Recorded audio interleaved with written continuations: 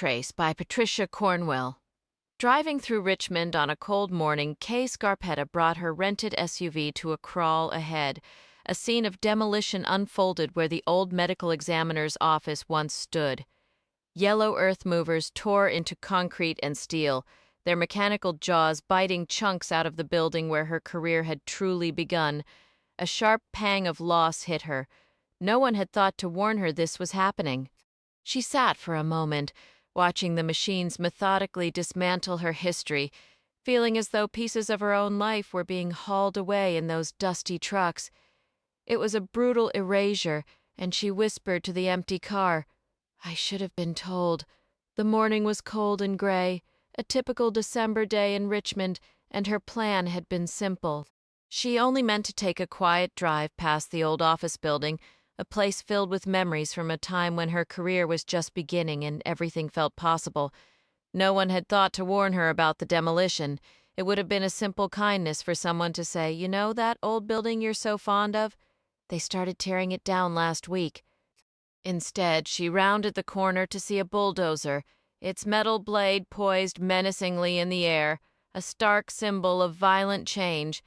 The sight was a jarring alarm she realized she should have heeded long before.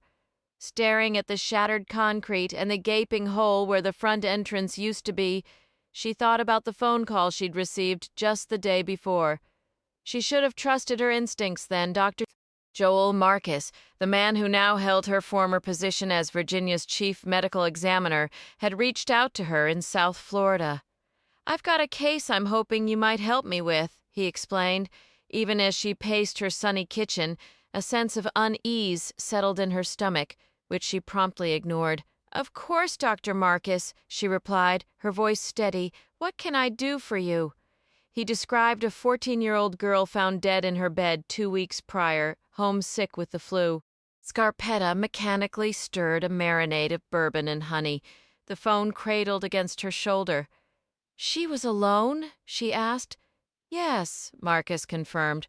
"Her mother discovered her. There's no clear cause of death. Nothing seems suspicious, yet all the findings suggest she shouldn't be dead at all." Tucking the marinating steak into the refrigerator, she opened a drawer, stared at the potatoes, and slammed it shut. She decided on baking bread instead, needing the distraction of kneading dough. A restless energy kept her moving. The question of why he was calling her specifically buzzed in the back of her mind, but she didn't voice it.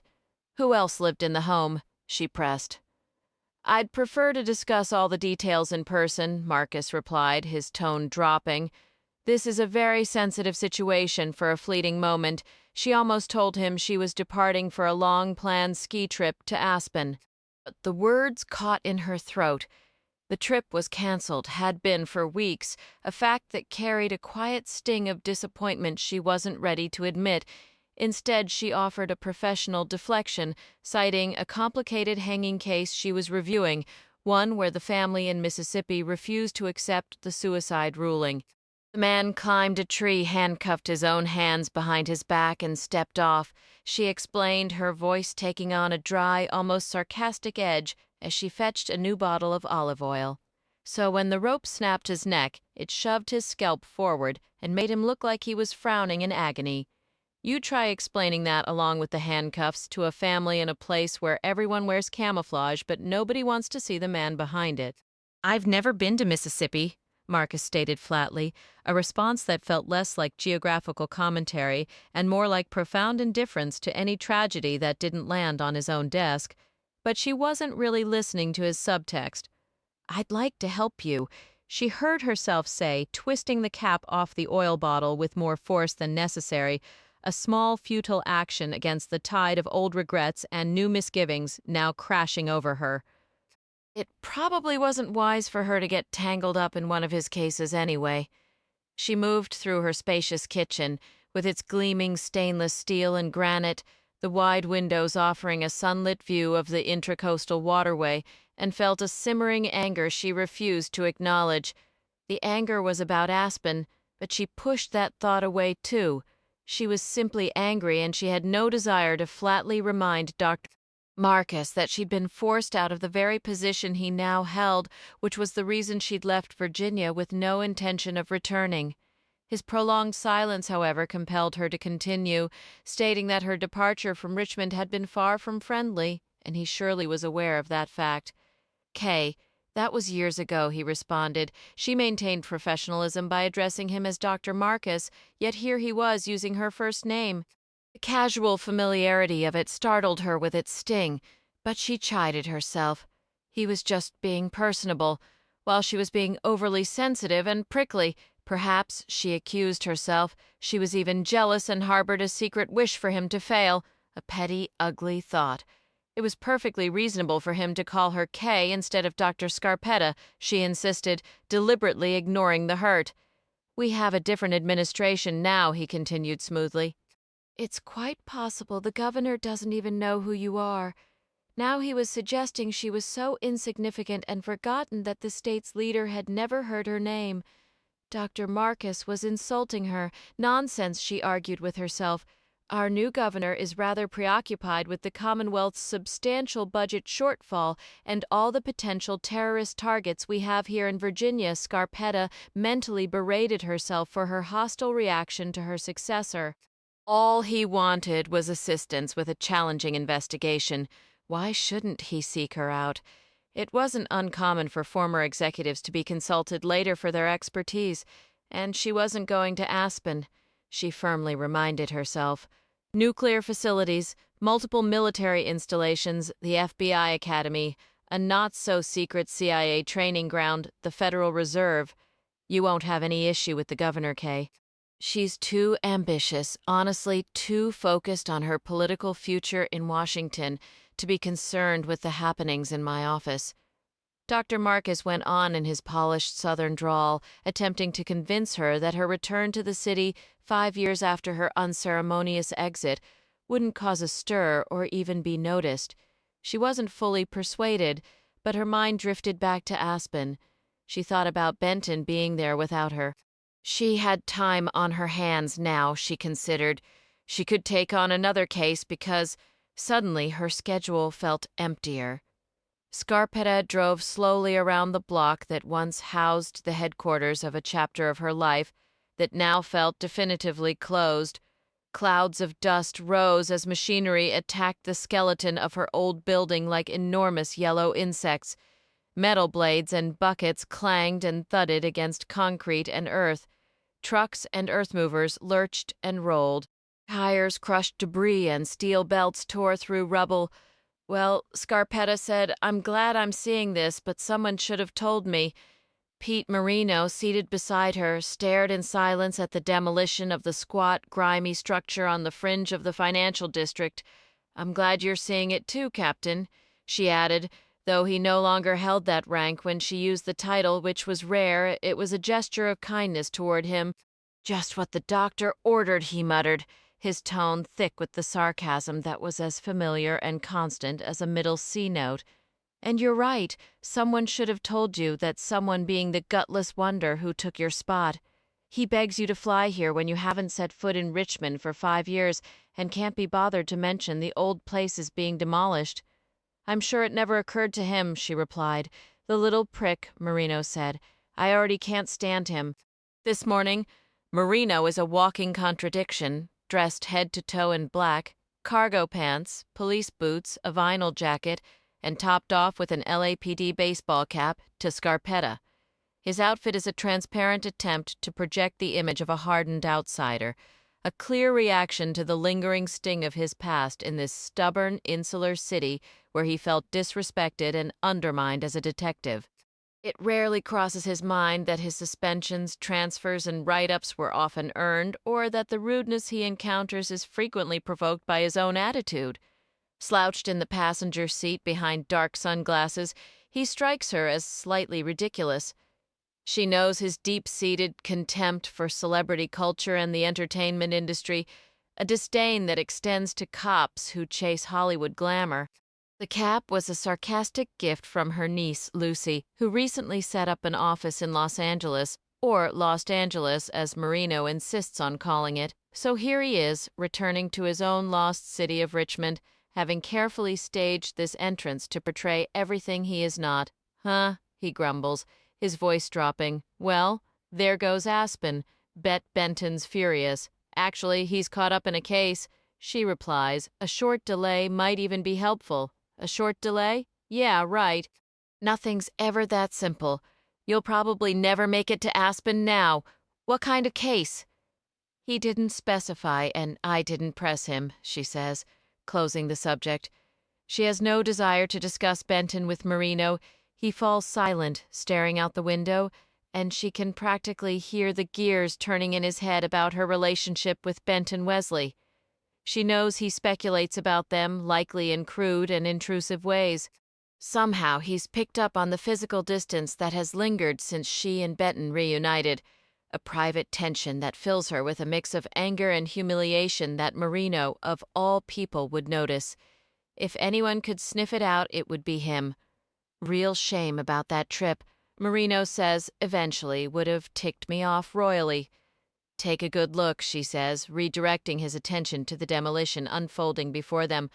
Look now while we're here. She wants to stop talking about Aspen, about Benton, about the complicated absence she feels even when he's near. When Benton was gone all those years, a part of her vanished. When he returned, that part didn't fully come back, and she still doesn't understand why. Guess it's about time they knocked that old place down, Marino remarks, gazing out his window. Probably for Amtrak. I think I heard something about needing more parking since they reopened Main Street Station. Can't recall who mentioned it, was a while back. It would have been helpful if you'd told me, she says. It was a while ago. I don't even remember who told me. Information like that is something I need to know. He glances at her. Can't blame you for being in a foul mood. I warned you about coming back here, and look what we find right off the bat. Haven't even been here an hour, and our old stomping grounds are getting smashed to bits by a wrecking ball. It's a bad omen, if you ask me. You're crawling along at maybe 2 miles an hour. Maybe you should speed up. I'm not in a mood, she counters.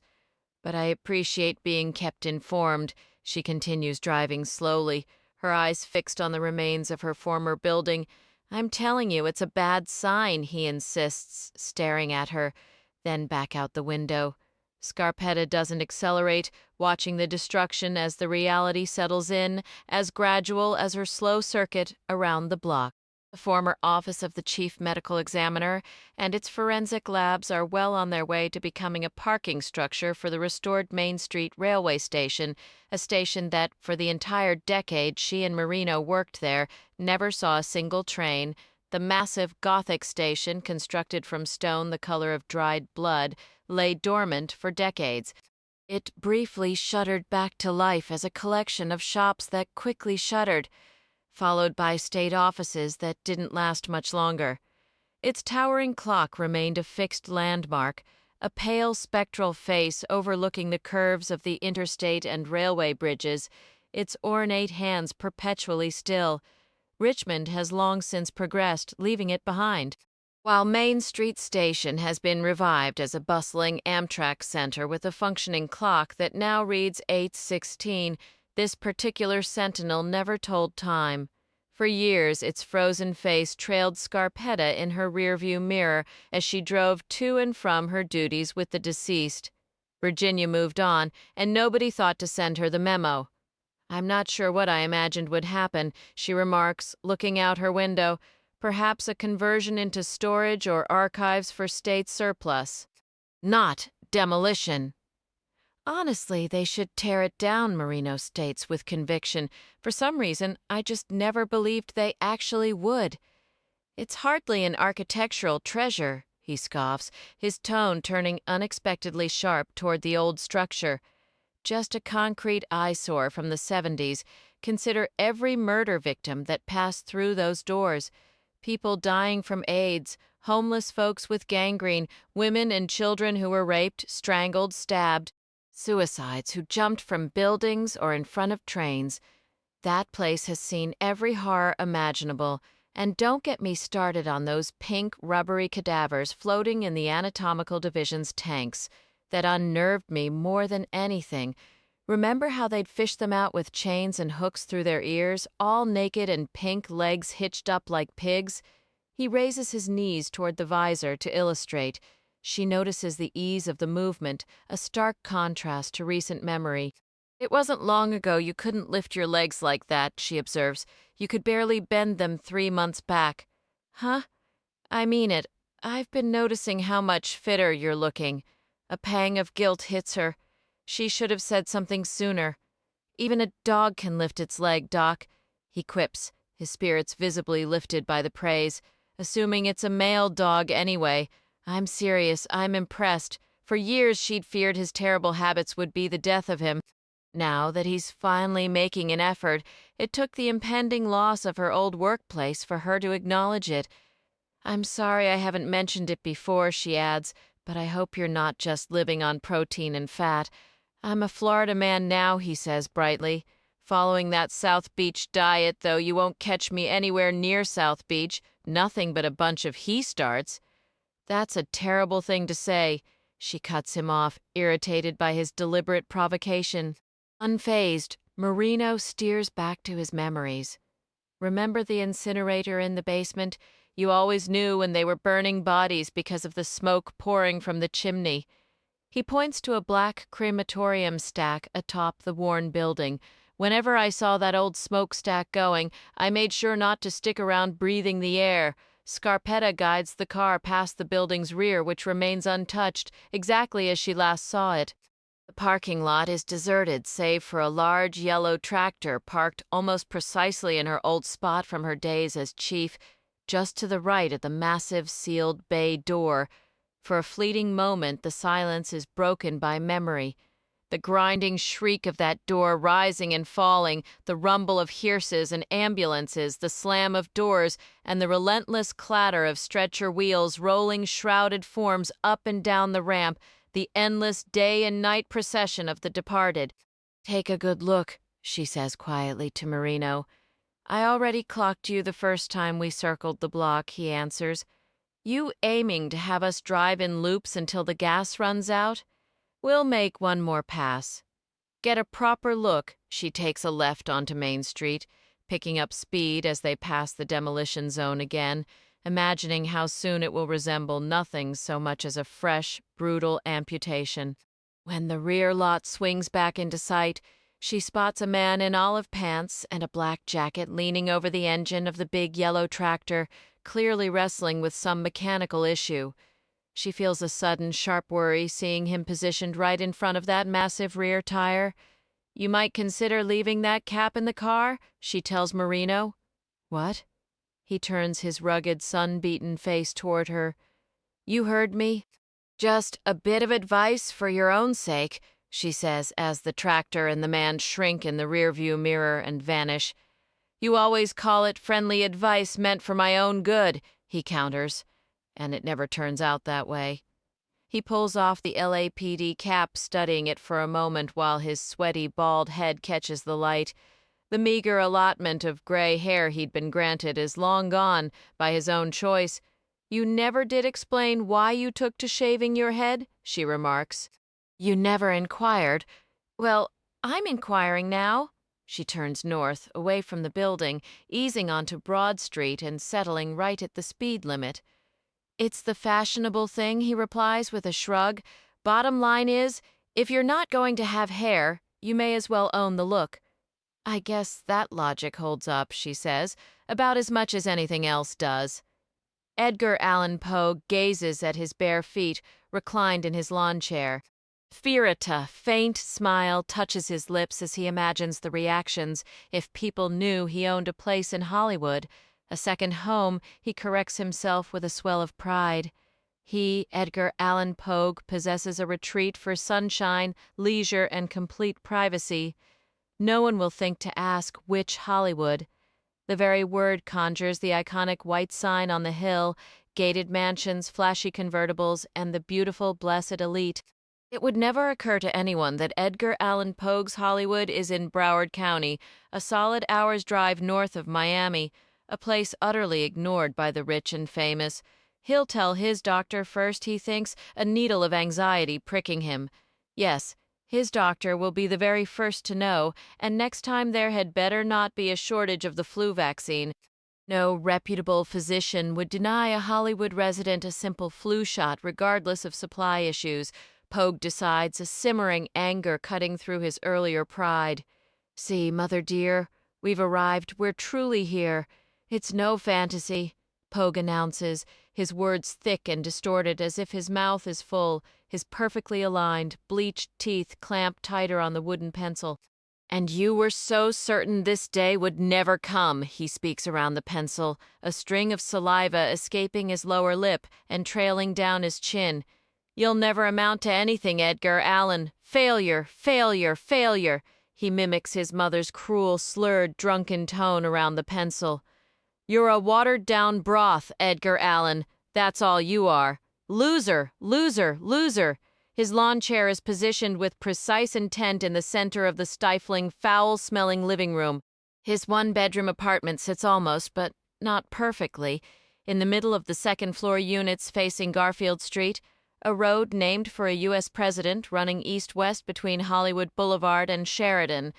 The complex itself is a pale yellow two-level stucco structure called Garfield Court, a name that feels like a mockery since there is no courtyard, not a single blade of grass, just an asphalt parking lot and 3 scrawny palm trees with frayed fronds that always remind him of the tattered wings of the butterflies he once pinned to boards as a boy. Not enough life in the tree. That's your fundamental flaw. Enough, Mother. Stop it this instant. It's not very nice to say things like that, he replied. When he leased the second apartment 2 weeks earlier, Pogue hadn't bargained over the rent, even though $950 a month felt exorbitant compared to what that sum would secure back in Richmond if he were even paying rent there. But suitable housing is scarce in this area, and after a grueling 16-hour drive, he arrived in Broward County too weary yet too wired to check into a motel. He needed to get his bearings, to cruise the streets and find a spot immediately.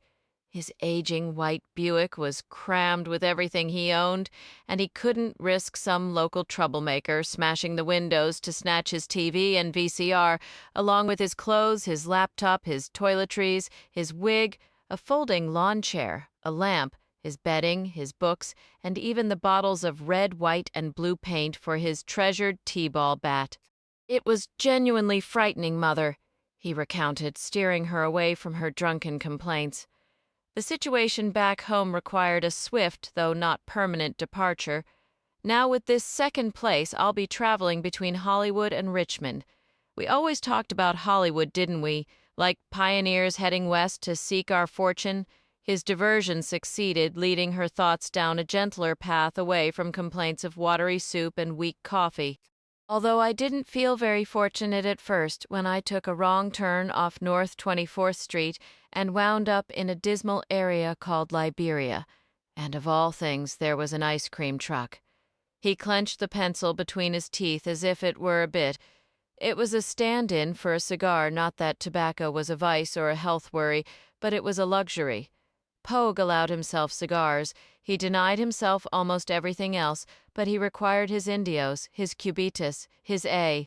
Fuentes, and above all, his Cohibas, the illicit treasure from Cuba. He was utterly devoted to Cohibas, and he knew how to acquire them. Nothing soothed his troubled lungs like genuine Cuban leaf. It's the additives that ruin you, he believed, but pure Cuban tobacco was restorative. Can you imagine? An ice cream truck with that cheerful, naive tune playing, and these young children coming up with coins for popsicles right there in the middle of a ghetto that felt like a combat zone after dark. I'd wager gunfire is a regular soundtrack in Liberia at night. Naturally, I got myself out of there and by some miracle found a nicer part of town. I got us to Hollywood in one piece, didn't I, Mother? Somehow he ended up on Garfield Street, rolling slowly past modest one-story stucco homes with wrought iron details, jalousie windows, carports, and postage-stamp lawns far too small for a pool. These charming places, likely built in the 50s or 60s, called to him because they had endured through decades of brutal hurricanes, shifting populations, and soaring property taxes that pushed out longtime residents only to be replaced by newcomers who might not even speak the language. Yet the neighborhood persisted, and then, just as he was reflecting on this resilience, the apartment complex appeared before him like a mirage. A sign out front read Garfield Court with a phone number listed. Compelled by the vision, Pogue pulled into the lot, jotted down the number, and drove to a service station to use the payphone. Yes, a unit was available within the hour. He had his first, and he hoped his only meeting with the landlord, Benjamin P. Shoupe. He just couldn't bring himself to do it. Shoup wouldn't let up, repeating himself from across the desk in the stuffy, overly warm office downstairs, the air thick with the cloying stench of his cheap cologne. If you want air conditioning, go buy a window unit yourself. That's your business, but right now is peak season, the best time of year. Who needs it? Benjamin P. Shoup flashed a set of unnaturally white teeth that put Pogue in mind of glossy bathroom tile. The slumlord, dripping in gold, drummed the desktop with a thick finger, a gaudy diamond ring catching the light. And you're getting a deal. This time of year, everyone wants to be here. I've got a line of 10 people waiting for this apartment. Shoup made a sweeping gesture that conveniently showcased his gold Rolex, completely missing that Pogue's dark sunglasses held no prescription and his messy, long black curls were a wig. Give it 2 days and that line will be 20. Honestly, I shouldn't even rent to you at this price. Pogue paid in cash. No deposit, no security, no questions asked, and no ID required. In 3 weeks, if he decides to keep his Hollywood hideaway through the prime season, he'll have to pay cash again for January. But it's too soon to know what the new year will bring. Work to do, he muttered, leafing through the funeral director's magazine that naturally fell open to a page of urns and memorials. He balanced it on his knees, studying the colorful pictures he'd memorized. His preferred choice was still the pewter box designed like a stack of elegant books, topped with a pewter quill. He liked to imagine those books were old editions by Edgar Allan Poe, his namesake, and he idly wondered how many hundreds of dollars that refined pewter box would cost if he were inclined to dial the toll-free number. "I should just call and order it," he said with a playful lilt. "I should go ahead and do it, shouldn't I, Mother?" He teased her as if he had a phone in his hand ready to dial. "Oh, you'd approve, would you?" He traced a finger over the picture of the urn. "You'd like Edgar Allan's special urn, would you? Well, I'll tell you what, not until there's a reason to celebrate, and right now, Mother, my work has hit a snag." "That's right, you heard me. A minor setback, I'm afraid. Thin soup, that's all you are." "No, Mother dear." "This isn't about thin soup," he replied, shaking his head as he turned the pages. "Let's not start that old tune again. We're in Hollywood, isn't it lovely?" His mind drifted to the salmon-colored stucco mansion by the water, just a little north of his current location, and a turbulent mix of feelings washed over him. He had located the mansion as intended, he had gained entry as intended, and then everything fell apart, leaving him with nothing to toast. Faulty logic, faulty logic. He chided himself, flicking his forehead with 2 fingers the way his mother used to do. It wasn't supposed to go that way. What now, what now? The little fish that slipped the net. He made a swimming motion with his fingers in the air, leaving the big fish behind. He swam both arms through the empty space. The little fish swam off somewhere, I don't know where, and frankly, I don't care. No, I do not. Because the big fish is still right there, and I scared off the little one. The big fish can't be pleased about that. Not at all. But soon there will be a celebration. Got away? How utterly incompetent was that? You didn't even land the little fish and you think you'll hook the big one. You're such thin soup. How are you even my son? Please don't speak to me that way, Mother. It's terribly rude, he said, his head bowed over the funeral magazine. She fixed him with a stare that could drive a nail through wood. His father had a name for that infamous look of hers. The hairy eyeball, he called it. Edgar Allan Pogue had never understood why such a terrifying stare was called a hairy eyeballs don't have hair. He'd never seen or heard of one that did, and he would know. There wasn't much he didn't know. He let the magazine fall to the floor and rose from the striped lawn chair, retrieving his T-ball bat from its usual spot in the corner. The living room's single window was shuttered tight, the closed blinds blocking the sun and leaving the space in a dim, cozy shadow, broken only by the weak glow of a lamp on the floor. "Now, what's on the agenda for today?" he muttered around the pencil in his teeth, speaking aloud to the old cookie tin tucked under the chair. He gripped the bat, his eyes tracing over the red, white, and blue stars and stripes he had carefully retouched. Let's see, exactly 111 times now. With a soft white handkerchief, he gave the bat a tender polish, then rubbed his own hands with the cloth over and over. We ought to mark the day with something special. I think an excursion is just what we need. He drifted toward the wall, taking the pencil from his mouth and holding it in one hand, the bat in the other. Tilting his head, he studied the beginnings of a large sketch on the dingy beige sheetrock. Gently, he touched the pencil's blunt tip to a wide, staring eye, darkening the lashes. The wood felt damp and slightly rough between his finger and thumb as he worked. There. He stepped back, head cocked once more, admiring the large eye and the soft curve of a cheek. The T-ball bat gave a faint twitch in his other hand. "Have I mentioned how particularly lovely you look today? You'll have such a nice color in your cheeks soon, very flushed and rosy, like you've spent the afternoon in the sunshine." After tucking the pencil behind his ear, he held a hand up before his face, spreading his fingers, turning and tilting it to examine every joint, crease, scar, and line, and the delicate ridges of his small, rounded nails.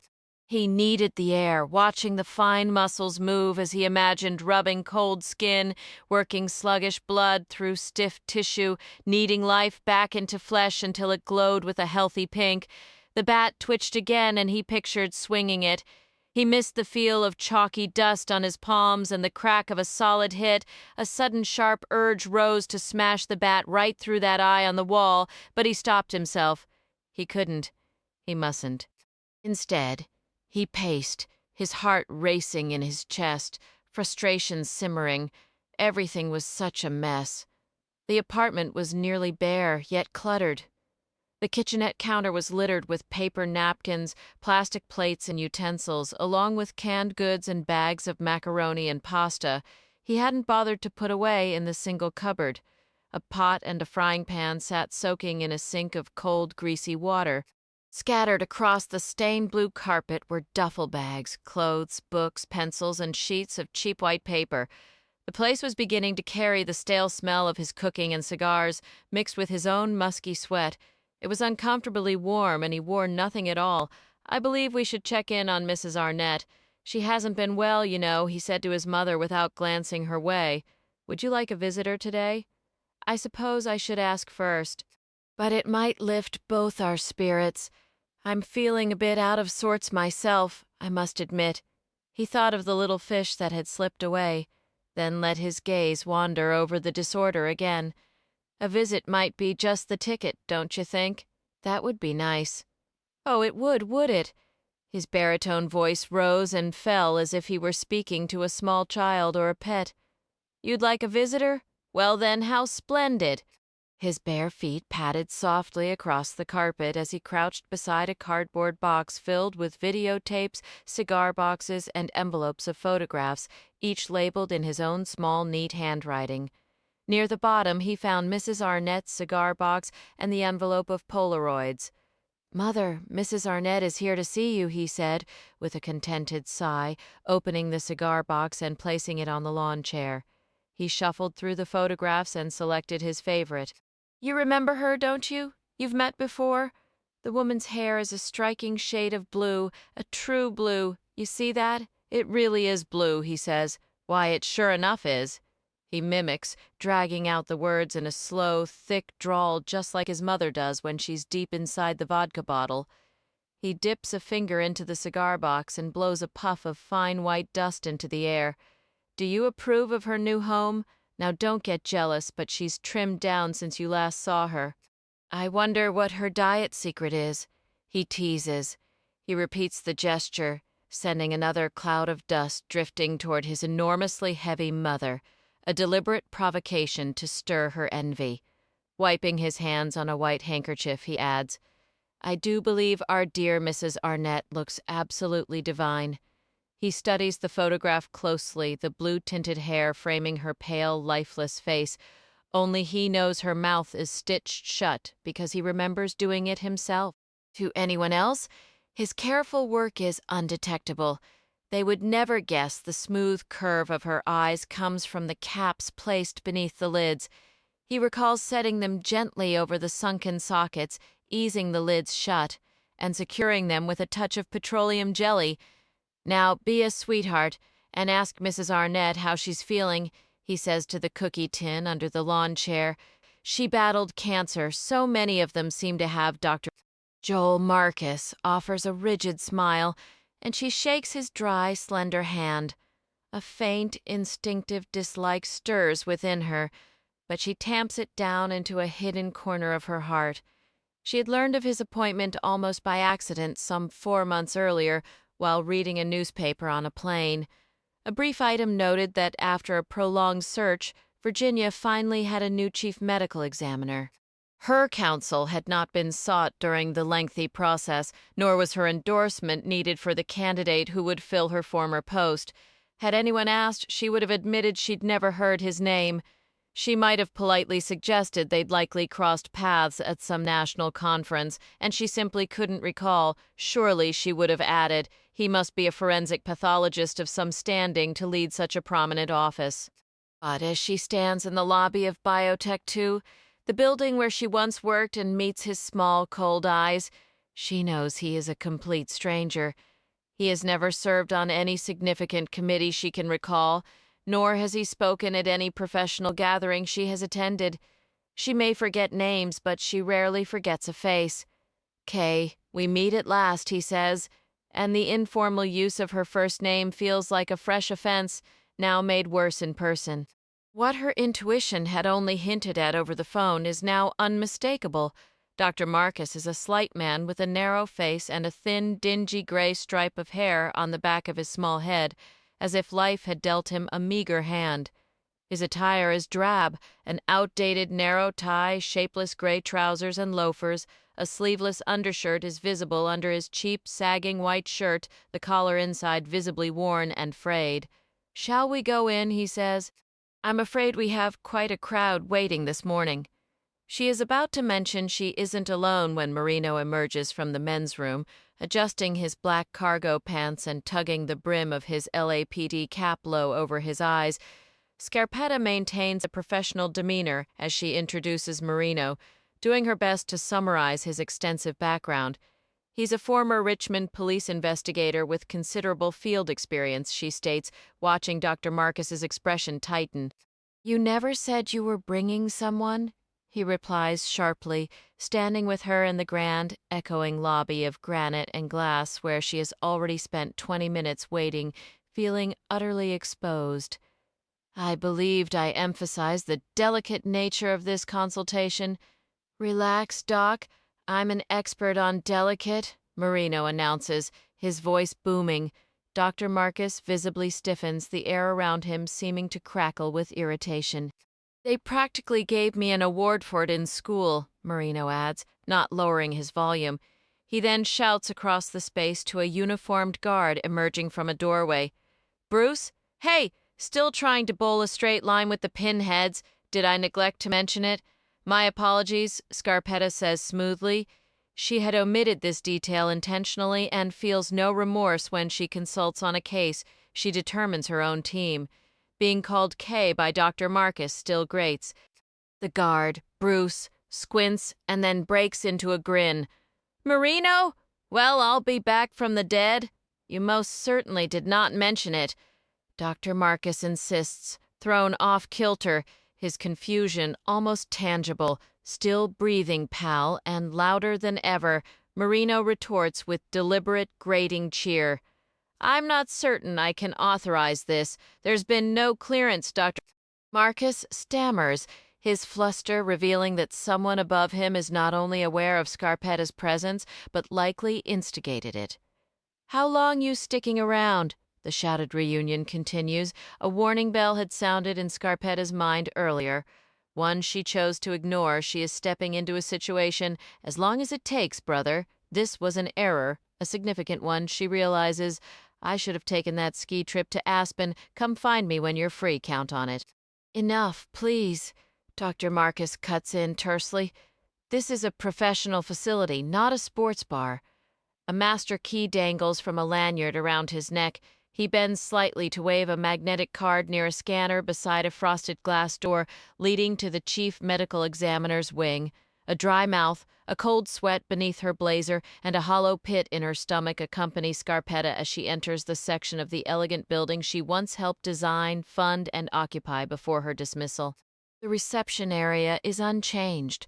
The same navy sofa and chair, the same wooden coffee table, the same pastoral painting on the wall. Only the greenery is missing.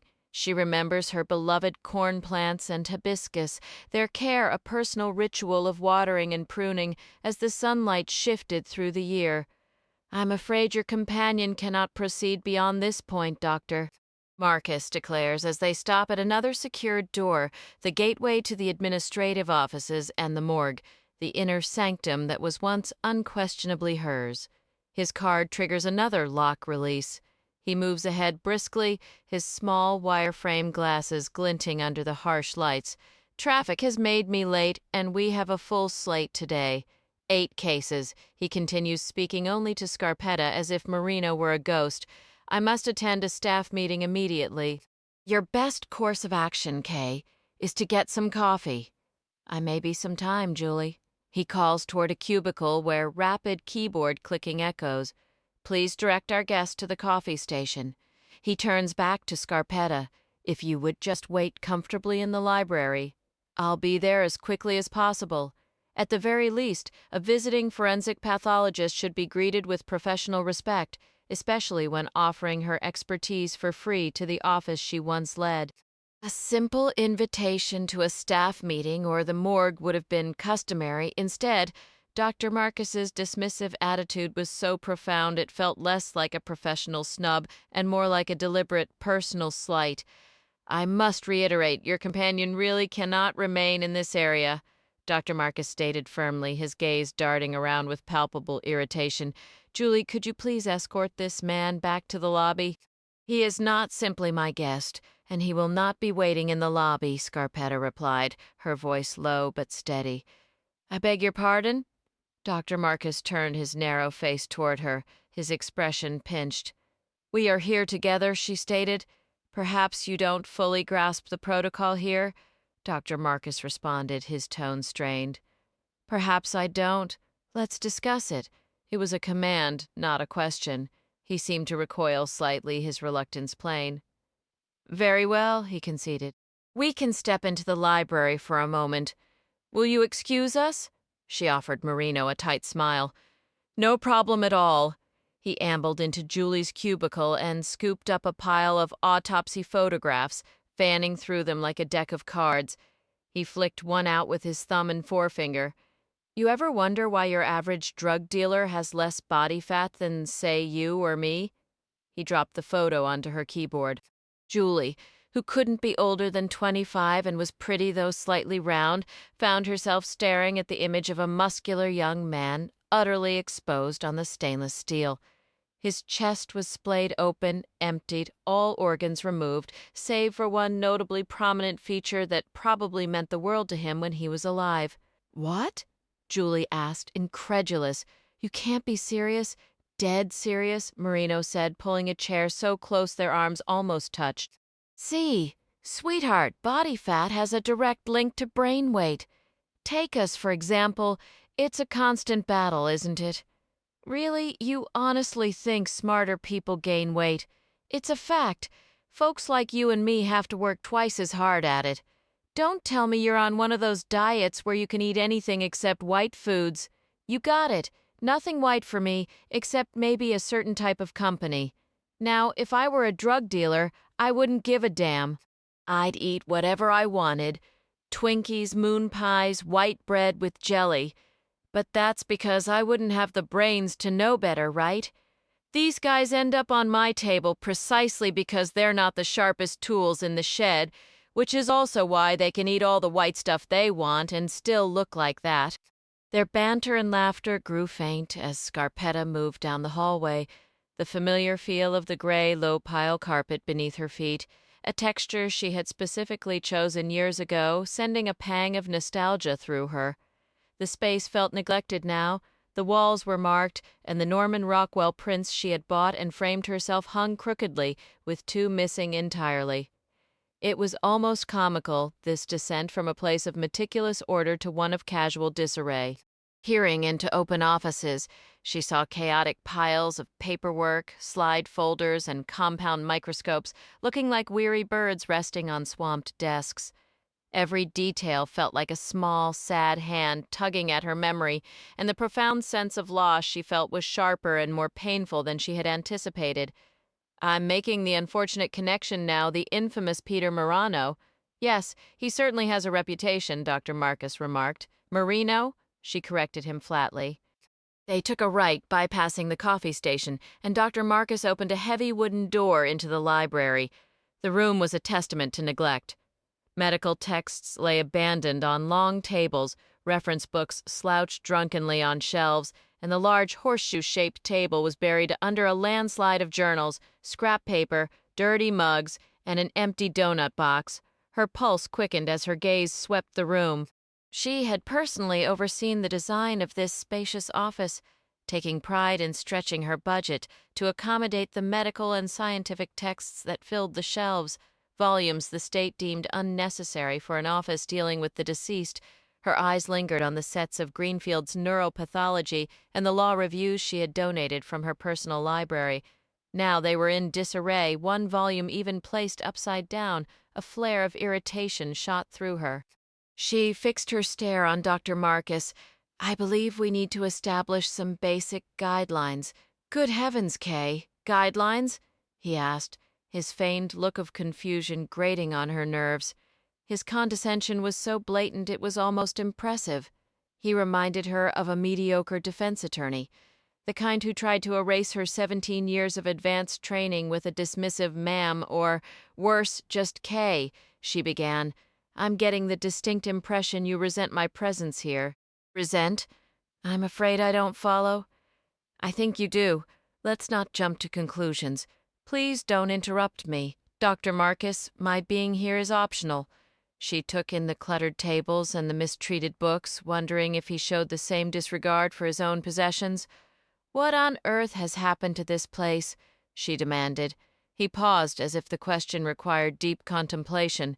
Today's medical students, he finally offered with a bland shrug. I suppose they were never taught to clean up after themselves? In 5 years their manners have deteriorated that dramatically, she said, her tone bone dry. Perhaps you're misreading my demeanor this morning, he replied, using the same coaxing voice he'd employed on the phone yesterday. I admit my mind is elsewhere, but I am genuinely pleased you're here. You seem anything but pleased. She held his gaze while his eyes drifted past her shoulder. Let's begin with a simple fact. He didn't contact you. You contacted me. Why? She should have demanded an answer yesterday, she thought.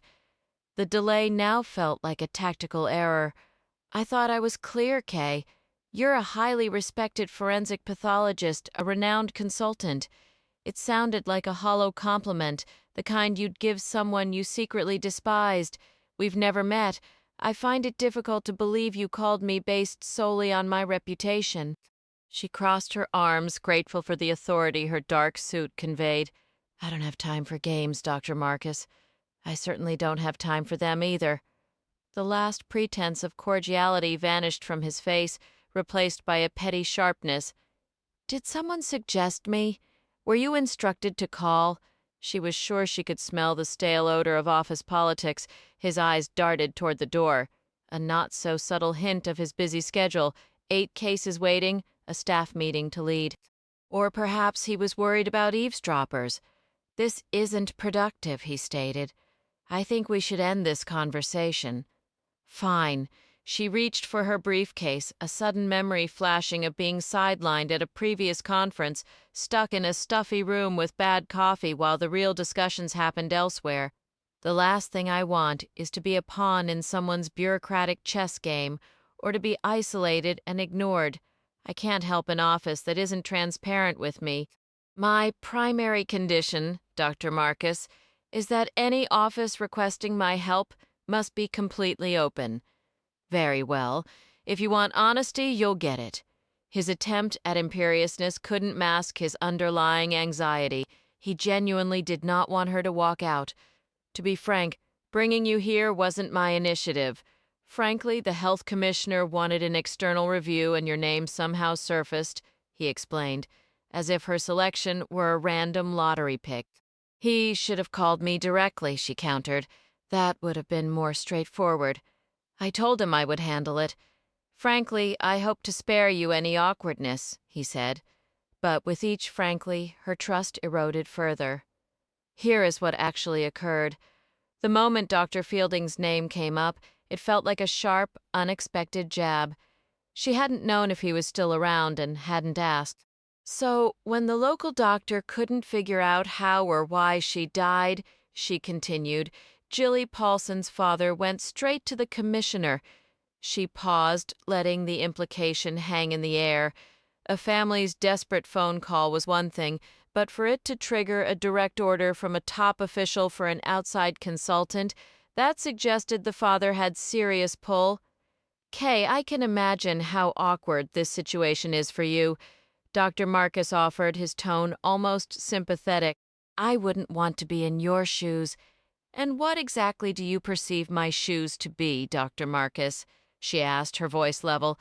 I'm reminded of a Dickens tale, he said with that slight, infuriating smile. A Christmas Carol. You're familiar with The Ghost of Christmas Past, I assume? It struck her that he might not even realize he was echoing the guard's earlier jab at Marino. Looking backward is rarely a comfortable journey. I'll admit you have nerve.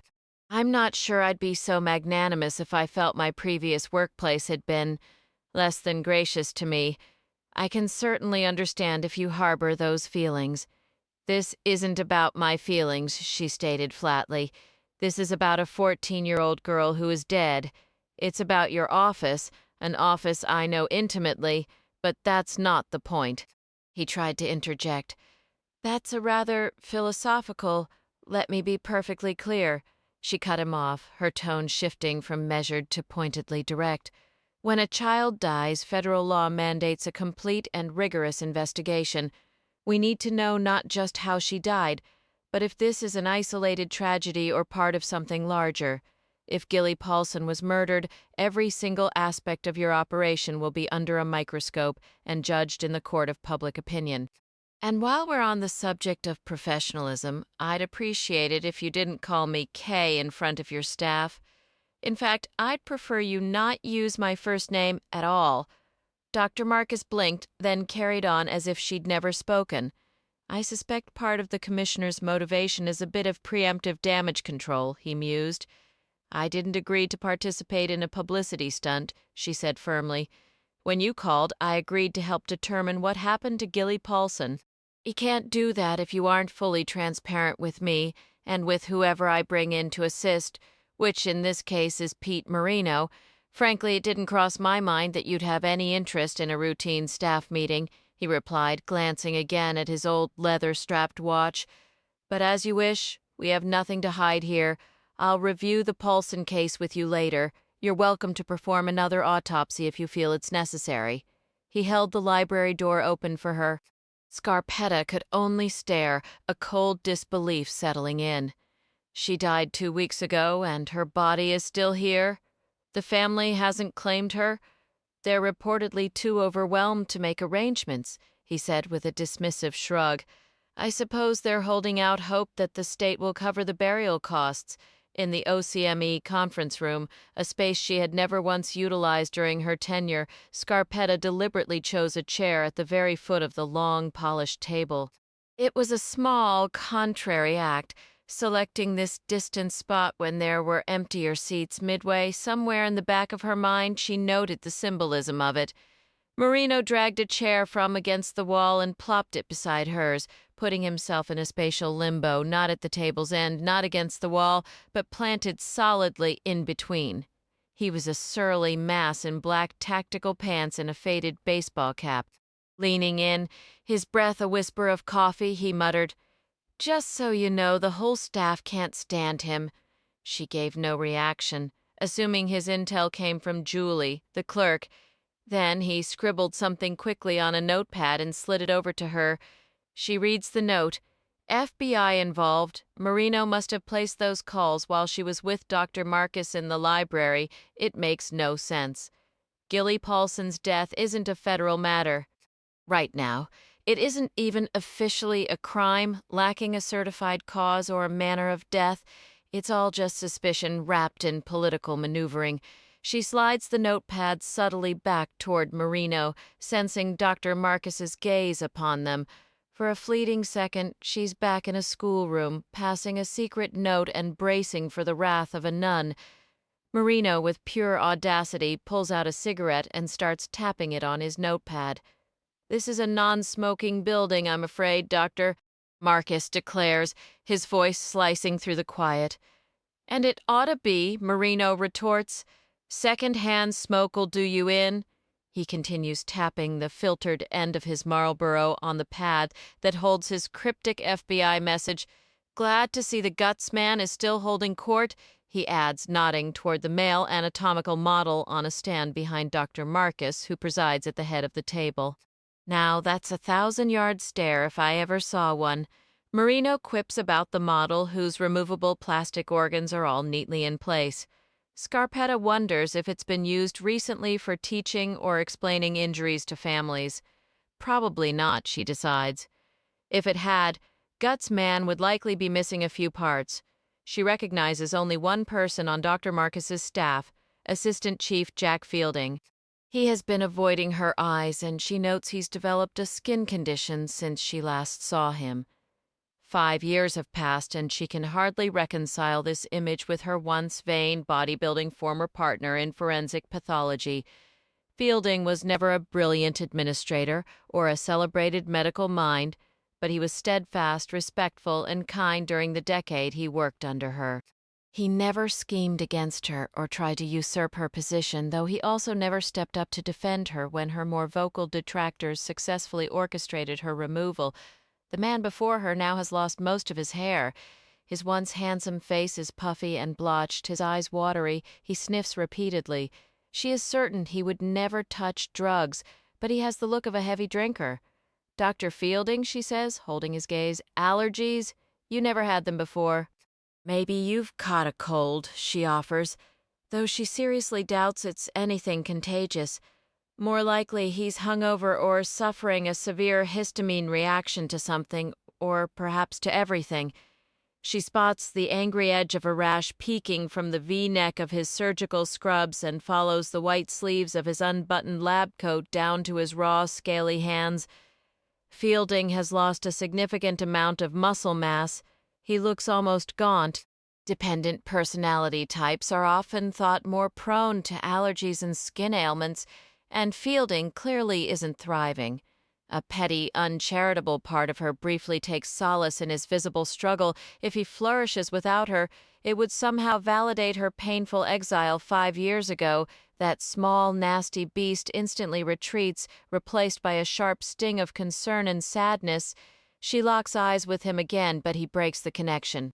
"I hope we get a chance to catch up before I leave," she says to him from her green upholstered chair at the foot of the table, speaking as if they are the only two people in the room, just like the old days when she was chief and so respected that naive medical students and rookie cops would occasionally ask for her autograph. She feels Dr. Marcus watching her again, his stare as tangible as thumbtacks pressed into her skin. He wears no lab coat or any other medical insignia, and she isn't the least bit surprised. Durar Marcus, like many jaded administrators who should have retired long ago and likely never truly cared for the work, is the type to avoid the autopsy suite unless absolutely necessary. "We should begin," he declares, It's a busy morning, and we have visitors. Dr. Scarpetta and her associate, Captain Marino, or is it Lieutenant? Are you with the LAPD these days? That depends on the situation, Marino replies, his eyes hidden beneath his cap as he rolls an unlit cigarette between his fingers. And your current position? Dr. Marcus presses, making it clear Marino's presence requires an explanation. My apologies, I don't recall Dr. Scarpetta stating she would bring a guest. He makes a point of repeating this, now before the entire staff. He's setting the stage to undermine her publicly. She can feel it.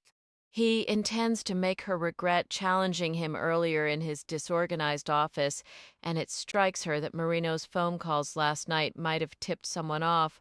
Ah, yes, he adds, as if it just dawned on him. She did mention you collaborate, I think. We do, Scarpetta affirms from her modest place at the end of the table. Then we'll move through the cases efficiently, he informs her, his tone overly polite. Once more, if you and, well, let's say Mr.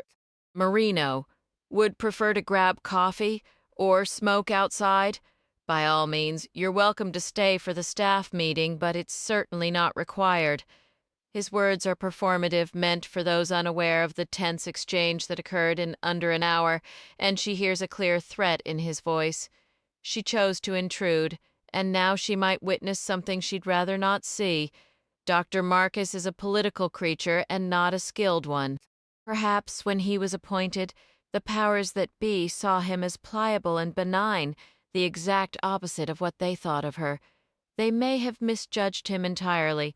He turns to the woman seated to his right, a large, stern-faced individual with close-cropped gray hair. She must be the administrator, and he gives her a nod to proceed. All right, the administrator says, and the group shifts their attention to the yellow photocopies listing the day's cases, Doctor. Ramey, you were on call last night? She asks. I certainly was. 'Tis the season, Dr. Ramey answers flatly. No one smiles. A heavy silence fills the conference room, unrelated to the patients awaiting their final, most invasive examinations down the hall.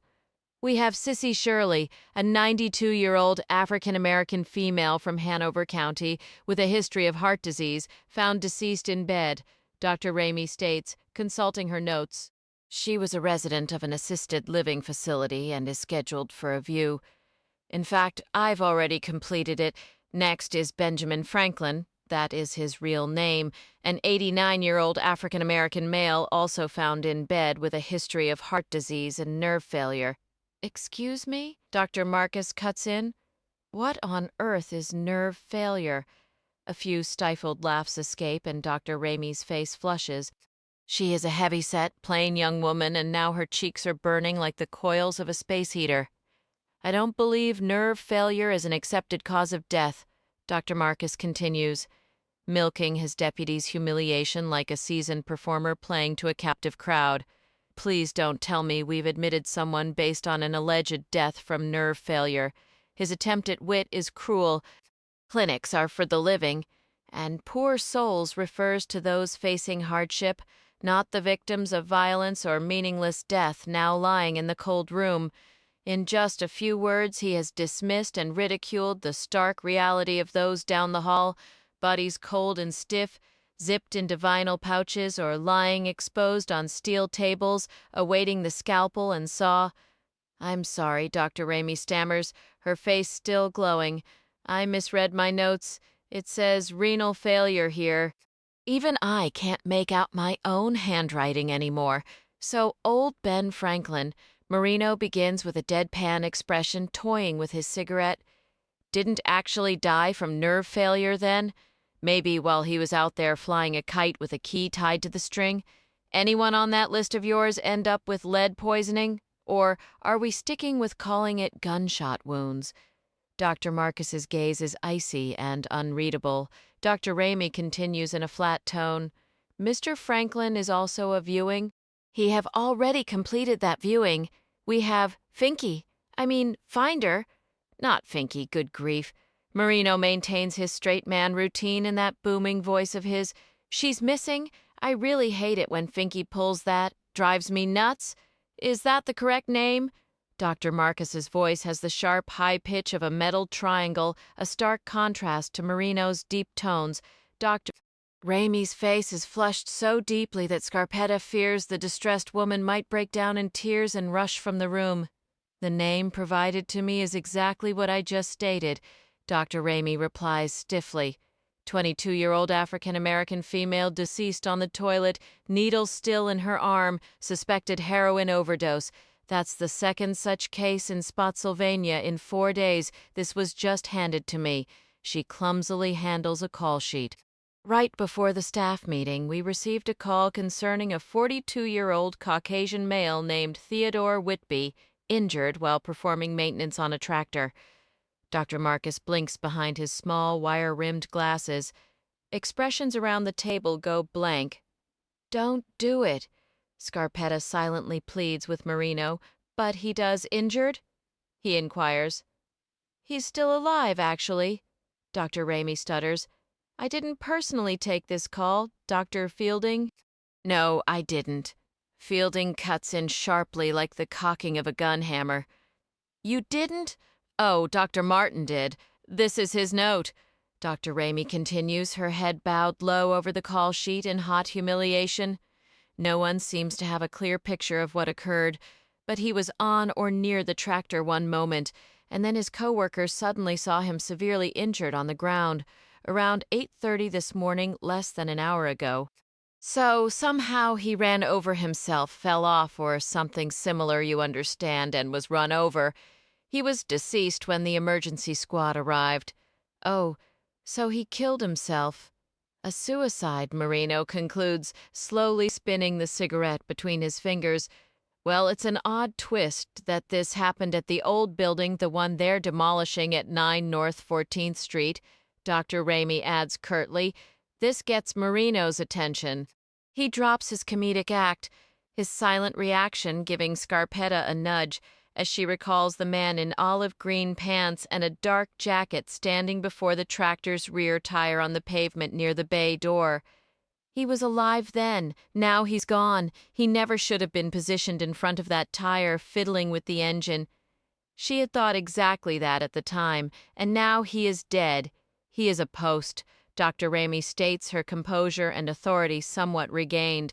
Scarpetta remembers turning the corner as she drove past her former building, and the man and his tractor disappeared from view. He must have gotten the tractor started just minutes after she saw him, and then he died. "Dr. Fielding, I recommend you handle the tractor fatality," Dr. Marcus says. "Confirm he didn't suffer a heart attack or some other pre-existing condition before being run over. The catalog of his injuries will be extensive and time-consuming." I don't need to remind you how thorough we must be in such instances. Somewhat ironic, considering our guest. He glances at Scarpetta. "A bit before my tenure, but I believe 9 North 14th Street was your former building." It was, she says, the ghost from the past, as she remembers Mr. Whitby from a distance in his black and olive green, now a ghost himself. "I began my career in that building. A bit before your time," she echoes. "Then I relocated to this one." She reminds him that she also worked in this building, then feels a touch foolish for stating a fact that is beyond dispute. Ramey continued reviewing the caseload, a non-suspicious prison death, which by statute still required medical examiner review. A man discovered deceased in a parking lot, likely due to exposure. A diabetic woman who collapsed suddenly while exiting her vehicle, an unexplained infant fatality, and a 19-year-old found in the street, potentially the victim of a shooting. "I'm scheduled for court in Chesterfield," Dr. Ramey finished. "My car's back in the shop, so I'll need a ride." "I can take you," Marino offered, giving her a wink that made Dr. Ramey look genuinely alarmed. As the group began to rise, Dr. Marcus held up a hand. "Before everyone scatters," he said, "I could use your input. Consider it a bit of mental exercise. The Institute is holding another death investigation course, and I've been drafted to lecture on our system. I thought I'd run a few practice scenarios by you all, especially since we have an acknowledged expert sitting with us today." What a piece of work, Scarpetta thought, so much for their earlier conversation in the library, so much for his promises of an open office. He paused, letting his gaze travel around the table. "Consider this," he began. "A 20-year-old Caucasian female, 7 weeks pregnant. Her boyfriend kicks her in the abdomen. She contacts the police and goes to the hospital. Several hours later, she passes the fetus and placenta. The police notify me. What is my next step?" Silence hung in the room. The others seemed unaccustomed to this sort of theoretical drill and simply stared at him. "Well, let's pretend I'd just received that call, Dr. Ramey." "Sir." Her cheeks flushed instantly. "Go on. Walk me through it, Dr. Ramey. Treat it as surgical pathology," she ventured, sounding as though all her medical training had momentarily deserted her. "Anyone else?" Dr. Marcus pressed. "Dr. Scarpetta?" He drew out her name deliberately, ensuring she noted the formal address. "Have you encountered a situation like this?" "Unfortunately, yes," she replied. "Enlighten us, then. What are the legal implications?" he asked, his tone deceptively mild. "Clearly assaulting a pregnant woman is a criminal act," she answered. "On the CME one, I would classify the fetal death as a homicide." "Fascinating." Dr. Marcus scanned the table before turning his focus back to her. "So your initial report would state homicide. Isn't that somewhat presumptuous? Determining intent is the role of law enforcement, not ours, is it not?" The condescending jerk, she fumed inwardly. "Our statutory duty is to establish cause and manner of death," she stated evenly. "As you may recall, the law was amended in the late 90s after a case where a man shot a woman in the stomach. She survived, but the unborn child did not. In your hypothetical, Dr. Marcus, I would have the fetus transported here, perform an autopsy, assign a case number. Since there's no designated field for manner of death on a yellow-bordered fetal death certificate, you incorporate it with the cause, intrauterine fetal demise resulting from an assault on the mother. You retain a copy with the case file because after the Bureau of Vital Records completes its annual compilation, that original certificate will be destroyed. And what do we do with the fetal remains?" Dr. Marcus asked, his pleasant demeanor fading. "That is the family's decision." "It measures less than 10 centimeters," he said, his voice growing strained. "There's essentially nothing for a funeral home to handle. Then preserve it in formalin, release it to the family for whatever disposition they choose. And you label it a homicide," he stated coldly. "The revised statute," she reminded him. "In Virginia, an assault intended to kill a family member, whether born or unborn, is a capital offense. Even if the charge is reduced to malicious wounding of the mother, it carries a penalty equivalent to murder. From there, it can be plea bargained down to manslaughter, but the foundation is clear." She held his gaze, the earlier tension in the room now sharpened by this direct challenge to his authority. "The issue is that criminal intent isn't required. The fetus doesn't need to be viable. A violent act has been committed, and that's what matters. Any discussion?" Dr. Marcus presses his staff. No thoughts at all. The room stays silent, Fielding included. "Very well, we'll move to another scenario," Dr. Marcus states, a tight, irritated smile on his face. "Go right ahead," Scarpetta thinks. "Please continue. You unbearable man." "Consider a young man enrolled in hospice care," Dr. Marcus starts. "He's in the final stages of AIDS. He instructs his physician to discontinue all life-sustaining measures. If the doctor complies and the patient passes, does this become a medical examiner's case? Is it homicide? Perhaps our visiting specialist would care to opine once more. Did the physician commit murder? It remains a natural death unless the doctor used a firearm," Scarpetta replies evenly. "Ah, so you are a proponent of mercy killing, then. The concept of informed consent is fraught with complexity," she counters, sidestepping his absurd insinuation. "Patients facing terminal illness frequently grapple with severe depression, which impairs their ability to make truly informed choices. This is fundamentally a question for society, not just the medical examiner." "Allow me to interpret your statement," Dr. Marcus retorts. "By all means, clarify.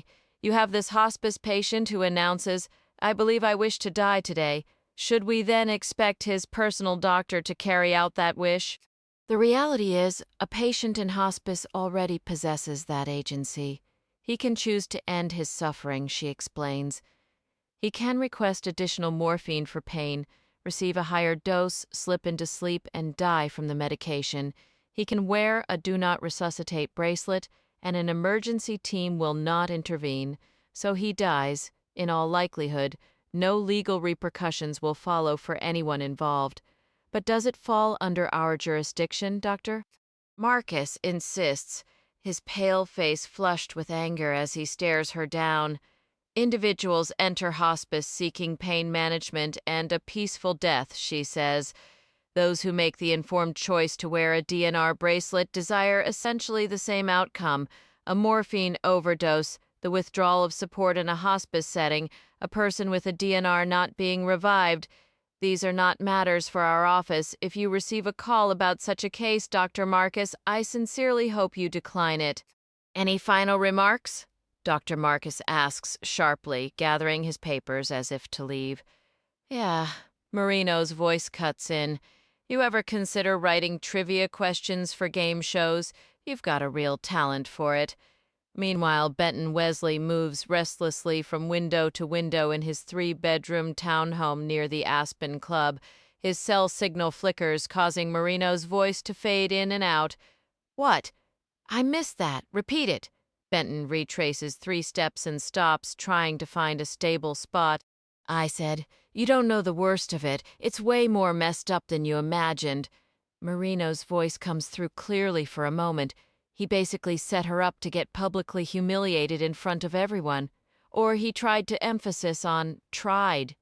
Benton gazes out at the snow clinging to the bends of aspen branches and weighing down the short needles of spruce trees.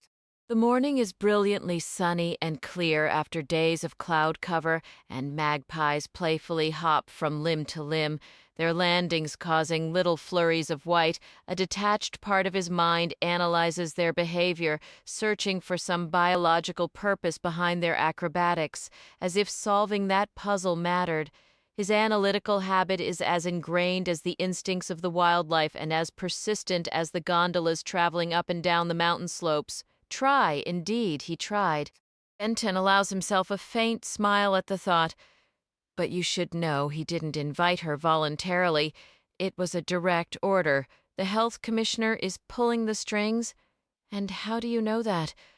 One phone call after she told me she was going. That's all it took. It's a real shame about Asp. Marino's voice breaks up again. Benton shifts to the next window, the fire crackling and wood snapping in the fireplace behind him. He keeps his eyes on the panoramic glass, his focus narrowing on the stone house across the street as its front door opens. A man and a young boy step out, bundled for the cold, their breath forming clouds in the frigid air. She knows the score by now, Benton says quietly, more to himself than to the broken connection.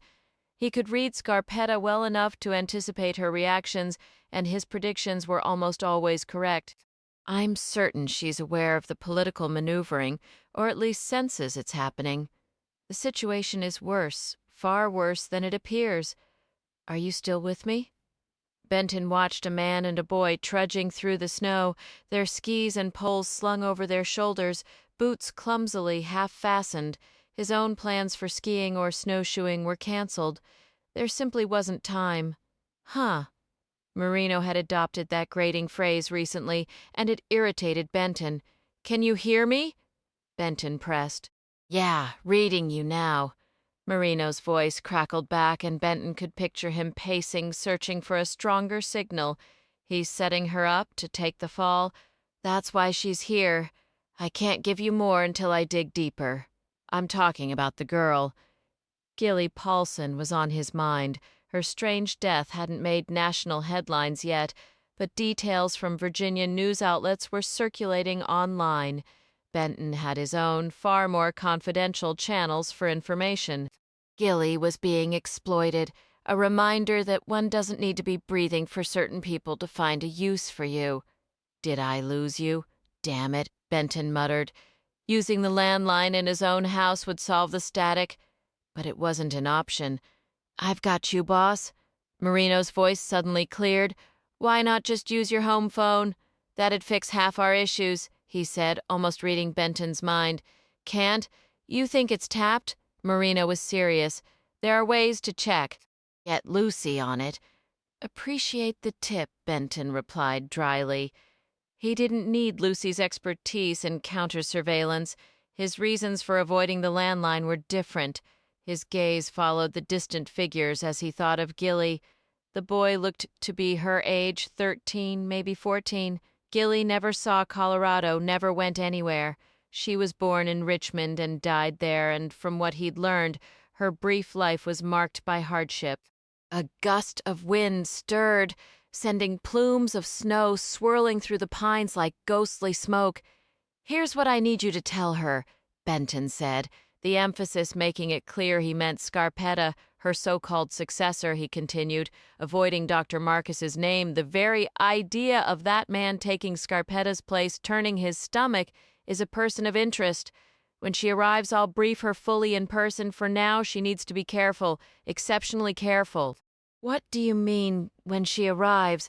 Looks like she might be stuck here a good while. She needs to call me. Exceptionally careful?" Marino grumbled. "Great. You had to go and say something like that. While she's there, you don't leave her side. Huh. Stay with her. Is that understood?" "She's not going to like that," Marino said. Benton looked out at the rugged, snow-dusted slopes of the Rockies, a brutal beauty carved by relentless winds and ancient ice. The aspens and evergreens were like rough stubble on the mountain faces cradling the old mining town, and to the east, beyond a ridge, a thick gray blanket of clouds was slowly smothering the vivid blue sky. More snow was coming. "No, she never does," Benton agreed. "She mentioned you caught a case." "Yes," Benton couldn't elaborate. "Real shame, being in Aspen and all, and now you're both working. Guess you'll just stay put and handle it." "For the time being, yes," Benton said. "Must be pretty serious if it's pulling you in during a vacation in Aspen," Marino probed. "I can't discuss it, huh? These damn phones," Marino shifted topics. "Lucy should invent something that can't be tapped or scanned. She'd make a killing." "I believe she already has," Benton replied. "Could be a few fortunes," Benton remarked. "No kidding. Be careful," Benton said. "If I don't speak to you in the next couple of days, look after her. Watch your back and hers. I mean it." "Tell me something I don't already do every day," Marino replied. "Don't go hurting yourself out there playing in the snow." Benton ended the call and walked back to the couch facing the windows near the fireplace. On the worn chestnut coffee table sat a legal pad covered in his nearly illegible handwriting, and beside it rested a Glock 40 caliber pistol. He pulled a pair of reading glasses from the breast pocket of his denim shirt, leaned against the armrest, and started flipping through the legal pad. Every lined page was numbered, with a date in the upper right corner. Rubbing his angular jaw, he remembered he hadn't shaved in 2 days. The rough, graying stubble reminded him of the bristly pines on the mountain slopes outside. He circled the phrase "shared paranoia," tilted his head up, and peered through the glasses perched on the bridge of his straight, sharp nose. In the margin, he scribbled, "Will appear to work when it fills in the gaps. Major gaps. Can't last. L is the real victim, not H. H is a narcissist," underlining narcissist 3 times. He jotted down histrionic, underlined it twice, and turned to another page titled Post-Offense Behavior. Listening for the sound of running water, he grew puzzled that he hadn't heard it yet. "Critical mass will reach no later than Christmas. Tension unbearable. Will kill by Christmas if not sooner," he wrote quietly, then looked up as he sensed her presence before actually hearing her. "Who was that?" asked Henri. Short for Henrietta. She stood on the stairway landing, her delicate hand resting on the railing. Henri Walden stared across the living room at him. "Good morning," Benton said. "You usually shower first. Coffee's ready?"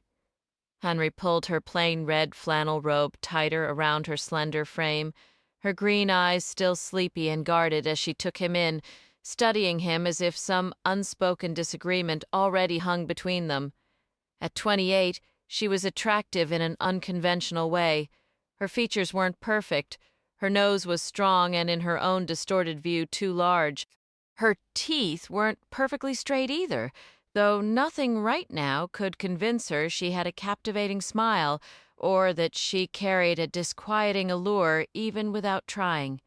Benton hadn't attempted to convince her and wouldn't. It was too risky. "I heard you talking to someone," she said. "Was it Lucy?" "No," he replied. "Oh," she said, disappointment tugging at her lips while anger flashed in her eyes. "Well, who was it then? It was a private conversation, Henri."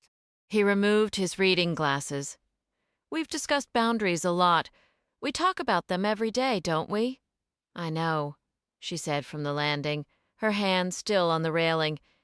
If it wasn't Lucy, who was it? Was it her aunt? She talks about her aunt too much.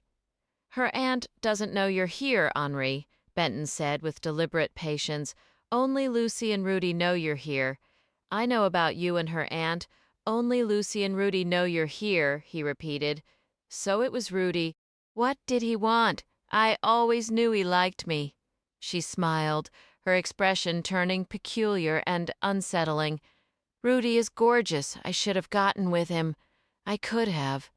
When we were out in the Ferrari, I could have. I could have with anybody in that Ferrari. Not that I need Lucy to have a Ferrari." "Boundaries," Henri, Benton said, refusing to surrender to the abysmal defeat that stretched like a dark plain before him, a darkness that had only widened and deepened since Lucy flew Henri to Aspen and placed her in his care. "You won't hurt her," Lucy had told him back then. "Someone else will hurt her, take advantage of her, and find out things about me and what I do." "I'm not a psychiatrist," Benton had replied. "She needs a post-incident stress counselor, a forensic psychologist." "That's what you do.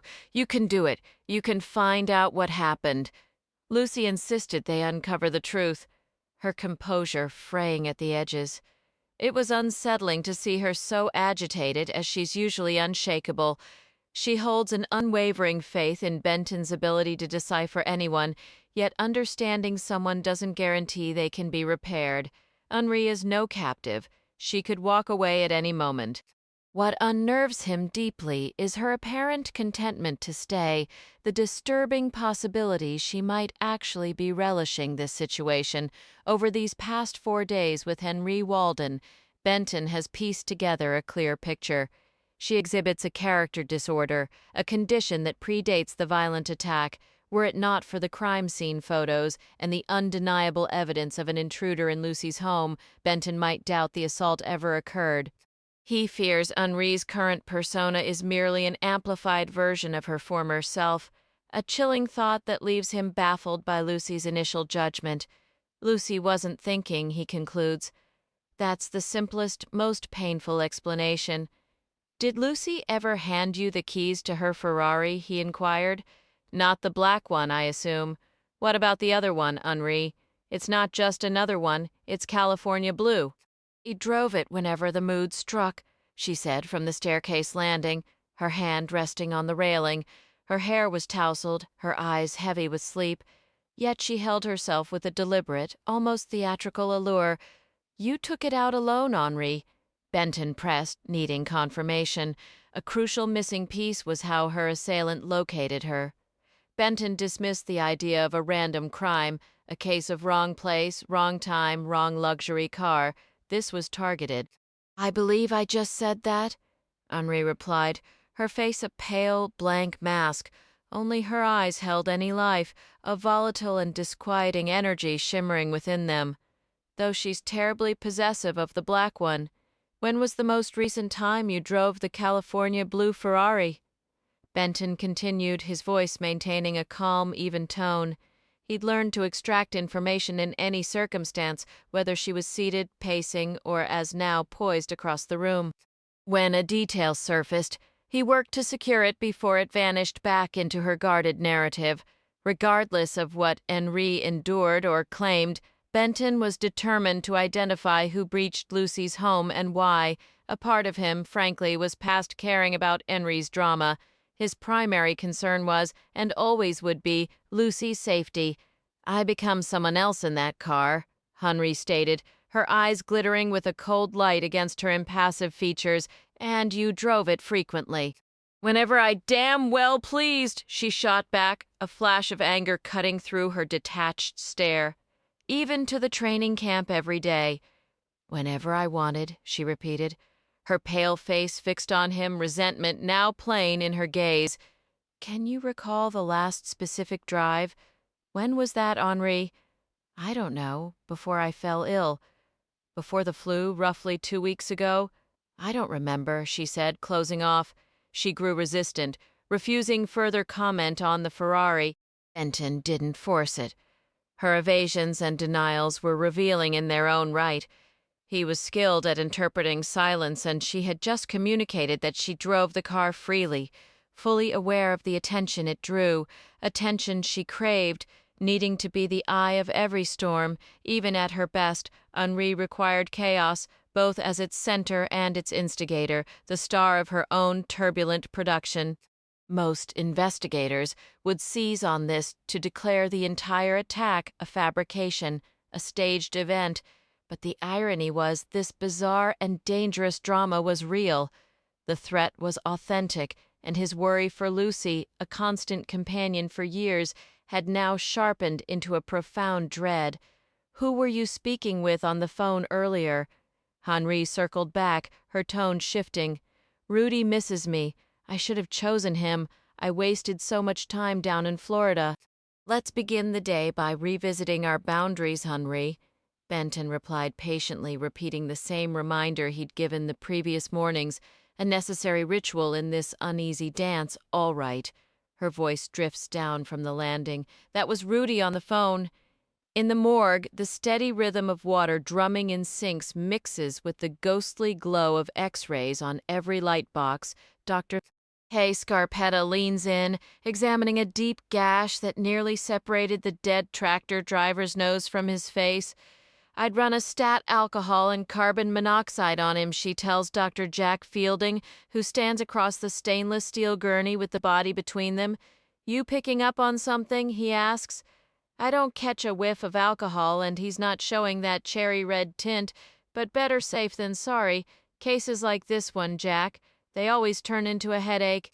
The deceased is still dressed in his olive drab work pants, now smeared with red clay and torn open across the thighs. Torn flesh, fat, and splintered bone push through the ragged skin. The tractor had crushed the middle of his body, though she hadn't witnessed the moment itself. It could have occurred 1 minute, perhaps 5, after she rounded the corner, and she is utterly convinced the man she saw was Mr. Whitby. She fights the image, but it intrudes relentlessly, him standing before that massive tire, tinkering with the engine, doing something under the hood. "Hey," Fielding barks at a young man with a shaved head, likely a soldier from Fort Lee's Graves Registration Unit. "What's your name?" "Bailey, sir." Scarpetta's gaze sweeps over several other young men and women in scrubs, their heads and shoes covered, faces masked and gloved. Probably Army interns here to learn the grim trade of handling the dead. She wonders, with a pang, if they are bound for Iraq. The olive green of their uniforms mirrors the exact shade of Mr. Whitby's torn work pants. "Do the funeral home a courtesy, Bailey, and tie off the carotid," Fielding instructs, his tone brusque. "When he worked under Scarpetta, he wasn't this disagreeable. He didn't bark orders or publicly criticize people." The soldier looks mortified, his muscular, tattooed arm frozen in midair, gloved fingers clutching a long, curved surgical needle threaded with thick cotton twine. He's assisting a morgue attendant in suturing a Y incision from an autopsy started before the staff meeting, and it's the attendant, not the soldier, who should know this procedure. Scarpetta feels a surge of pity for the young man. If Fielding still reported to her, she'd pull him aside, and such rudeness in her morgue would never be tolerated. "Yes, sir," the soldier replies, his young face stricken. "I was just about to do that, sir." "Is that so?" Fielding asks, his voice carrying across the quiet room. Everyone can hear him berating the poor soldier. "Do you even know why we tie off the carotid?" "No, sir. It's a matter of basic courtesy," Fielding states. You loop string around a major vessel like the carotid so the funeral home embalmers don't have to go fishing for it. It's the polite thing to do, Bailey. Yes, sir. Good grief, Fielding mutters, then resumes scribbling on his clipboard. I deal with this nonsense every single day because he lets just anybody wander in here. Do you see him around? Of course not. He's been here nearly 4 months and hasn't performed a single autopsy. Oh, and in case you haven't noticed, he enjoys making people wait. It's his favorite pastime. Clearly, nobody warned you about him, excuse the pun, he adds, nodding toward the unfortunate man on the table who managed to get run over by his own tractor. A sudden sharp memory surfaces for Scarpetta, a similar case years ago involving a farmer and a combine harvester under a blistering Kansas sun, a detail that never made any report. If you'd called me first, I would have told you not to waste your trip. I should have called, she admits, her attention shifting as 5 staff members struggle to transfer an immensely large woman from a gurney to a steel table. A thin, bloody fluid seeps from her nose and mouth. She has a significant panniculus, Scarpetta notes, referring to the heavy fold of abdominal fat common in people of such size. What she's really communicating to Fielding is her refusal to discuss Dr. Marcus while standing in his own morgue surrounded by his team. Damn right, it's my case, Fielding insists, shifting the conversation to Dr. Marcus and the Gilly Paulson situation. That jerk didn't even bother showing up at the morgue when her body arrived, and we all knew that case was going to blow up. His first major scandal. Oh, don't give me that disapproving look, Dr. Scarpetta. He never could bring himself to call her Kay, despite her encouragement. They respected each other, and she considered him a friend, but during her tenure and even now, he clung to the formal title. Nobody's listening around here anyway, not that I care. You have dinner plans with you, I hope? She replies, assisting him in removing Mr. Whitby's mud-caked leather work boots, untying the grimy laces and pulling out the soiled tongues. Rigor mortis is just beginning, leaving the body still pliable and warm. How do these guys manage to run themselves over? I'll never understand it, Fielding remarks. Perfect. My place at 7. I'm still in the same house. I can explain how it usually happens, she says, recalling Mr. Whitby standing before the tractor tire, tinkering with the engine. They have a mechanical issue, climb down from the seat, and position themselves directly in front of that massive rear tire. They mess with the starter, maybe trying to jump it with a screwdriver, forgetting the tractor's in gear. Their luck runs out when it starts. In his case, the tire rolled right over his midsection. She gestures toward the dirty tread pattern stamped on Mr. Whitby's olive work pants and his black vinyl jacket, which bears his name, T. Whitby, embroidered in thick red thread. When I last saw him, he was standing exactly there. Yep, our old building. Welcome back to town. Was he discovered under the tire? It went straight over him and kept rolling, Fielding answers, peeling off mud-stained socks that have left their woven imprint on the man's large, pale feet. Remember that tall yellow metal pole sticking out of the pavement near the back door? The tractor plowed into it and finally stopped. Otherwise, it might have crashed right through the bay door. Not that it matters much now since they're tearing the whole place down. Then asphyxia is unlikely. This is a diffuse crush injury the width of that tire, she observes, studying the body. Exsanguination. I'd expect an abdominal cavity full of blood, with a ruptured spleen, liver, bladder, intestines, and a crushed pelvis. 7 o'clock works. What about your partner? Don't call him that. You know that's not right. He's invited. He looks pretty ridiculous in that LAPD cap. I did warn him. What do you think caused the facial laceration? Something under or behind the tractor? Fielding asks, as blood trickles down the side of Mr. Whitby's stubbled face while he examines the partially severed nose. It might not be a cut. As the tire moved over his body, it dragged the skin with it. This injury, she indicates the deep, jagged wound across his cheeks and nose bridge, could be a tear, not a cut. If it's truly in question, you should find rust or grease under magnification, along with significant tissue bridging from shearing rather than a clean incision. One piece of advice: answer every question thoroughly.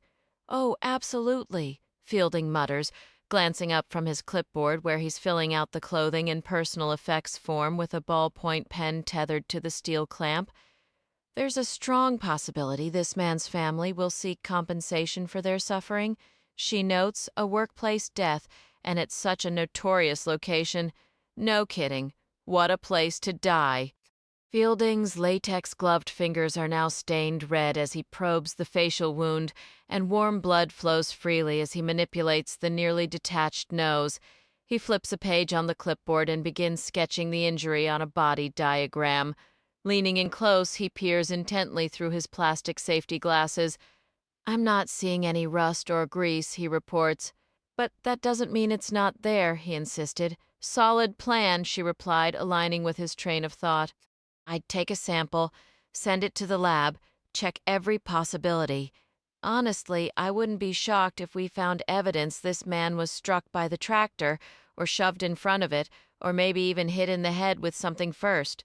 You truly never know, right? It always comes back to money," he sighed. "It's not only about money," she countered. "Lawyers frame it that way, but initially for the family, it's about the shock, the grief, the loss, the desperate need to blame someone else.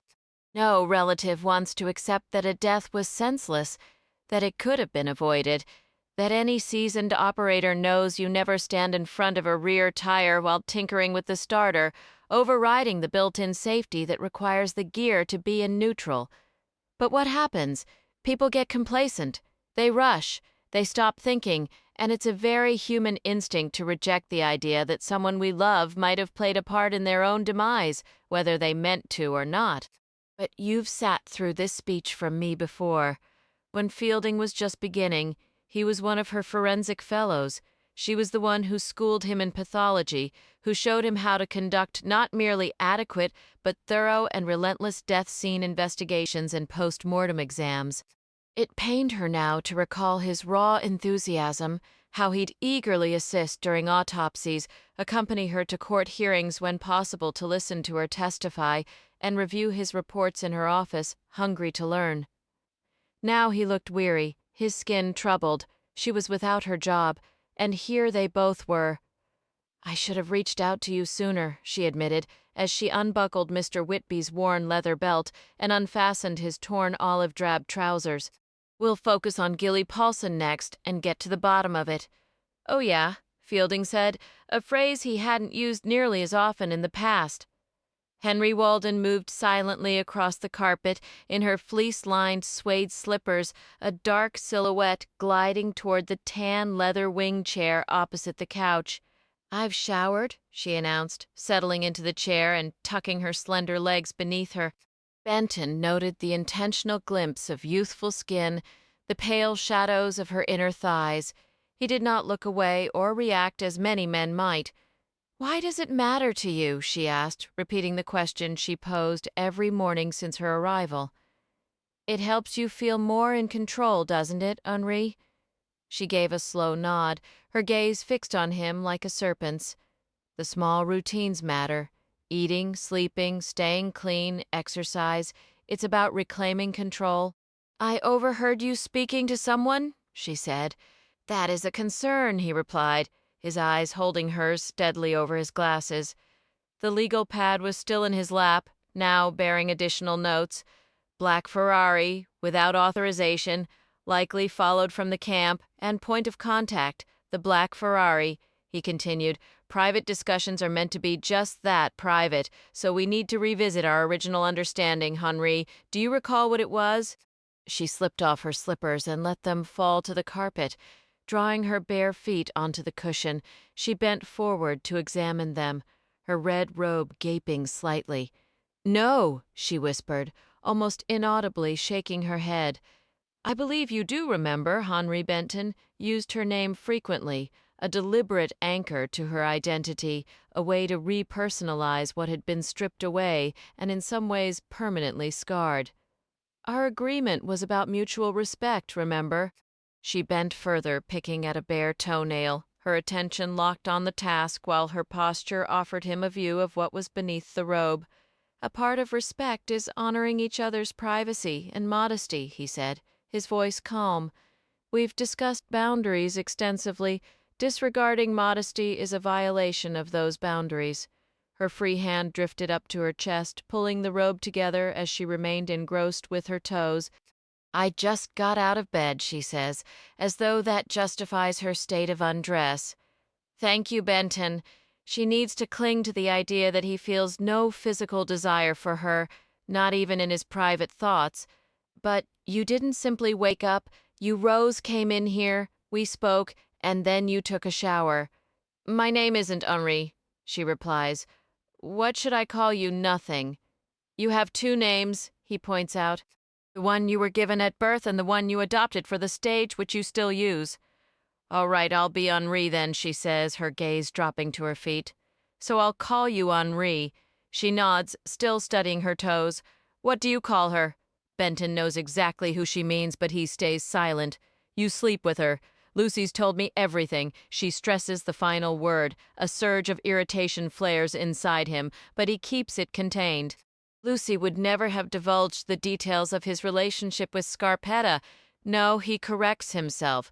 This is just Henri prodding him once more, testing his limits, or rather, bulldozing right through them. Why isn't she here with you? Henri presses. It's your vacation, right? And she's absent. Lots of couples stop having sex after a while.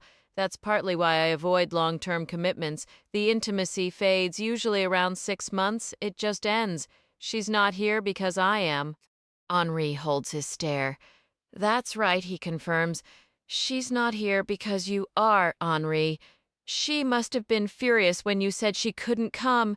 She understands, he replies, though he isn't being completely truthful. Scarpetta both understood and didn't. You can't come to Aspen right now, he had told her after Lucy's frantic call.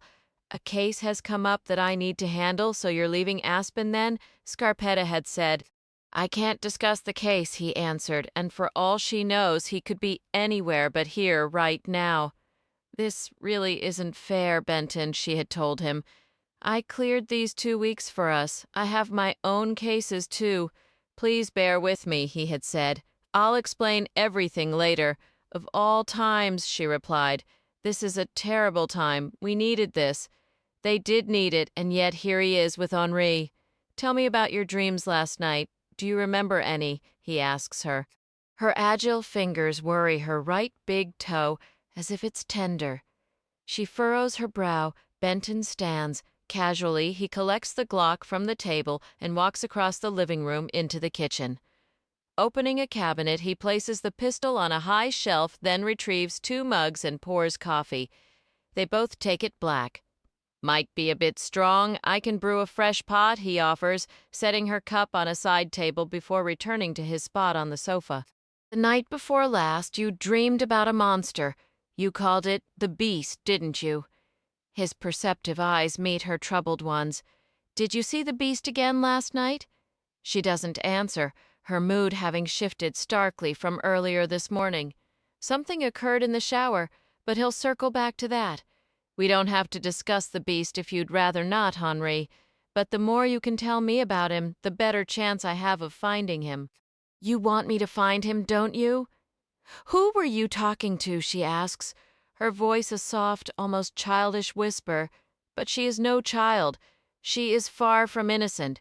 You were talking about me, she insists as the sash of her robe slips, revealing more skin. I promise I wasn't talking about you. No one knows you're here except Lucy and Rudy. I believe you trust me, Henri. He pauses, watching her. I believe you trust Lucy. Her eyes flash with anger at the mention of Lucy's name. I believe you trust us, Henri? Benton says, sitting composedly, legs crossed, fingers interlaced in his lap. I would like you to cover yourself, Henri. She adjusts her robe, tucking the fabric between her legs and cinching the sash tight. Benton knows precisely what her unclothed body looks like, but he does not let his mind linger on the image. He has seen the images, and he will not look at them again unless it is necessary to discuss them with colleagues or one day with her if that day ever comes. For now, she suppresses the details of what happened, whether by choice or by some deeper compulsion, and behaves in ways designed to provoke and ensnare those who lack the insight to see past her manipulations. Her persistent efforts to draw Benton into a sexual dynamic are not merely about transference, they are a raw expression of her profound narcissism and her drive to control, dominate, and ultimately dismantle anyone who shows her genuine concern. Every word and gesture from Henri springs from a well of self-loathing and fury. "Why did Lucy make me leave?" she demands, her voice tight. "Can you explain that? Why are you even here?" Because she drags the sleeve of her robe across her eyes. The monster Benton watches her steadily from his place on the sofa, the notes on his legal pad illegible from her distance and safely out of her reach. He does not prompt her. It is vital that he remain still and patient, like a tracker in the forest who does not move or even seem to breathe. "It got inside the house, I don't remember how." Benton observes her in silence. "Lucy let it in," she insists. Benton will not press her, but he will not permit a distortion of the facts. "No," he corrects gently. "Lucy did not let it in, no one did. It entered because the back door was unlocked and the alarm system was disarmed. We've discussed this. Do you recall why the door was unlocked and the alarm was off?" She fixes her gaze on her feet, her hands lying still in her lap. "We've talked about the reason," he prompts. "I was sick," she murmurs, now staring at a different toe. "I had the flu and she wasn't there. He was shivering, so I went outside to sit in the sun, and I forgot to lock up and reset the alarm. I had a fever, and I forgot Lucy holds me responsible." He takes a sip of his coffee. "It has already gone cold. Coffee never stays hot for long in the thin mountain air of Aspen. Has Lucy told you it was your fault? She believes it." Henri's eyes are focused somewhere beyond him on the windows at his back. "She believes everything is my fault. She has never said that to me," he replies. He steers the conversation back. "You were telling me about the dreams you had last night." She blinks, rubbing her big toe again. "Is it paining you?" She gives a slight nod. "I'm sorry. Would you like something for the discomfort?" She shakes her head. Nothing would make a difference. She is not speaking of her toe alone, but linking its old fracture to her current circumstance here in his care, more than 1,000 miles from Pompano Beach, where her life nearly ended. Henri's eyes grow bright with unshed tears. "I was hiking on a path," she begins. "There were rocks on one side, a sheer cliff face right next to the trail. There was a fissure, a narrow crack in the rock, and I don't know why I did it, but I squeezed myself into it and became trapped." Her breath hitches and she pushes a strand of blonde hair from her face, her hand trembling. "I was wedged between stone. I couldn't move, I couldn't breathe, I couldn't get free, and no one could pull me out." He remembered the dream in the shower. The water was streaming over my face, and when I held my breath, it all came back. "Was someone there trying to help you?" Benton does not react to her visible terror or assess its authenticity. With her, he can rarely be sure. She sits frozen in her chair, fighting for air. "You said nobody could get you out," Benton continues, his voice calm and even adopting the neutral tone of the counselor he has had to become for her. "Was there another person present, or other people?" "I don't know." He waits. If her breathing does not ease, he will have to intervene. But for now he is patient, the hunter waiting. "I can't remember. For a moment I had this strange thought. Maybe it came from the dream that someone could actually break through the rock, maybe with a pickaxe. But then I realized, no, the stone is impossibly solid. There's no getting me out. No one can. I was going to die." He knew it. "And then I just couldn't stand it anymore, so the dream just ended." Her fragmented account halts as suddenly as the dream itself seemed to. Henri draws a long breath, her shoulders settling, her gaze sharpens on Benton. "It was terrible," she says. "Yes," he replies. "It must have been. I can't imagine anything more terrifying than being unable to breathe." She presses a palm to her chest. "My ribs wouldn't expand. I was taking these tiny, shallow breaths. You understand? And then my strength just gave out. Nobody would have the strength to shift the solid rock of a mountainside, he answers. I couldn't get any air. Her attacker likely attempted to suffocate her, and Benton mentally reviews the crime scene photos. One after another, he summons the images, studying Henri's injuries, aligning them with her words. He pictures blood seeping from her nose, smeared over her cheeks, soaking into the sheet beneath her head as she lay face down. Her body was exposed, arms stretched overhead, palms flat on the mattress, legs bent at uneven angles. As Benton examines another photograph in his memory, Henri rises from her chair. She mumbles something about wanting more coffee and getting it herself. Benton registers her words and recalls that his pistol is stowed in a kitchen cabinet, one she didn't see him use, her back turned when he concealed it. He observes her, interpreting her present actions while simultaneously deciphering the cryptic language of her wounds, the odd marks on her skin.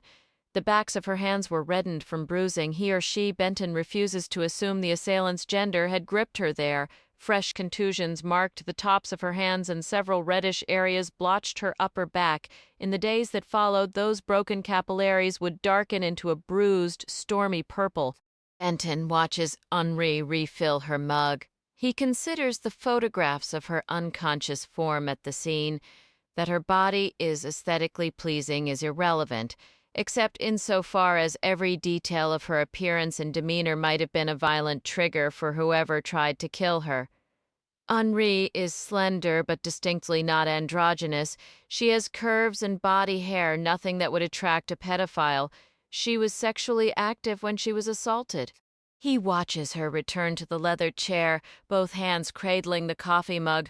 Her lack of courtesy doesn't trouble him. A considerate person would have offered him more coffee, but Henri is arguably one of the most self-absorbed, tactless individuals Benton has ever encountered. She was that way before the attack and will remain so. It would be better if she were kept away from Lucy permanently, but he has no right to wish for that or to arrange it, he reminds himself. Henri, Benton says, standing to get more coffee himself. Are you feeling ready to go over some facts this morning? Yes, but I can't remember. Her voice trails after him into the kitchen. I know you don't believe me. What makes you say that? He pours his coffee and walks back to the living room. The doctor didn't? Ah, the doctor, Benton says, settling back onto the couch. You know what I think of him, but I'll say it again. He thinks women are hysterical and doesn't like them. Certainly doesn't respect them because he's afraid of them. He's an emergency room physician. He knows nothing about violent criminals or their victims. He thinks I did this to myself, Henri retorts, her voice sharp with anger. He's certain she missed his whispered remark to the nurse.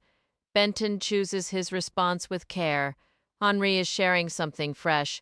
He can only pray it's genuine. Go on, he urges. I'd really like to hear what he told her. I ought to sue that jerk, she spits out. Benton waits, taking a slow drink of his coffee. Maybe I will sue him, she adds, her voice sharp with resentment. He assumed I was asleep when he entered the room. I was drifting, half awake, with the nurse in the doorway when he appeared, so I faked being unconscious. You pretended to be asleep, Benton clarifies. She gives a nod. You're a trained performer. You used to act professionally. I still am an actor. You don't just quit being one. I'm simply between roles right now because I've got other priorities. You've always had a talent for performance, I'd guess, he remarks. Yes, for pretending. You've always been skilled at pretending. He lets a beat pass. Do you pretend often, Henri? Her gaze turns icy as it meets his. I was pretending in that hospital room to eavesdrop on the doctor. I caught every word, he said. Nothing beats getting raped if you're looking for revenge. Payback's a real bitch. And then he laughed. I don't blame you for wanting to take legal action, Benton says. This was in the emergency room. No, later. In my actual room after they moved me upstairs, once all the tests were done. I don't recall which floor. That's even more inappropriate, Benton notes. He had no business visiting your room. He's an ER physician, not assigned to the floors. He dropped by out of sheer curiosity, and that's not acceptable. I'm suing him. I despise him. She rubs her toe again. The bruising on her hands and foot has faded to a sickly yellow. He made some crack about dextro heads. I don't know what that means, but he was mocking me, insulting me. Again, this is new, and Benton feels a flicker of hope that with enough time and patience she might recall more or become more forthcoming. A dextro head is someone who abuses certain over-the-counter allergy or cough medicines that contain opiates. It's unfortunately popular with some teenagers. The creep, she mutters, fiddling with the edge of her robe. Can't you get him in trouble somehow? Henri, do you have any idea why he suggested you were assaulted? Benton asks. I don't know. I don't think I was. Do you remember the forensic nurse? She shakes her head slowly. You were taken to an exam room near the ER, and a physical evidence kit was used. You know what that is, right? Before you took a break from acting, you were a police officer. Lucy met you in Los Angeles just a few months ago and hired you. So you're familiar with swabs, hair collection, fibers, all of it. I didn't get tired of it. I just needed a change, wanted to try something different for a while. All right, but do you recall the perk? She nods, and the nurse? I'm told she was very kind. Her name is Brenda. She examined you for signs of assault and collected evidence. The room is also used for pediatric cases. It had stuffed animals everywhere, wallpaper with Winnie the Pooh, honey pots, trees. Brenda wasn't in scrubs. She wore a light blue suit. You weren't there? She described it to me over the phone. Henri stares at her bare feet propped on the chair cushion. You asked her what she was wearing? She has hazel eyes, short, dark hair. Benton pushes gently, trying to loosen whatever Henri is holding back or pretending to hold back, and it's time to address the evidence kit. There was no seminal fluid, Henri, no physical proof of an assault, but Brenda found fibers stuck to your skin. It seems you'd applied some kind of lotion or body oil. Do you remember if you used any that morning? No, she answers softly. But I can't say for sure that I didn't. Your skin had an oily residue, Benton continues. According to Brenda, she noticed a fragrance, too. The scent was pleasant, like a perfumed body cream. He didn't apply it. It had to be a man. Don't you agree it was a man? She asks, her voice tinged with a hopefulness that feels misplaced, the kind of tone people use when they're convincing themselves of something. It couldn't have been a woman. Women just don't act that way. Women are capable of many things. At this point, we can't say if it was a man or a woman. We recovered several head hairs from the bedroom mattress, dark and curly, maybe 5 or 6 inches long. Well, we'll find out soon enough, won't we?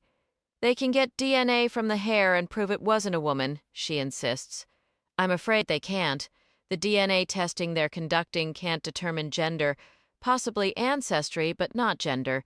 And even that will take a month or more, he pauses. Then there's the possibility you applied the lotion yourself. No, but he didn't. He wouldn't have allowed it? I would have fought back if I'd had the opportunity. He probably intended to do it. And you're certain you didn't put it on? I've said he didn't and I didn't. That should be the end of it. It's really not your concern. Benton understands. The lotion is unrelated to the assault, assuming Henri is being truthful.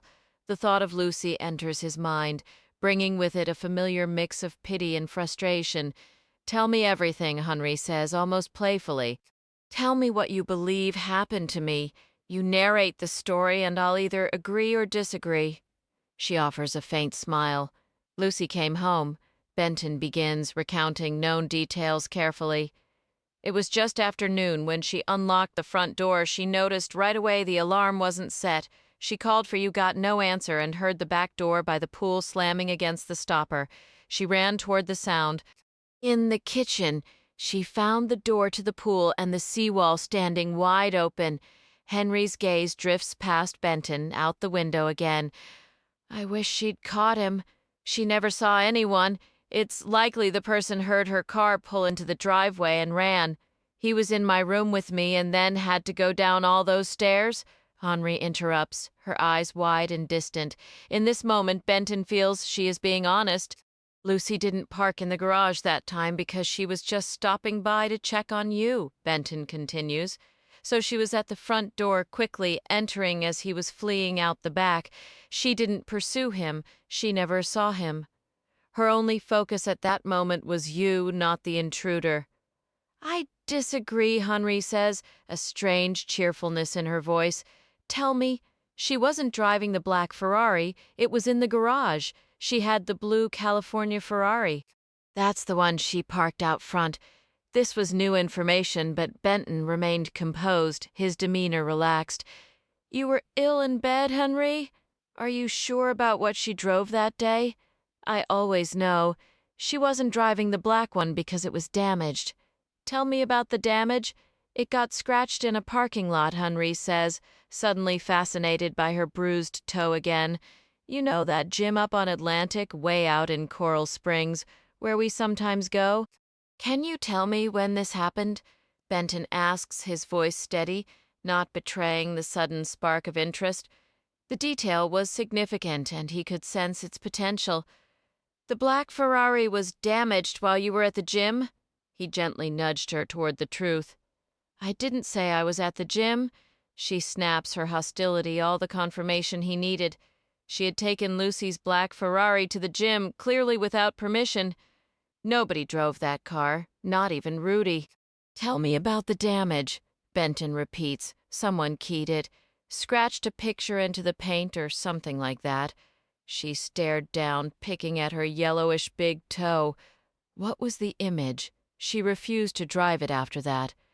You don't just take a scratched Ferrari for a spin. Lucy must have been furious, Benton replies. It can be repaired. Most things can. If she had finished him, I wouldn't be sitting here. Now, I'll spend the rest of my days looking over my shoulder, waiting for him to reappear.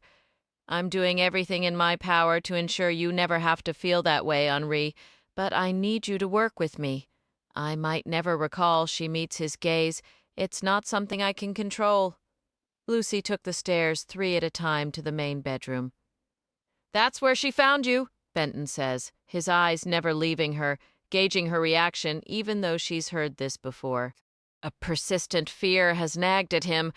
What if none of this is an act? What if she's genuinely fractured? She listens, but her emotional responses feel off, disconnected. When she reached you, you were out cold, but your breathing and pulse were steady. I wasn't wearing a thing. She doesn't shy from the details. She enjoys the reminder of her own nakedness. Do you sleep without clothes? I prefer it. Do you recall removing your sleepwear before getting back into bed that morning? It's likely I did. So he didn't undress you? The assailant, I mean, assuming it was a man. He didn't need to. I'm certain he would have given the chance. Lucy mentioned that when she last saw you, around 8 in the morning, you were in red satin pajamas with a tan terry cloth robe. That sounds right. I wanted some air. I sat in a lounge chair by the pool in the sunlight. This was new. He leaned forward. About what time was that? Right after Lucy drove off in the blue Ferrari, I think. Well, not immediately, she corrected, her voice devoid of inflection as she stared at the snow-blanketed, brilliant morning outside. I was upset with her. Benton rose slowly and placed a few logs on the fire. Sparks danced up the chimney as flames hungrily consumed the dry pine. She wounded your feelings, he said, closing the mesh screen. Lucy isn't particularly compassionate when people are ill, Henri stated, her focus sharpening, her posture becoming more composed. She had no interest in playing nurse. What about the body lotion? He asked. He believed he had pieced that part together, but it was wise to be certain. So what? It was a favor, really. Can you imagine how many people would jump at the chance? I allowed it as a courtesy. She only does what's convenient for her. Then she gets bored with caretaking. My head was pounding and we were fighting. How long were you outside by the pool? Benton pressed, forcing himself not to get sidetracked by thoughts of Lucy, not to question what on earth she was thinking when she first got involved with Henri Walden. He was acutely aware of how charismatic and manipulative sociopaths can be, even to those who should know better. Not long. I wasn't feeling well. 15 minutes? 30? Maybe half an hour? Did you notice anyone else? Any boats on the water? I wasn't paying attention, so probably not. What did Lucy do when she found me in the room? She called for an ambulance and monitored your vital signs while waiting for the paramedics, Benton said. He chose to include an additional, potentially volatile detail. She also took photographs. Was her gun drawn? Yes. I wish she'd used it. You keep referring to he, and she took pictures of me? Henri asked. You were unconscious but stable. She documented the scene before you were moved because I looked like a victim, because your body was in an unusual posture, Henri, like this. He extended his arms straight out above his head. You were lying face down with your arms stretched forward, palms flat, your nose was bleeding, and you had the bruises you're aware of. Your right big toe was also broken, though that wasn't discovered until later. You don't seem to recall how it happened, he observes. I might have caught it on the stairs, she suggests. You remember that? He presses, and until this moment she had offered no memory or confession about her injured toe. When do you think this occurred? Down by the pool on her stone steps. I must have missed one with all the medication and the fever clouding everything. I remember the pain sharp enough to make me cry. I thought about calling for her, but what was the point? She gets impatient whenever I'm unwell or injured. So you broke your toe heading to the pool, considered contacting Lucy, but decided against it. He needs this clarified. Exactly, she says, her tone edged with sarcasm. What about my pajamas and robe, neatly folded on the chair beside the bed? Did you place them there? Most likely. Was I under the covers? He understands her implication, but honesty is crucial. No, he answers. The covers were dragged down to the foot of the bed, spilling onto the floor. I was undressed, and she took photographs. Henri states, her face a blank mask as she fixes him with a cold, unreadable stare. Yes, Benton confirms. That tracks. She would pull a stunt like that. Always the investigator. You're an investigator too, Henri. What would you have done? She would do something like that. She repeats flatly. Where are you? Marino demands, seeing Lucy's name flash on his buzzing phone. What's your 20? He always asks for her location, a habit drilled into him from decades in law enforcement. A good officer never neglects to pin down where they are. It's useless to scream for help over the radio if you can't tell anyone where to find you. Marino views himself as Lucy's guide, a role he insists on even if she outgrew needing it years ago. On Atlantic, Lucy's voice crackles in his ear. I'm in the car. No kidding, genius. You sound like you're inside a blender. Marino never passes up a chance to rib her about her choice of vehicles. Envy is such a bad look on you, she retorts. He moves away from the medical examiner's office break area, scanning the hallway to ensure privacy. Listen, things aren't going so smooth up here, he says, glancing through the small window in the closed library door. The room is empty. This place has gone completely sideways. He shifts his cell phone from ear to mouth as he talks. Just giving you a heads up. After a beat, Lucy responds, You're not just giving me a heads up. What do you need from me? Damn, that engine is roaring. He paces, his eyes darting from beneath the brim of the LAPD cap Lucy gave him as a gag gift. Okay, now you're actually worrying me, she says, her voice rising over the Ferrari's growl. I should have known when you said it was nothing serious that it would blow up into a major problem. I warned you, I warned both of you not to go back there. There's more to it than this deceased girl, he says, lowering his voice. That's what I'm getting at. It's not just about her. Not completely. I'm not saying she isn't the central issue. I'm sure she is, but there's another layer here. Our mutual friend, he means Benton, is making that painfully obvious, and you know her, he adds, now referring to Scarpetta. She's going to wind up neck-deep in it.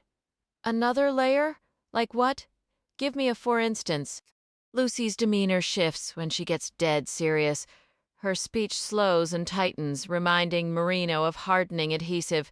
If there's real trouble brewing in Richmond, he thinks he's well and truly stuck. Lucy will cling to this situation, and to him, with tenacious, unyielding focus. Let me tell you something, boss. He continues, the only reason I'm still in one piece is because I listen to my gut. Marino uses the title boss for her, a habit that suggests he's fine with her authority, though the truth is far from it, particularly when his sharp intuition signals her impending disapproval. And right now, my gut is screaming at me, boss, he says, aware on some level that both Lucy and her aunt, Kay Scarpetta, can see right through his bluster whenever he boasts about his instincts or resorts to calling strong women boss or other, less flattering nicknames. Yet he can't seem to stop himself, often digging the hole deeper. And I'll tell you another thing, he adds. I can't stand this rotten city. I mean it, I despise this place. You know the problem here? They've got no respect, none at all. I won't say I told you so, Lucy says, effectively telling him just that. Her tone is hardening rapidly. Do you need us there? No, he replies, annoyed that he can't voice his frustrations without Lucy assuming she needs to fix everything. Right now, I'm just giving you a heads up, boss, he says, already regretting the call. It was a mistake to reach out, he thinks. But if Lucy discovered her aunt was struggling and he'd kept quiet, she'd be on his case in a heartbeat. He remembers meeting her when she was just 10, a chunky little kid with glasses and a defiant streak. They clashed at first, then she looked up to him, and eventually they became friends before things shifted once more. Looking back, he should have frozen time about a decade ago when everything felt right, when he enjoyed teaching her to drive his pickup, ride a motorcycle, handle a firearm, enjoy a cold beer, and spot a liar, the essentials in his view. Back then, he wasn't intimidated by her. Maybe intimidated isn't the perfect word, but she holds a kind of sway in life that he lacks, and half the time after their calls, he ends up feeling low and dissatisfied with himself. Lucy can do as she pleases, command respect, and still have financial freedom, something he's never had, not even during his days as a sworn officer, but he's not scared of her, he insists to himself. Absolutely not. Will come if it's necessary, Lucy says over the line, but the timing isn't great. I'm wrapped up in something down here, and it's really not a good time. I already said I don't need you to come, Marino grumbles, falling back on his trademark surliness, a tactic that usually gets people more focused on his mood than their own. I'm just filling you in, that's all. I don't need your help, there's nothing for you to do. Fine, Lucy says. His grumpiness has lost its effect on her, a fact Marino keeps forgetting. I've got to go. Lucy taps the paddle shifter with her left index finger, and the engine growls, revving up 1,000 RPM as she eases off the speed. Her radar detector chirps, and the front alert flashes red, signaling police radar somewhere ahead. I'm not speeding, she says to Rudy Musel, who sits in the passenger seat near the fire extinguisher, his eyes on the speedometer. Only 6 over the limit. I didn't say a word, he replies, checking his side mirror. Let's see if I'm right. She holds the car in third gear, cruising just above 40 miles per hour. The patrol car will be waiting at the next intersection, looking for folks like us who are too eager to hit the coast and open it up. So what's going on with Marino? Let me guess, Rudy says. I should start packing a bag. Both maintain their vigilant scans, checking mirrors, noting surrounding vehicles, and staying aware of every palm tree, pedestrian, and strip mall along this flat, sprawling stretch of road. Traffic on Atlantic Boulevard in Pompano Beach, just north of Fort Lauderdale, was moving steadily, drivers behaving with a certain civility for the moment. Got it, Lucy replied, her tone flat. Moving on. Her sunglasses remained aimed forward as she overtook a dark blue Ford LTD that had just merged from Powerline Road, an intersection marked by a drugstore and a discount grocery. The unmarked sedan slipped into the left lane directly behind her. You've piqued his interest? Rudy observed. He's not on the clock to be curious, she shot back, her voice edged with irritation as the Ford maintained its position. She knew exactly what the officer was hoping for, a minor infraction that would justify flashing lights and a closer look at the car and its occupants. "Just look around," she said, gesturing. "Cars are passing me on the right, and that one over there has an expired inspection decal, but Mr. Law Enforcement back there, he's only interested in us." She quit watching the mirror and wished Rudy would shake off his gloomy demeanor. Ever since she'd established a West Coast office in Los Angeles, he'd been in a funk. She had misjudged him somehow. She'd been so sure he would appreciate a high-rise on Wilshire Boulevard with a vista so vast you could see Catalina Island on a perfect day. She'd been wrong, spectacularly, utterly wrong, a miscalculation on par with her worst misreadings of him. A weather front was advancing from the south, stratifying the sky into bands of heavy cloud and sun-bleached gray. The cooler air had shoved aside the day's earlier pounding rain, leaving puddles that sent spray arcing up against the undercarriage of Lucy's low-profile car. Ahead, a confused flock of migrating seagulls dipped and swerved over the asphalt. Lucy drove on, the unmarked car a persistent shadow. Marino's being tight-lipped, she finally answered Rudy's earlier question. "Just that there's some situation brewing in Richmond, and predictably my aunt is walking right into the middle of it. I heard you offering our help. I thought she was just consulting. What's the situation? Not sure we need to get involved. We'll see. The situation is that the new police chief, I forget his name, asked for her help on a case. A young girl died suddenly, and he can't determine why. His own office can't figure it out. Which, let's be honest, is no shock. He hasn't even been in the job 4 months, and at the first sign of a real problem, he passes the buck to my aunt. Hey, why don't you come on up here and step in this mess so I don't have to? Sound familiar? I told her not to touch it, and now, in a stunning turn of events, there seem to be additional complications. I don't know the details. I told her not to go back to Richmond, but when does she ever listen to me?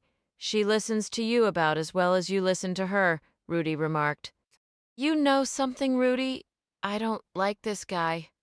Lucy glanced again into the rear view at the unmarked Ford. It was still glued to her bumper. The driver appeared to be a dark-skinned individual, maybe a man, but she couldn't be sure and didn't want to appear to be studying him.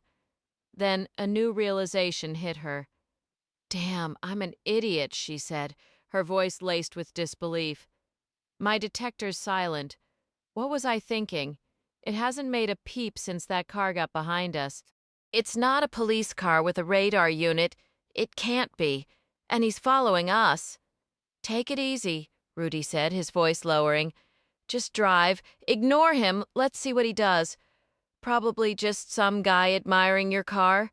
This is what you get for driving machines like this. How many times have I said it?"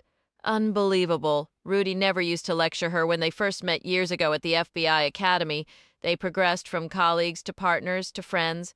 He thought highly enough of her, both personally and professionally, that not long after she left law enforcement, he did too, coming to work for her company. The last precinct, for lack of a more precise term, was an international private investigation firm.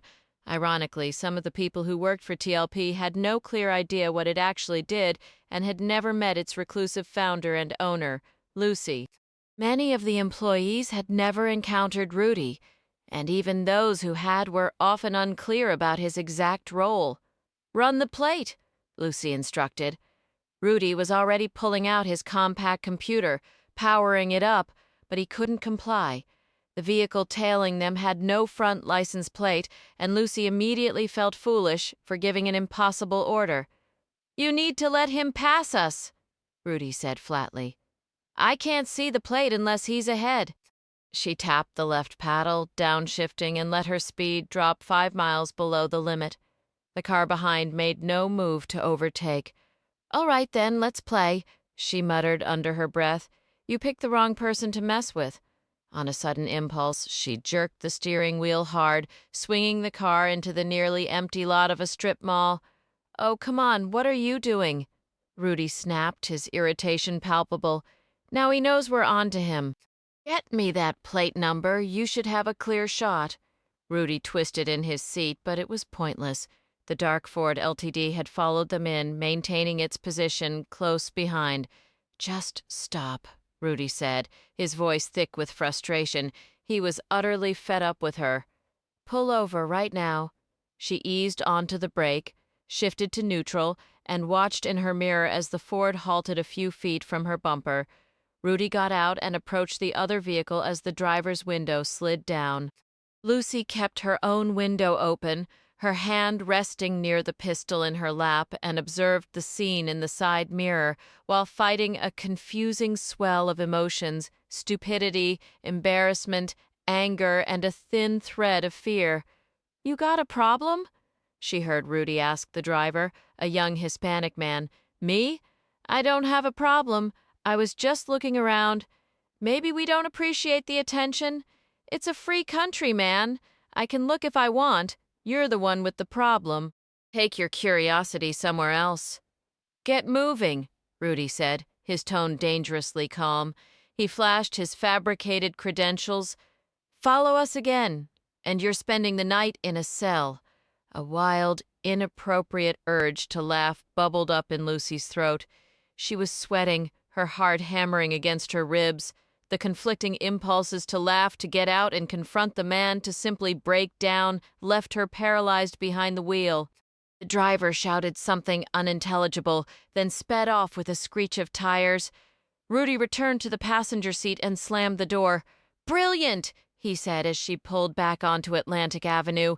"It was just some kid fascinated by a flashy car, and you turned it into a full-blown confrontation. First, you're convinced it's an unmarked police car because it's a dark sedan. Then your radar detector is quiet, so your mind jumps to, what exactly? Organized crime? A contract killer on a crowded highway." She understood his anger, but she couldn't accept it. "Don't shout at me," she said coldly. "You're the one who's unstable right now. You're being reckless. This is about something else entirely," she insisted, forcing confidence into her voice. "You're absolutely right, it is," he shot back. "It's about her. You invite a stranger into your home and look what happens. You could be dead. She should be dead. And something far worse is coming if you don't pull yourself together. She was being stalked, Rudy. Don't you dare blame me for that. This is not my fault." "Stalked? Yeah, she was stalked all right, and it absolutely is your fault. If you drove something sensible like a Jeep or one of the company Hummers we have access to, why not use one? If you hadn't let her borrow your precious Ferrari showing off like some Hollywood starlet, my God, in your damn Ferrari." "Don't be jealous." "He can't stand." "I'm not jealous," he yelled, cutting her off. "You've been the one acting jealous ever since we brought her on board. This has nothing to do with you hiring her. And hired her for what exactly? To protect our clients in Los Angeles? What a complete joke. So you brought her on to do what exactly? What was her job?" Rudy's voice was tight, his frustration barely contained. "You don't get to speak to me that way," Lucy replied, her tone low and steady despite the storm brewing inside her. She had to stay calm. If she matched his anger, this would escalate into a full-blown fight, and he might walk away for good. "I won't be pushed out of my own existence. I'll drive the car I choose and live in the home I want." Her gaze was fixed intently on the highway ahead, watching vehicles peel off onto exits and slip into parking spaces. "I'll show kindness to whomever I wish." She was explicitly forbidden from taking the black Ferrari. You know the rule, but she took it anyway, and that's what set this whole chain of events in motion. He spotted her, he followed her, and look what unfolded. It's not really anyone's fault, not even hers. She certainly didn't ask for him to trash my car, stalk her, and try to end her life. "Fantastic. You live exactly as you please," Rudy shot back, his voice dripping with sarcasm. "And we'll just keep making these little pit stops, and maybe next time I'll get to rough up some completely random person who happened to glance at your precious car. Who knows, maybe I'll even get to fire my weapon. Or better yet, maybe I'll catch a bullet myself. Wouldn't that be the perfect ending? Me shot over a piece of expensive metal. Just breathe," Lucy said, easing the car to a halt at a traffic light. Please, take a breath. He could have managed that situation back there differently. I admit that. Managed it? I didn't see you managing a thing. You just panicked and acted like a fool, Rudy. That's enough, please. She fought to keep her own temper in check, afraid that her anger might cloud her judgment. You cannot talk to me like this. You can't. Don't force me to pull rank here. She made a left turn onto the coastal highway, cruising slowly past the beach. A group of teenage boys on bikes nearly swerved into each other, craning their necks to gawk at the car. Rudy just shook his head and gave a dismissive shrug as if to say, "See? What did I tell you?" But the argument about the Ferrari had stopped being about the car. For Lucy to alter her lifestyle now would feel like letting him win, and in her mind, the threat was distinctly male. Henri had called it a beast, and Lucy was convinced it was a male beast. Forget the science, ignore the lack of concrete proof, to hell with all of it. She knew with a deep, unsettling certainty that the beast was a him. He was either an arrogant beast or a foolish one, having left 2 smudged fingerprints on the glass surface of the nightstand. It was sloppy, or perhaps he simply didn't care. So far, those partial prints hadn't matched anything in the databases, which meant he'd never been arrested, or his prints had never been collected. Maybe he also didn't care about the 3 black hairs left on the bedsheet. Why should he? Even on a high-priority case, mitochondrial DNA analysis could drag on for months, and the results were often a dead end without a suspect to compare them to. The evidence he left behind was almost meaningless. It would only matter if they had a name, a face, a person to pin it on. Okay, I'm shaken up. I'm not thinking clearly. I'm letting this get under my skin, Lucy confessed, her hands tight on the steering wheel, a sudden fear creeping in that maybe she was losing her edge, that maybe Rudy had a point. What happened back there should never have occurred, ever. I'm too meticulous for that kind of reckless mistake. You are. She isn't, Rudy stated flatly, his jaw set. His eyes were hidden behind mirrored sunglasses that reflected the world back at her. His refusal to meet her gaze unnerved her more than his words. "I thought we were discussing the man back in the parking lot," Lucy said. "You know what my position has been from the very beginning," Rudy replied, his voice cold. "The risk of having someone else in your home, someone using your vehicles, your possessions, someone operating independently in your territory, someone who doesn't follow the same protocols we do and absolutely does not have our level of training, or share the same priorities we do, especially when it comes to us.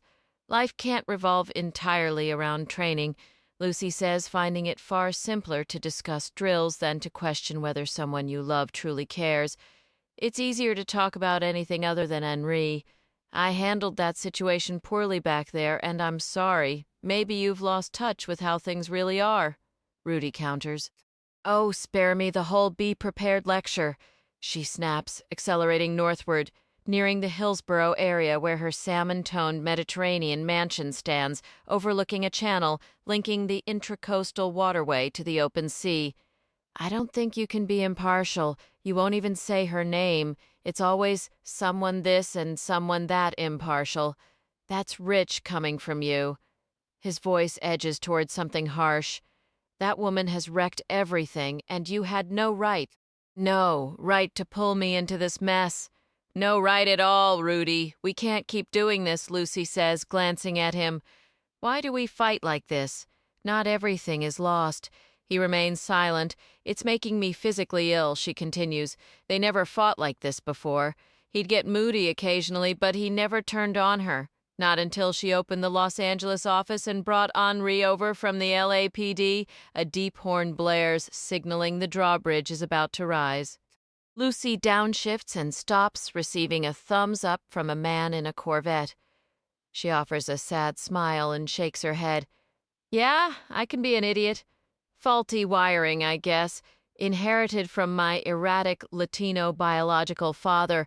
Hopefully not from my mother, though being like her would be a far worse fate." Rudy says nothing, watching the bridge lift for a passing yacht.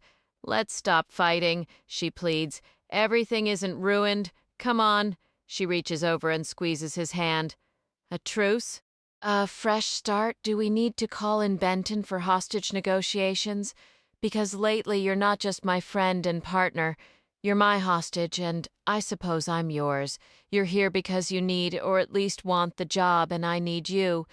That's just the reality. I don't have anywhere else to be, he says, his hand limp and unresponsive under hers. She lets go and pulls back. How well I know, she replies, stung by his rejection, and returns her hand to the steering wheel. I live with that dread constantly now that you'll just say, I quit, goodbye, good riddance, have a nice life. He stares at the yacht gliding through the open bridge bound for the ocean. The people on deck, dressed in Bermuda shorts and breezy shirts, move with the casual grace of the exceptionally wealthy. Lucy is exceptionally wealthy, but she has never felt it. Looking at the yacht, she still feels impoverished. Looking at Rudy, she feels even more so. Coffee, she asks. Will you have coffee with me? We can sit by that pool I never use and look at the water I never pay attention to. In this house I wish I didn't own. I can be stupid, she repeats. Have a coffee with me? Yeah, I suppose, he mutters, staring out the window like a petulant child as her mailbox comes into view. I thought we were getting rid of that thing, he says, nodding toward it. You don't get mail here. The only thing that might end up in there is something you don't want. Especially now. I'll have the landscaper remove it next time he's here, she says. I haven't been around much with opening the office down here and everything else. I feel like the other Lucy, the one from I Love Lucy. Remember that episode where she's in the candy factory and can't keep up because the conveyor belt is moving too fast? No. You've probably never watched a single episode of I Love Lucy in your entire life, Lucy says. My aunt and I would spend evenings watching the classic shows she grew up with in Miami, like Jackie Gleason, Bonanza, and I Love Lucy. She nearly comes to a halt by that aggravating mailbox at the end of her drive.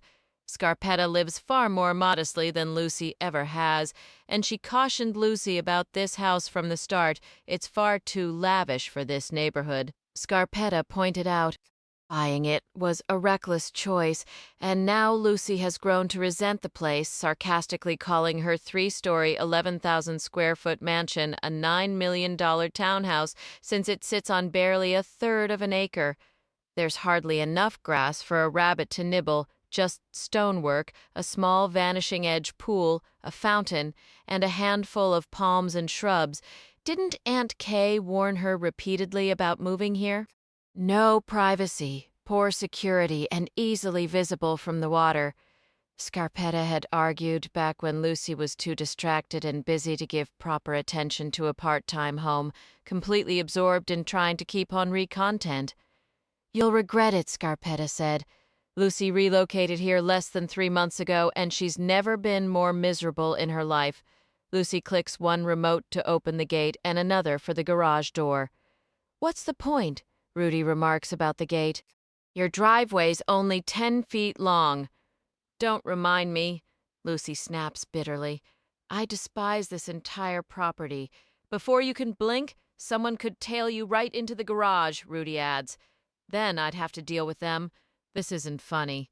I'm not laughing, Lucy states as the garage door closes slowly behind them.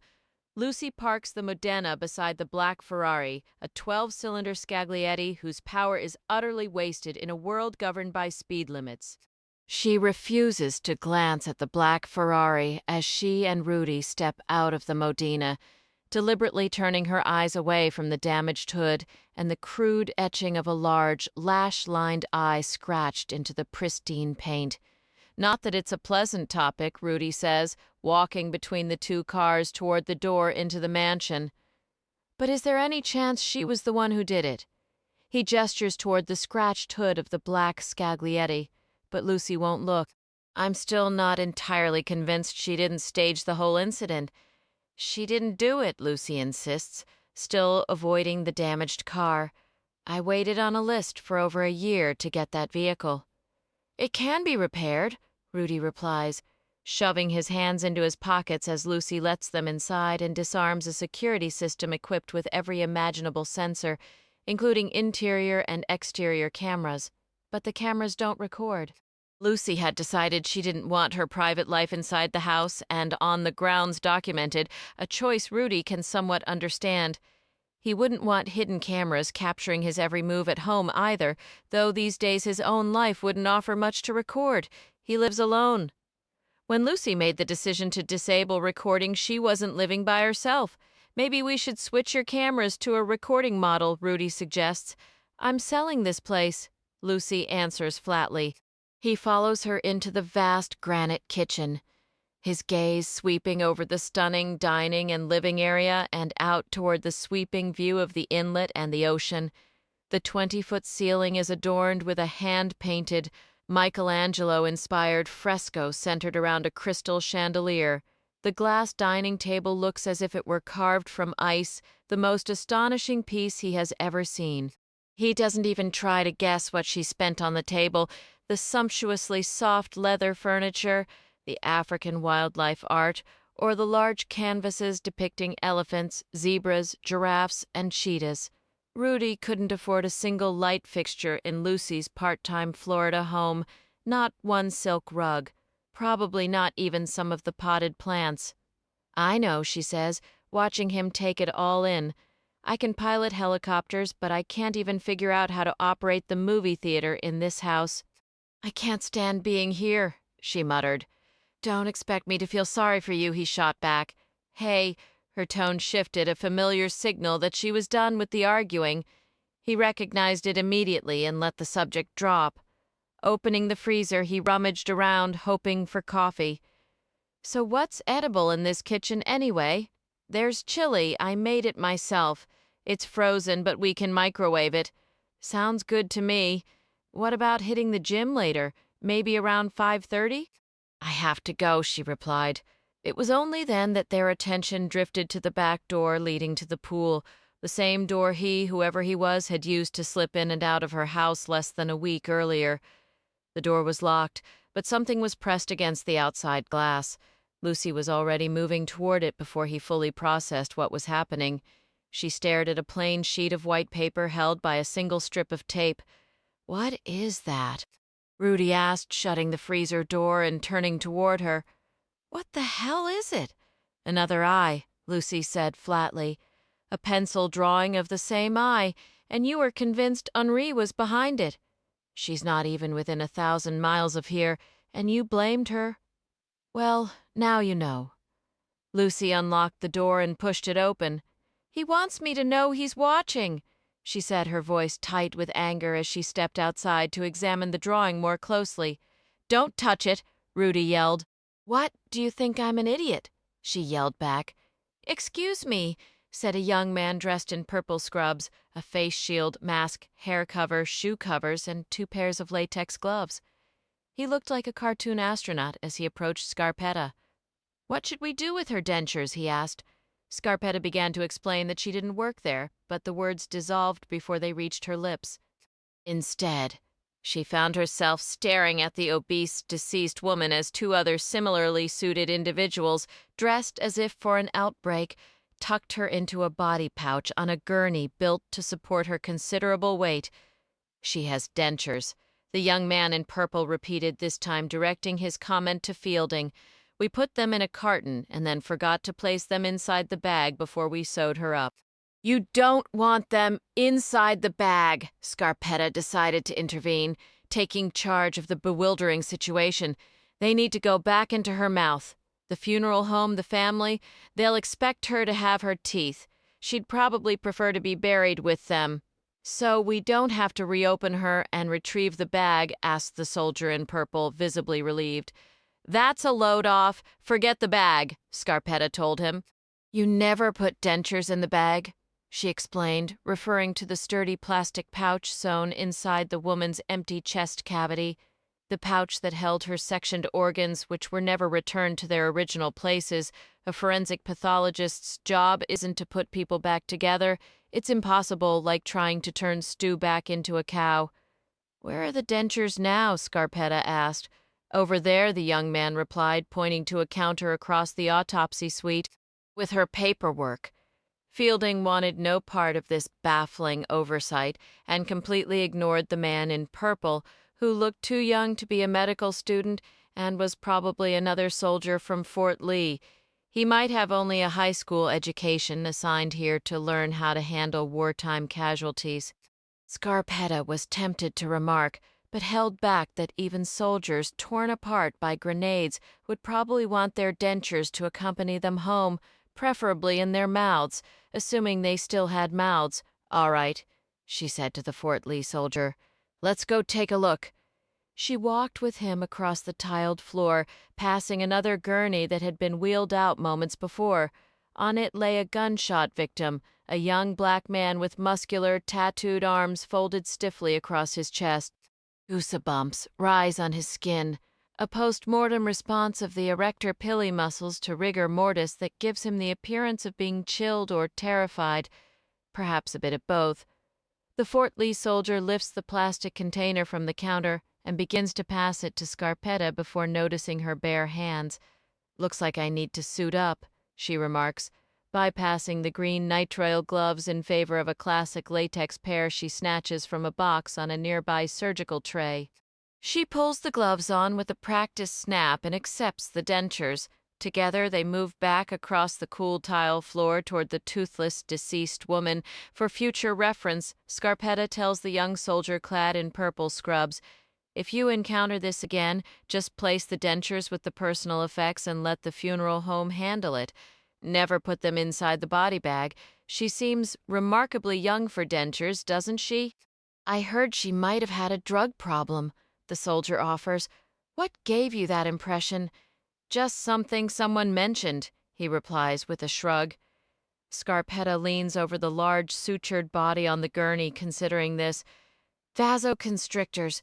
Cocaine, for instance. It can ravage the gums until the teeth just loosen and fall out. I never really understood how that worked," the soldier admits, then glances at her curiously. "Are you new to the facility?" "Quite the opposite," Scarpetta answers, her fingers gently probing the woman's mouth. "I'm a relic around these parts, just stopping by for a visit." He nods, though his expression remains puzzled. "Well, you certainly seem to know your way around," he says, his tone growing awkward. "I'm really sorry about the denture mix-up. Makes me feel like a complete idiot. I'd hate for the chief to hear about this." He shakes his head and lets out a heavy sigh. "That's the last thing I need. He's already not my biggest fan. Rigor mortis has fully passed, so the obese woman's jaw offers no resistance, but the dentures simply refuse to seat properly against her gums." "These aren't hers," Scarpetta states, placing them back into the container and handing it to the soldier. "They're far too large, probably meant for a man. Was there another case recently involving dentures? A mix-up seems likely." The soldier looks baffled, but also visibly relieved. The error isn't on him. "I'm not sure," he says. "It's been a real circus in here today, people coming and going. So these really aren't hers. Thank goodness I didn't try to force them in." Fielding catches the activity from across the room and is suddenly beside them, peering into the container at the bright pink acrylic gums and white porcelain teeth. "What in the world?" he exclaims. "Who messed this up? Did you put the wrong case number on this container?" He fixes a stern gaze on the young soldier, who can't be more than 20, his short, pale hair visible beneath his blue cap, his wide brown eyes anxious behind scuffed safety glasses. "I didn't label it, sir," the soldier addresses his superior. "It was just here when we began her procedure, and she didn't have any teeth in her mouth when we started, that's for sure." "Here? Define here?" Fielding presses. "On her instrument cart," the soldier clarifies, pointing to the cart outfitted for Table 4, also called the Green Table. Dr. Marcus's morgue still employs the Scarpetta system of color-coded tape on instruments to prevent them from wandering. That container was on her cart, and then later it got moved over to the paperwork area. He gestures toward the counter where the woman's file remains neatly arranged. Fielding's expression tightens. "There was an earlier case on this table, correct?" "Yes, sir. An elderly gentleman who passed away at home, so maybe the teeth are his?" The soldier in purple suggests hopefully. Could they have been left on the cart from his exam? Looking like an irritated bird taking flight, Fielding strides swiftly across the autopsy suite and yanks open the massive stainless steel door of the cooler, the hinges groaning in protest. A gust of cold, stale air announced his return as he slipped back into the room, clutching a set of dentures he'd just retrieved. Fielding held them in his gloved palm, the latex already smeared with the tractor driver's blood. "Look at this," he grumbled, holding them up. "These are way too small for that man. Who on earth put these in without checking the fit?" His question hung in the crowded, epoxy-sealed space, ignored by the other doctors, the students, and the soldiers milling around the wet steel tables. X-rays of bones and foreign objects glowed on light boxes, while countertops were buried under paperwork, personal effects, and streams of printed labels. Scarpetta felt a wave of sick disbelief. This place, once her flagship office, was spiraling out of control, and the people in it seemed to have given up entirely. Her eyes drifted to the partially undressed tractor driver on his gurney, then back to the dentures in Fielding's stained hands. "Clean those thoroughly before you place them," she instructed sharply as Fielding passed them to a soldier in purple scrubs. "You don't want cross-contamination, no one else's DNA in her mouth, even if the case isn't suspicious. Scrub every set you handle." She peeled off her gloves and tossed them into a bright orange biohazard bin. Walking away, she wondered where Marino had gone and caught a fragment of the soldier's hushed question about who she was and why she was there. "She used to run this place," Fielding replied flatly, offering no further context about how different things once were. "You're kidding," the soldier muttered. Scarpetta pushed through the stainless steel doors with her elbow and entered the dressing area. Passing cabinet stocked with scrubs, she moved into the women's locker room, its harsh fluorescent lights casting unflattering reflections in the mirrors. Pausing at a sink, she washed her hands and noticed a faded sign she herself had posted years ago. A reminder not to wear morgue shoes into the hallway. Don't track hazards onto the carpet. She had always warned her staff. Now she doubted anyone even glanced at it. She removed her shoes, scrubbed the soles with antibacterial soap and hot water, dried them with paper towels, and stepped into the gray-blue corridor. Directly opposite was the chief medical examiner's suite, now encased in glass. At least Dr. Marcus had bothered to redecorate his secretary's area, featured cherry furniture and colonial prints, with a screensaver of tropical fish drifting across a blue sea. Finding the secretary absent, Scarpetta knocked on the inner door. "Come in," a faint voice answered. She entered her old corner office, avoiding a lingering look but still noting the unnerving tidiness of the bookshelves and desk. Everything here was sterile, a stark contrast to the chaos in the halls. "Your timing is perfect," Dr. Marcus said from behind the desk, not rising from his leather chair. "Have a seat, and I'll brief you on Gilly Paulson before you examine her." "Dr. Marcus, this isn't my office anymore," Scarpetta said, remaining near the door. "I'm aware. I don't mean to intrude, but I am concerned by what I've seen." "Don't be," he replied, his small hard eyes fixed on her. He folded his hands atop the ink-stained blotter. "Let's be clear, you weren't invited here to conduct some kind of accreditation review. Your input is requested for a single matter, the Gilly Paulson case, so I'd strongly advise you not to exhaust yourself comparing how things used to be. You've been away a long time. 5 years, isn't it?" For most of that stretch, there was no permanent chief, only an acting one. In fact, Dr. Fielding was serving as acting chief when I arrived just a few months back. So yes, naturally, things have changed. You and I have very different approaches to management, which is precisely one reason the Commonwealth brought me on. "It's been my observation," she replied, whether he wanted to hear it or not, that when a chief never sets foot in the morgue, problems inevitably follow. "At the very least, the staff senses a disinterest in their work. Even doctors can grow careless, become lazy, or find themselves dangerously unraveled by the relentless stress of what they confront daily." His eyes were dull and hard, like old pennies, his mouth a tight, thin seam behind his balding head. The windows were so clear they seemed to vanish, and she noted he had replaced the bulletproof glass. The Colosseum loomed in the distance like a brown mushroom under a dreary, drizzling sky. "I can't ignore what I see. Not if you expect my help," she stated. "I don't care if it's one case and one case only. As you say, you must realize every detail can be used against us in court or elsewhere. Right now, it's the elsewhere that concerns me. I'm afraid you're speaking in riddles, Dr. Scarpetta," Dr. Marcus replied, his thin face cold and unmoving. "Elsewhere? What do you mean by elsewhere? Typically scandal, often a lawsuit. Or, worst of all, a criminal case dismantled by technicalities, evidence thrown out because of procedural flaws, because of impropriety. Then there is no trial. There is nothing. I feared it would come to this," he said. "I warned the commissioner this was a terrible idea. I don't blame you for telling him that. No one wants a former chief reappearing to tidy up the place. I cautioned the commissioner that the last thing we needed was a disgruntled former Commonwealth employee dropping by to fix things," he retorted, picking up a pen only to set it down again, his hands betraying a nervous anger.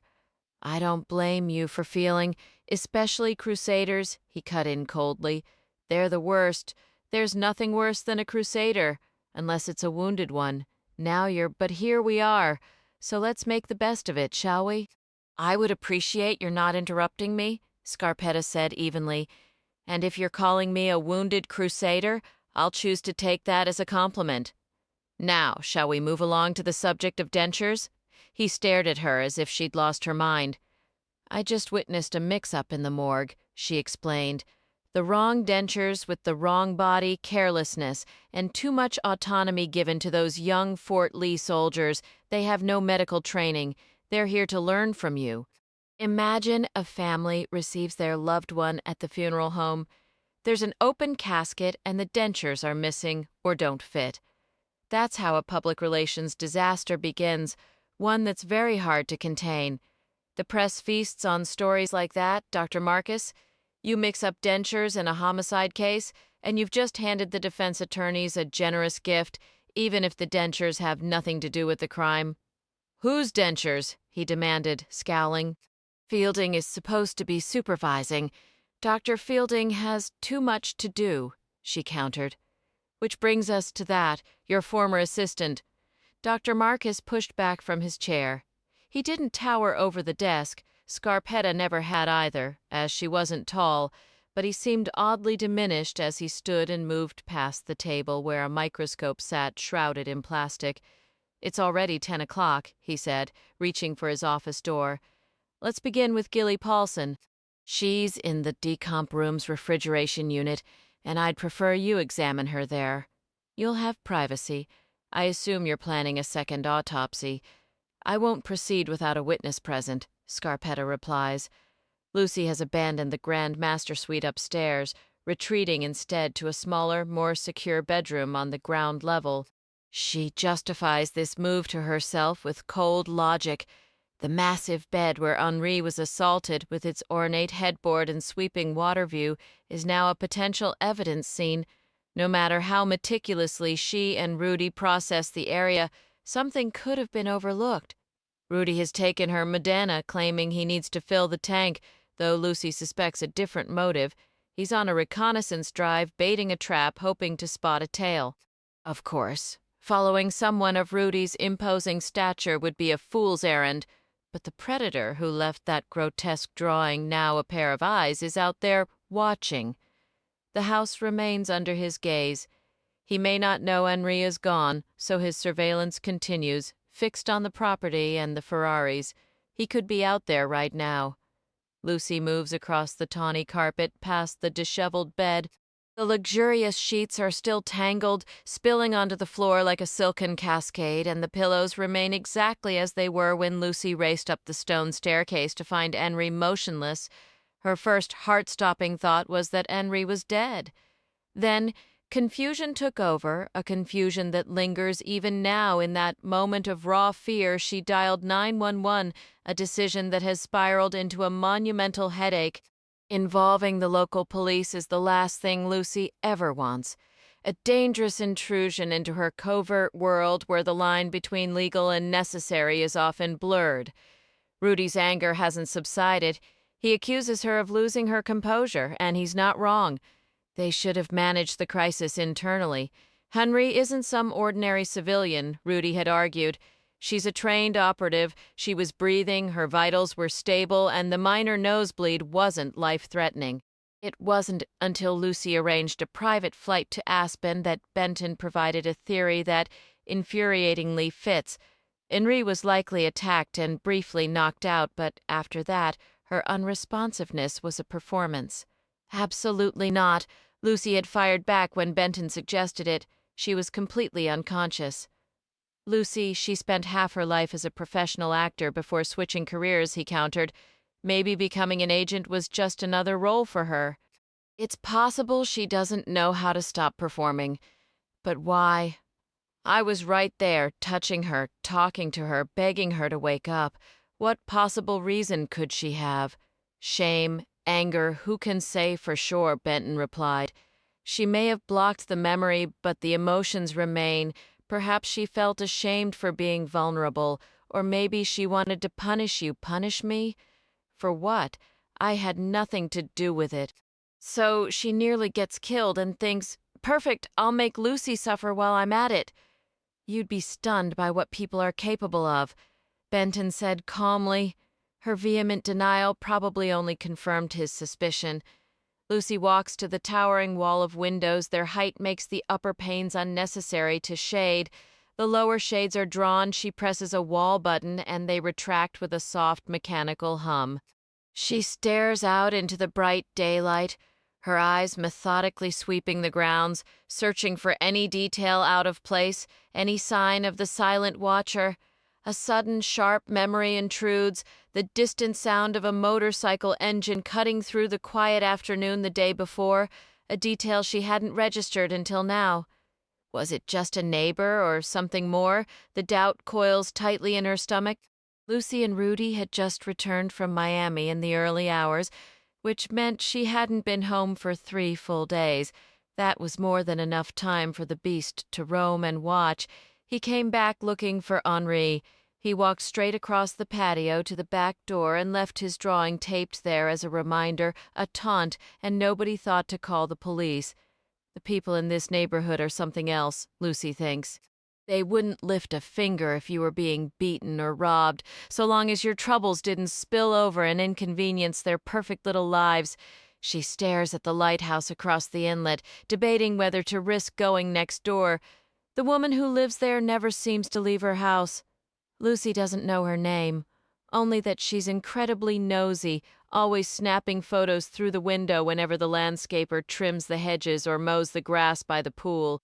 Lucy figures the neighbor just wants evidence in case Lucy ever does anything to the yard that might slightly change her precious view or, heaven forbid, cause her some minor emotional distress. Of course, if Lucy had been permitted to add another 2 feet of wrought iron to her 3-foot walls, the beast might not have strolled so easily onto her patio into her house and up to the bedroom where Henri lay sick with the flu. But the nosy neighbor fought the zoning variance and won. Henri was nearly killed, and now Lucy is staring at a drawing of an eye that matches the one scratched onto her car's hood. 3 floors below, the pool water seems to vanish over its edge, giving way to the deep blue of the intracoastal waterway, then a narrow strip of beach, and finally the dark, choppy green blue of the open ocean. Maybe he came by boat, she considers. He could have tied up at her seawall, climbed the ladder, and been right there on her patio. Somehow, though, she doubts he arrived by boat, or even owns one. She isn't sure why she feels that way. Lucy turns and moves nearer to the bed. In the top drawer of the table to its left sits Henri's Colt .357 Magnum revolver, a beautiful stainless steel piece Lucy bought for her, because it's like a work of art with the smoothest action imaginable. Henri knows how to handle a gun, and she is no coward.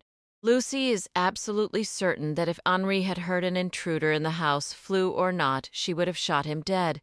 Lucy presses the wall button, closing the shades. then turns off the lights and leaves the bedroom. Just outside is a small home gym, followed by 2 master closets and a large bathroom featuring a jacuzzi tub built into agate the color of tiger's eye. There's been no indication that Henri's attacker entered the gym, closets, or bathroom, yet every time Lucy walks into these spaces, she pauses to sense the atmosphere. Each time she feels nothing in the gym or the closets, but something shifts in the bathroom. She looks at the tub and the windows behind it that open to the water and the Florida sky, and for a moment she sees it through his eyes.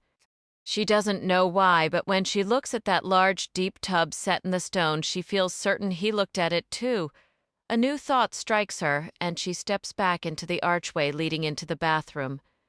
Maybe when he came up the stone steps to the master floor, he turned left instead of right and found himself in the bathroom rather than the bedroom. That morning was sunny, and light would have flooded through the windows. He could see clearly. He might have paused, staring at the tub before turning around and moving silently into the bedroom where Henri was damp with sweat and miserable from a high fever, the blinds drawn and the room dark so she could sleep. "So you stood in my bathroom?" Lucy says silently to the beast. "You stood right here on this marble floor and looked at my tub. Maybe you'd never seen one like it. Maybe you wanted to picture a woman naked in there, relaxed and unaware before you went in to kill her." "If that's your fantasy," she tells him, "then you're really not very creative at all." Leaving the bathroom behind, she descended the stairs to the second floor, the space that served as both her sleeping quarters and her office. Beyond the snug home theater lay a generous guest room she had transformed into a library, its walls lined with built-in shelves and its windows shrouded by heavy blackout shades. Even on the brightest afternoon, the room was plunged into a darkness deep enough for developing photographs. A click of a switch brought the space to life, revealing ranks of reference volumes, loose-leaf binders, and a long table cluttered with lab equipment. Against one wall stood a desk dominated by a chromosite imager, a device resembling a compact telescope mounted on a tripod. Beside it rested a sealed evidence bag containing the drawing of the eye. Lucy retrieved a pair of examination gloves from a box on the table. Her best chance for fingerprints lay with the Scotch tape, but that testing would wait. The required chemicals would permanently alter both the tape and the paper. Earlier, after dusting her entire back door and the adjacent windows with magnadust, she had lifted not a single usable print, nothing but smudges. Had she found one, odds were it would belong to the landscaper, to Rudy, to herself, or to whoever last washed the glass. So feeling discouraged was rather pointless. Prints on the exterior of a house rarely tell a meaningful story anyway. The real evidence would come from the drawing itself. With the gloves secured, she unclasped a sturdy black briefcase lined with foam and carefully extracted the SKSUV-30 puissant lamp. She carried it to the desk, plugging it into a surge protector. Flipping the rocker switch, she activated the high-intensity shortwave ultraviolet light, then powered up the crime site imager. Opening the plastic bag, she gripped a corner of the white paper and slid it free, turning it over. The pencil-drawn eye seemed to stare back as she held it up to the overhead lamp. The paper glowed, revealing no watermark, only the rough texture of millions of cheap pulp fibers. The sketched eye faded as she lowered the sheet, placing it squarely in the center of the desk. The person who taped this to her door had fixed the adhesive to the back, ensuring the eye would peer inward, through the glass, into the heart of her home. She slipped on a pair of orange-tinted protective goggles and positioned the drawing under the imager's military-grade ocular lens. Peering into the eyepiece, she opened the UV aperture fully, slowly rotating the focus barrel and ring until the honeycomb viewing screen snapped into clarity. With her left hand, she directed the beam of ultraviolet light onto the paper, adjusting the angle meticulously, and began shifting the sheet, scanning for any trace of prints. She hoped the scope would detect them, sparing her the need for destructive chemicals like ninhydrin or cyanoacrylate. Under the UV glow, the paper took on a phantom, greenish-white hue beneath the lens. Using a fingertip, she maneuvered the sheet until the strip of Scotch tape entered the field of view. Nothing, not even a faint smudge, rosaniline chloride or crystal violet were options, but now wasn't the moment for that. Perhaps later, sitting at the desk, she studied the drawing. That was all it was, just an eye, a pencil outline of an eye, complete with iris and pupil, framed by long lashes. A woman's eye, she thought, sketched with what looked like an ordinary #2 pencil. She mounted a digital camera to a coupler and took a series of magnified photographs of specific areas, then made several photocopies. The rumble of the garage door opening broke her concentration. She switched off the UV lamp and the scope, returning the drawing to its plastic bag. A video monitor on the desk showed Rudy backing the Ferrari into its bay. Lucy pondered what to do about him as she shut the library door and hurried down the stone steps. A sudden, sharp memory flashed of a trip they'd taken to the coast last fall, a brief argument over directions dissolving into laughter as they got lost, a mundane moment that now felt irreplaceably fragile. She pictured him walking out the door and never returning, and she truly couldn't fathom what would become of her or the secret empire she had built. The aftermath would follow a predictable, brutal script. First the seismic blow, then a hollow numbness, then the deep, aching pain, and then, eventually, she would get over it, or so she would have to pretend. She tells herself this as she opens the door off the kitchen and finds him there, dangling her car keys like a dead mouse by its tail. "I suppose we should go ahead and call the police," she says, taking the keys from him, "since technically this qualifies as an emergency."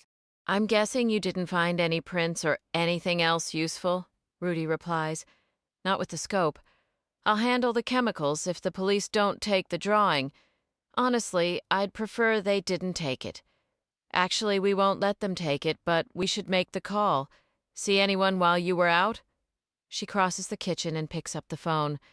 "Anyone besides all the women who swerved off the road when they spotted you coming?" She glances at the keypad and dials 911.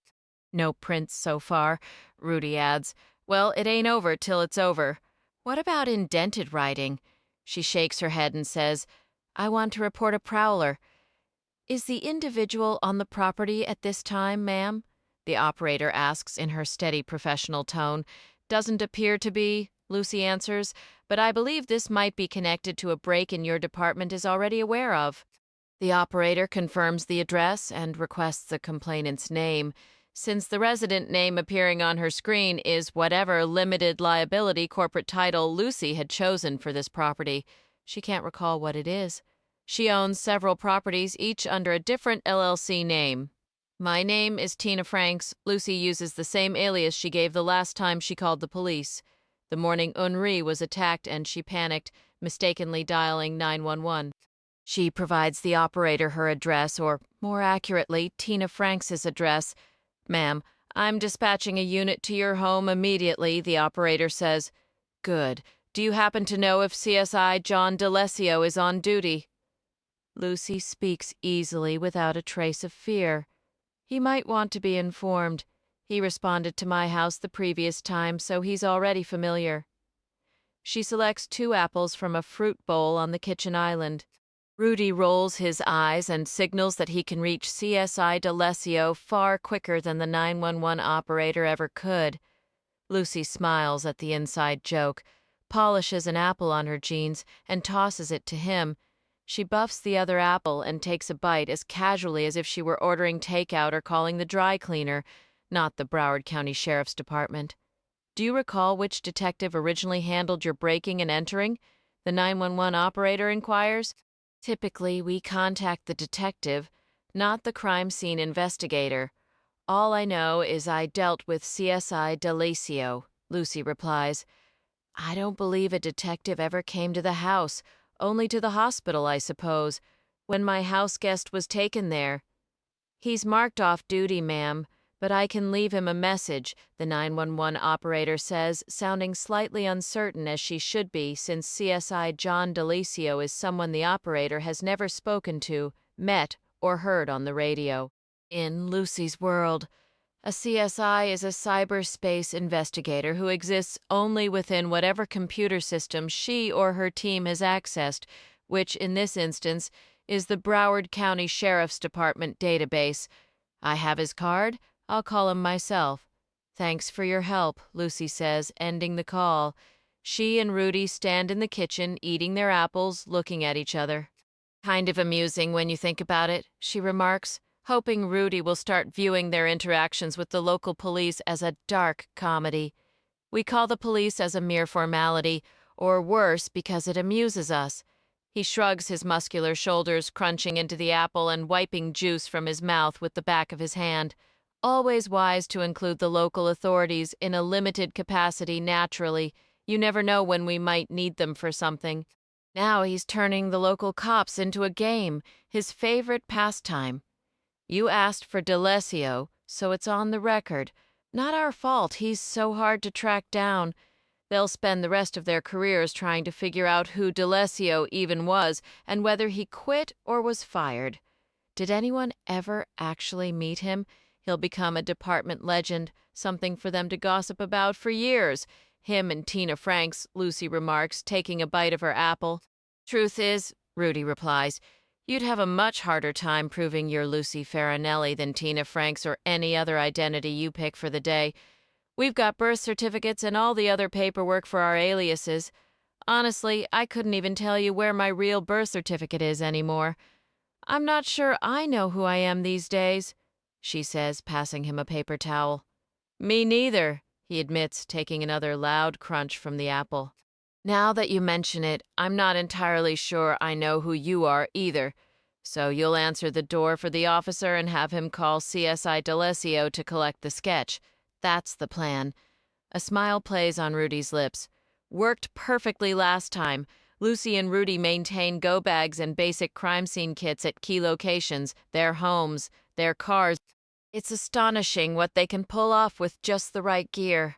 Ankle-high black boots, dark polo shirts, cargo pants, and windbreakers boldly labeled forensics on the back, plus the standard camera and kit.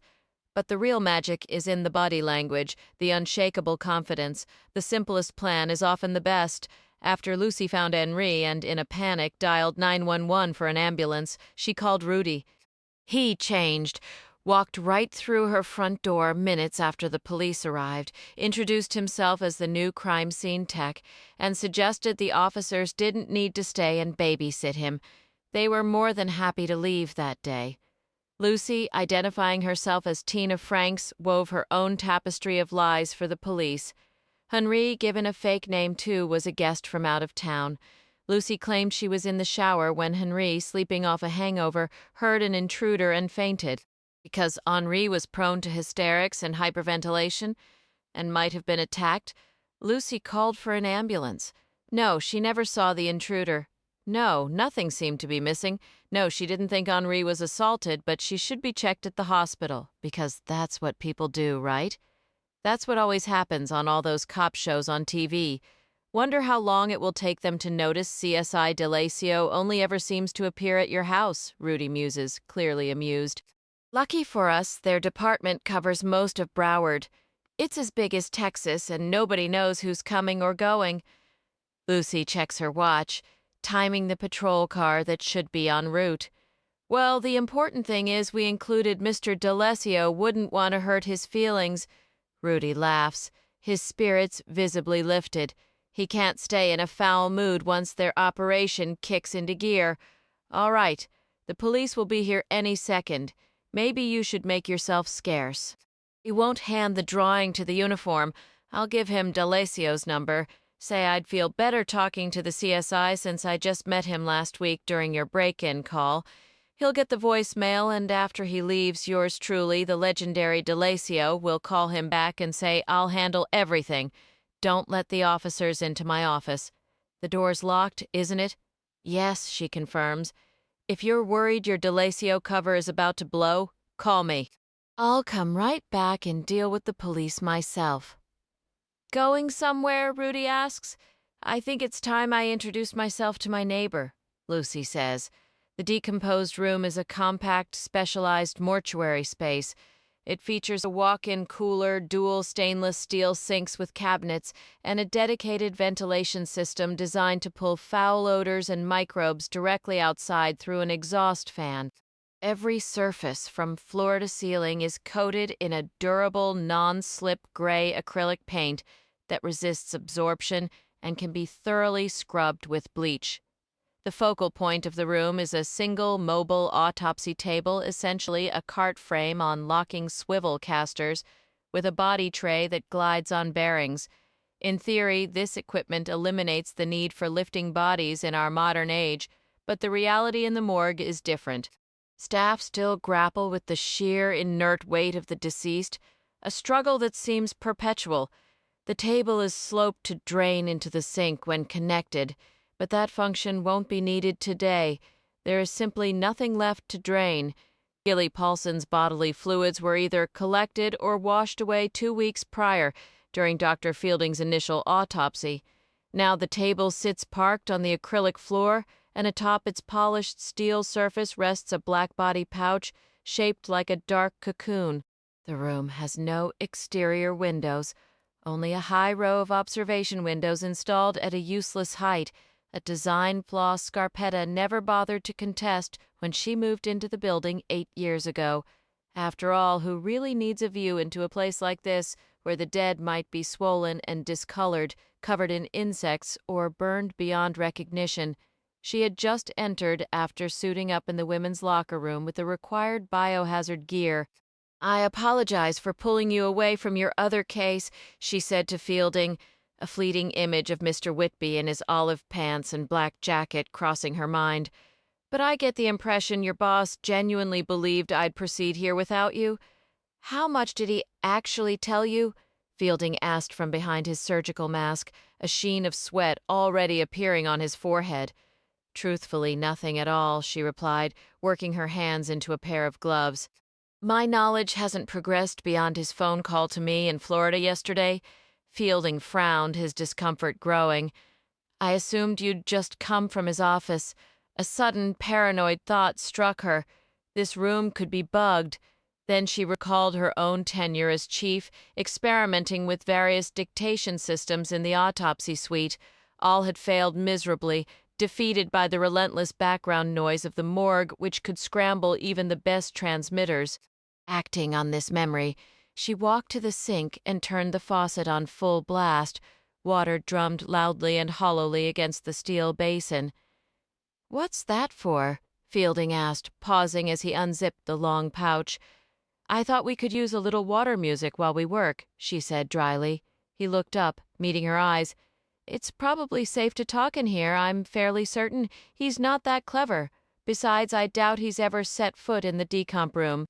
He likely doesn't even know where it is. It's always a mistake to underestimate people you dislike," she cautioned, helping him fold back the flaps of the pouch. 2 weeks in refrigeration had slowed decomposition, but the body was desiccating, drying out on a path toward mummification.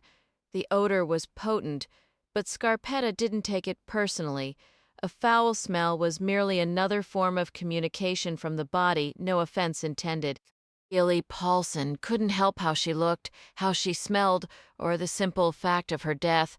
Her skin was pale with a faint greenish cast, utterly bloodless. Her face was gaunt from dehydration, eyes open to mere slits, the sclera beneath the lids dried to a near-black hue. Her lips were shriveled and brown, slightly parted, and her long blonde hair lay in tangled strands around her ears and under her chins. Scarpetta carefully examines the neck, finding no external wounds. There are no signs of trauma that could have been accidentally created during the post-mortem examination, such as the regrettable error of a buttonhole puncture. This mistake can occur when an unskilled or inattentive pathologist is working to retract tissue within the neck to extract the tongue and larynx, inadvertently piercing the skin's surface. Explaining such an autopsy-induced mark to grieving relatives is profoundly difficult. The standard Y-shaped incision starts at each clavicle, converges at the sternum, and continues downward, curving slightly around the navel before ending at the pubic bone. Fielding uses a scalpel to cut the twine suturing it closed, the motion reminiscent of opening the seams of an old handmade doll. Meanwhile, Scarpetta retrieves a file folder from a nearby counter, reviewing Gilly Paulson's autopsy report and the initial investigative notes. The girl stood 5'3" and weighed 104 pounds. She would have celebrated her 15th birthday in February. Her eyes were blue. The phrase "within normal limits" appears again and again in Fielding's documentation. Her brain, heart, liver, lungs, every organ was exactly as it should be for a healthy teenager. Yet Fielding had noted marks that should now be more visible. With the blood drained from her body and any trapped blood from bruising standing out starkly against her pale skin on a body diagram, he sketched contusions on the backs of both hands. Scarpetta returns the file to the counter as Fielding removes the heavy plastic bag containing the sectioned organs from the chest cavity. She steps closer, lifting one of Gilly's small, delicate hands. It feels shrunken, pale, cold, and slightly damp in her gloved grasp. She turns it over, studying the bruise. The hand and arm are completely pliant. Rigor mortis has passed, the body now yielding, as if all struggle against death has finally ceased. The contusion is a deep, vivid red against the ghostly white skin, spanning precisely across the back of her slender hand from the thumb knuckle to the little finger. A matching bruise marks her other hand. "Yeah, I saw those," Fielding remarks. "Strange, isn't it? Almost like someone was holding her down, but for what purpose?" He untwists the tie securing the organ bag, opening it, and a horrific odor wafts from the tan contents within. "Whew! I'm not sure what you hope to find going through that again, but be my guest. Just set it on the table. I'll examine the contents inside the bag. Someone may have restrained her. Tell me, how was her body discovered?" "Describe its exact position when found," Scarpetta says, moving to the sink to retrieve a pair of thick rubber gloves that extend nearly to her elbows. She noticed a faint, almost imperceptible tremor in her own hands as she pulled them on, a visceral reaction she quickly suppressed. "The mother isn't certain," Fielding replies. "She came home and attempted CPR. She claims she can't recall if Gilly was face down on her back or on her side, and she has no memory of the hand's placement." "What about livor mortis?" "Not a chance. She hadn't been dead long enough for it to develop. Once circulation stops, blood pools due to gravity, creating patterns of deep pink discoloration and blanching where the body surfaces contact supporting objects. While a swift examination is always desired, a delay of several hours can sometimes be beneficial, allowing liver and rigor mortis to establish and potentially reveal the body's original position at death, even if others have moved it or altered their accounts later." Scarpetta gently parts Gilly's lower lip, checking for any injuries that might suggest a hand pressed over her mouth to silence her or her face being forced into bedding. "Go ahead and look, but I already checked," Fielding adds. "I didn't find any other injuries, and her tongue. No indication she bit it. Nothing like that. I'd rather not say where I found her tongue. I think I can imagine," she replies, plunging her hands into the cold, slippery bag of organ sections and sifting through them. Fielding is washing his gloved hands under the powerful stream of water crashing into the metal sink. He dries them with a towel. "I noticed Marino didn't tag along for this one." "No idea where he is," she says, a hint of irritation in her voice. "Decomposed bodies were never really his thing. I'd be concerned about anyone who did enjoy them. And kids, anyone who enjoys dead kids," Fielding adds, propping himself against the counter's edge, his eyes following her movements. "I really hope you spot something because I've got nothing. It's incredibly frustrating. What about petechial hemorrhages?" "Her eyes are in terrible condition, far too damaged for me to determine anything right now. She was quite congested when she arrived," Fielding answers. "It's difficult to say if petechial hemorrhages were present, but I didn't observe any." Scarpetta pictures Gilly's body upon its initial arrival at the morgue, only hours after death, her face a congested red, her eyes inflamed. "Any pulmonary edema?" she inquires. "A small amount." Scarpetta has located the tongue. She moves to the sinks, rinses it, and dabs it dry with a small, inexpensive white towel from a state-issued batch. She rolls a surgical lamp closer, switches it on, and angles the light near the tongue. "Do you have a magnifying lens?" she asks, patting the tongue once more with the towel and fine-tuning the light. "Right here." He opens a drawer, retrieves a magnifying glass, and hands it to her. "Notice anything?" "I didn't. Was there any history of seizures?" "Not from what I've been told." "Well, I'm not seeing any injury here." She is examining the tongue for signs that Gilly might have bitten it during a seizure. "And you swabbed her tongue, the inside of her mouth." "Absolutely. I swabbed everything." Fielding states, returning to lean against the counter once more. "Nothing obvious turned up. Preliminary lab reports show no evidence of sexual assault. I'm not sure what else they might have found, if anything at all." "Your report mentions her body was clothed in pajamas when it came in. The top was inside out." "That sounds accurate." He picks up the file and begins flipping through pages. "You photographed everything extensively." She doesn't pose it as a question, merely confirming what should be standard procedure. "Hey," he says with a short laugh, "who trained me, after all?" She shoots him a brief glance. She had trained him to a higher standard than this, but she keeps that thought to herself. "I'm pleased to report you didn't overlook anything on the tongue." She drops it back into the bag, where it settles atop the other pale fragments of Gilly Paulson's decaying organs. "Let's turn her over. We'll need to remove her from the pouch." They accomplish this in careful stages. Fielding grips the body under the arms and lifts while Scarpetta pulls the pouch out from underneath. Then he rolls the body onto its stomach as she maneuvers the pouch aside, its heavy vinyl rustling in low, rumbling protests as she folds it and places it back on the gurney. She and Fielding notice the bruise on Gilly's back simultaneously. "Well, I'll be damned," he says, visibly unsettled. It is a faint, somewhat circular discoloration, about the size of a silver dollar, on the left side of the back, just below the shoulder blade. "I swear that wasn't there when I conducted the autopsy," he insists, leaning in closer and adjusting the surgical light for a better view. "Damn it! I can't believe I missed that." "You know how these things go," Scarpetta replies, withholding her true assessment. Criticizing him now serves no purpose. Bruises often become more apparent after an autopsy, she explains. She selects a scalpel from the surgical cart and makes several deep, linear incisions in the reddish area, checking to see if the discoloration is merely a post-mortem artifact and therefore superficial, but it is not. The bruising in the deeper tissue was widespread, indicating trauma that ruptured capillaries while the heart was still pumping essentially. A severe contusion is just that, countless tiny vessels crushed and seeping. Fielding positioned a 6-inch plastic ruler beside the reddish, incised area and began snapping pictures. "What about the bedding?" Scarpetta inquired. "Did you examine it?" "Never had the chance. The police collected everything and sent it straight to the lab, like I mentioned. No semen present.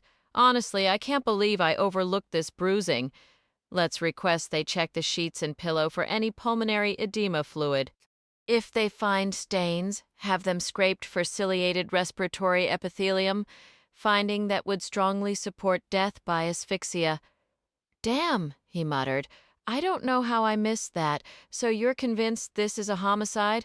"I believe someone pinned her down," Scarpetta stated. She was prone, with a knee driven into her upper back, the assailant leaning his full weight on her while forcing her hands up and out above her head, palms flat on the mattress. That accounts for the bruising on the backs of her hands and along her spine. This looks like mechanical asphyxia, a homicide without a doubt. When someone sits on your chest or back, you simply can't draw air. It's a terrible way to die. The neighbor resided in a flat-roofed home of sweeping white concrete and glass, a structure that seemed to converse with the landscape, mirroring the water, soil, and sky. It reminded Lucy of architecture she'd admired in Finland. After dark, the house glowed like a vast lantern. A fountain stood in the front courtyard, where tall palms and cacti were wrapped in strands of festive lights for the season. An inflated green Grinch, glowered near the towering double-glass doors, a whimsical touch Lucy would have found amusing if anyone else lived there. Mounted in the upper left corner of the doorframe was a camera meant to be discreet.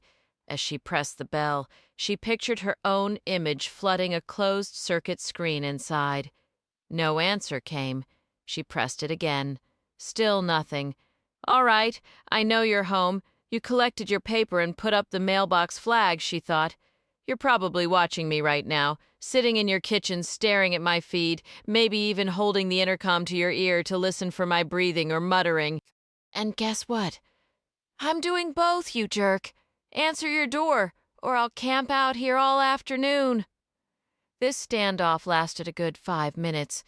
Lucy waited before the heavy glass, considering how she must appear on the monitor, hardly threatening in jeans, a tee, a fanny pack, and running shoes. But she had to be a nuisance, persistently ringing the bell. "Maybe she's in the shower. Maybe she's not even looking at the screen," Lucy rang once more. "She's not coming." "I knew you wouldn't, you coward," Lucy silently told her. "I could be having a full cardiac arrest on your camera and you wouldn't lift a finger. Fine, I'll have to make you answer." She recalled Rudy flashing his fake badge to intimidate a suspect just hours earlier, and she decided, "Okay, let's try that and see how you react." She slid a slim black wallet from her back pocket and held up a badge close to the not-so-hidden camera. "Hello?" she announced clearly. "Police." "Don't be alarmed. I live next door, but I'm an officer. Please come to the door." She rang the bell again and kept her fabricated credentials poised directly before the pinhole lens. Lucy blinked in the harsh sun, feeling a trickle of sweat. She waited, listening, but heard only silence. Just as she was about to flash the badge again, a voice suddenly crackled through, as if God herself were a snippy, impatient woman. "What is it you need?" A voice crackles from a hidden speaker near what must be a discreet camera mounted on the doorframe. "I had an intruder," Lucy answers. "I believe you'll want to hear about the situation that's developed next door at my place." "You claim to be with the police," the voice retorts, its tone unfriendly and thick with a southern drawl. "I am actually our what? Both an officer and your neighbor. My name is Tina. I'd really appreciate it if you'd come to the door." After a brief silence, a figure materializes from within, gliding toward the glass doors. It resolves into a woman in her 40s wearing a tennis warm-up suit and sneakers. She takes an agonizingly long time disengaging a series of locks and the alarm before finally opening one door. She doesn't step aside to invite Lucy in, but instead blocks the doorway, her stare devoid of any welcome. "Be quick about it," the woman states. "I don't care for strangers, and I have zero interest in knowing the people who live around here.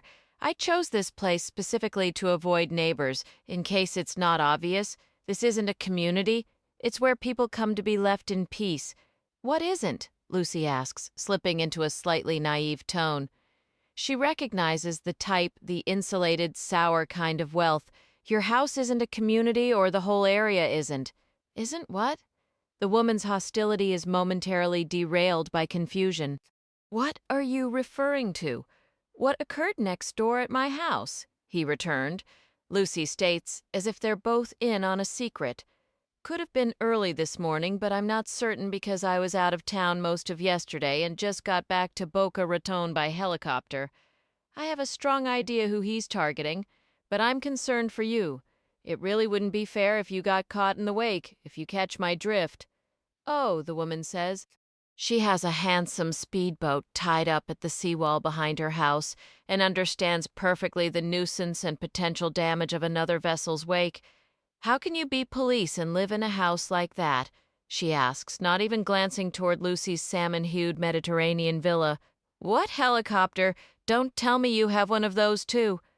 "My goodness, you're getting warm," Lucy replies with a weary sigh.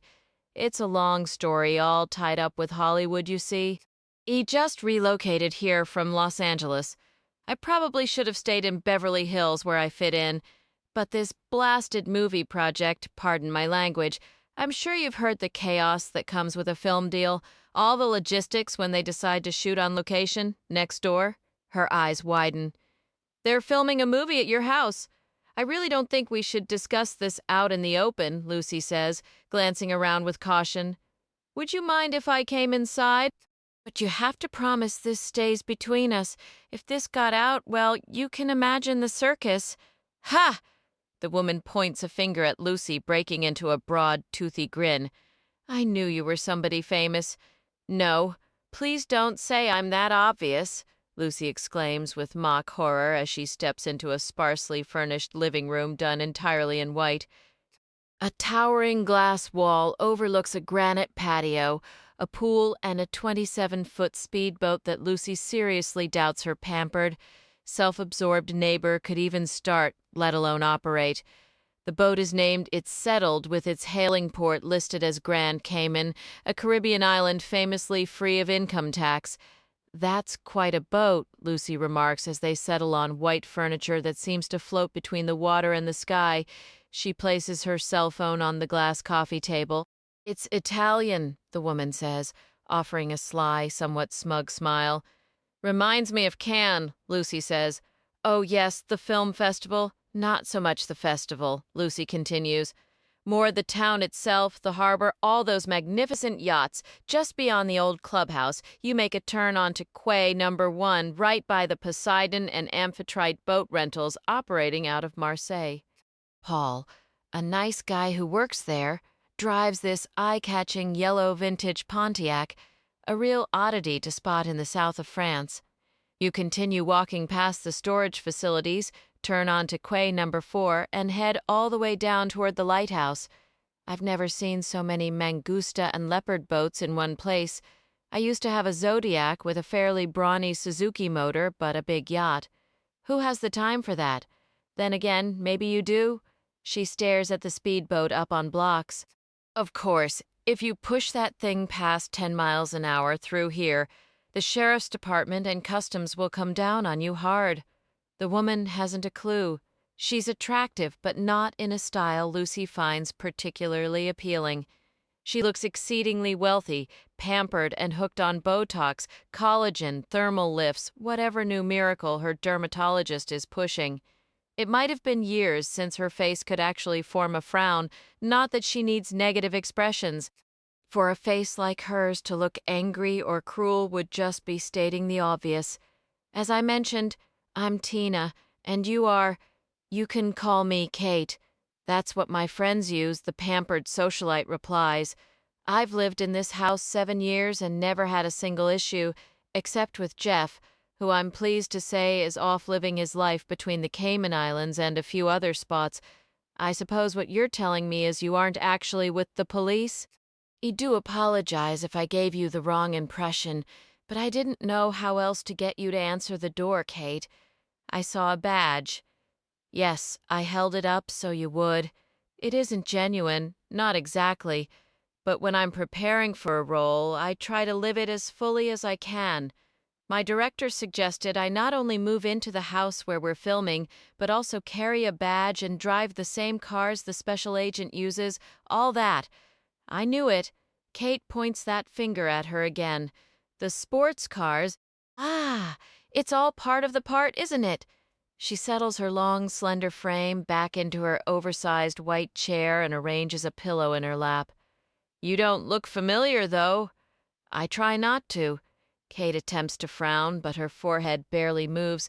Still, I'd think you'd seem at least a little recognizable, and I can't place you anyway? Tina, who? Mangusta?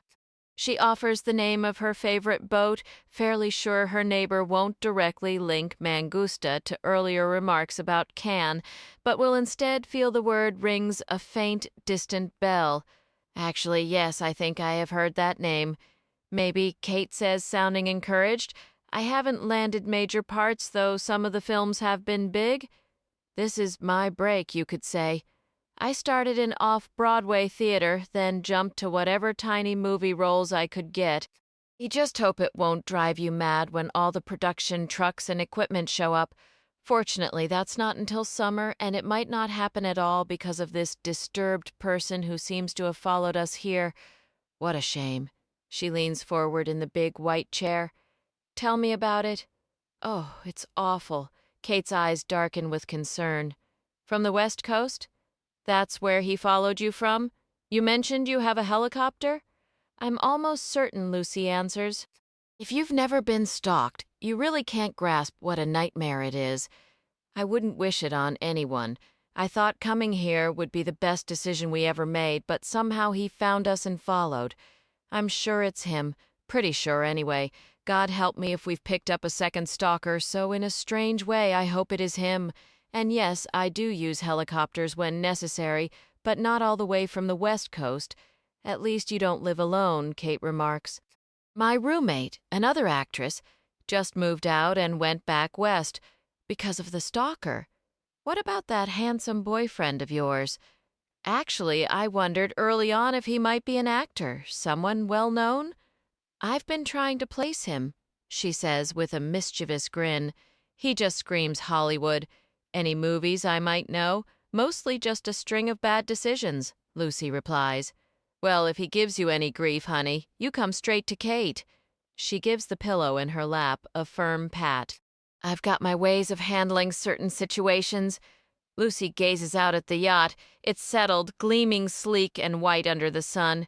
She finds herself wondering if Kate's former husband is currently without a boat and hiding from tax authorities somewhere offshore.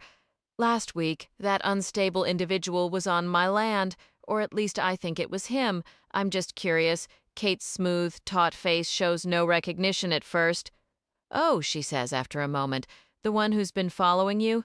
No, I didn't spot him, not that I know of, but honestly, there are so many people coming and going, landscapers, pool service, construction crews. I did notice all the police cars and the ambulance, though. It frightened me terribly. That's exactly the kind of thing that brings down a neighborhood. So you were home. My ex-roommate was in bed nursing a hangover. She might have gone outside to sit in the sun. Yes, I saw her do that. You did? Oh, absolutely, Kate answers. I was upstairs in my exercise room and I happened to glance down and saw her come out the kitchen door. I do recall she was wearing pajamas and a robe. Now that you mention the hangover, it all makes sense. Can you remember about what time? Lucy asks, her cell phone on the coffee table quietly capturing every word. Let me think, around 9 or close to it, Kate says, gesturing toward Lucy's house. She sat by the pool. What happened next? I was on my elliptical machine, she explains. And as always with Kate, the story circles back to herself. Now, I believe I got distracted by something on a morning talk show. Actually, no. I was on the phone. I do remember looking out again, and she was gone. Must have gone back inside.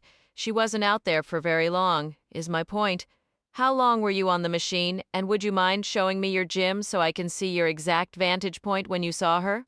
Of course, come right along, darling, Kate says, rising from her large white chair. How about a drink? I think I could use a little mimosa right about now. With all this talk of stalkers and those enormous movie trucks rumbling in and helicopters. It's quite unsettling. I usually do 30 minutes on the elliptical.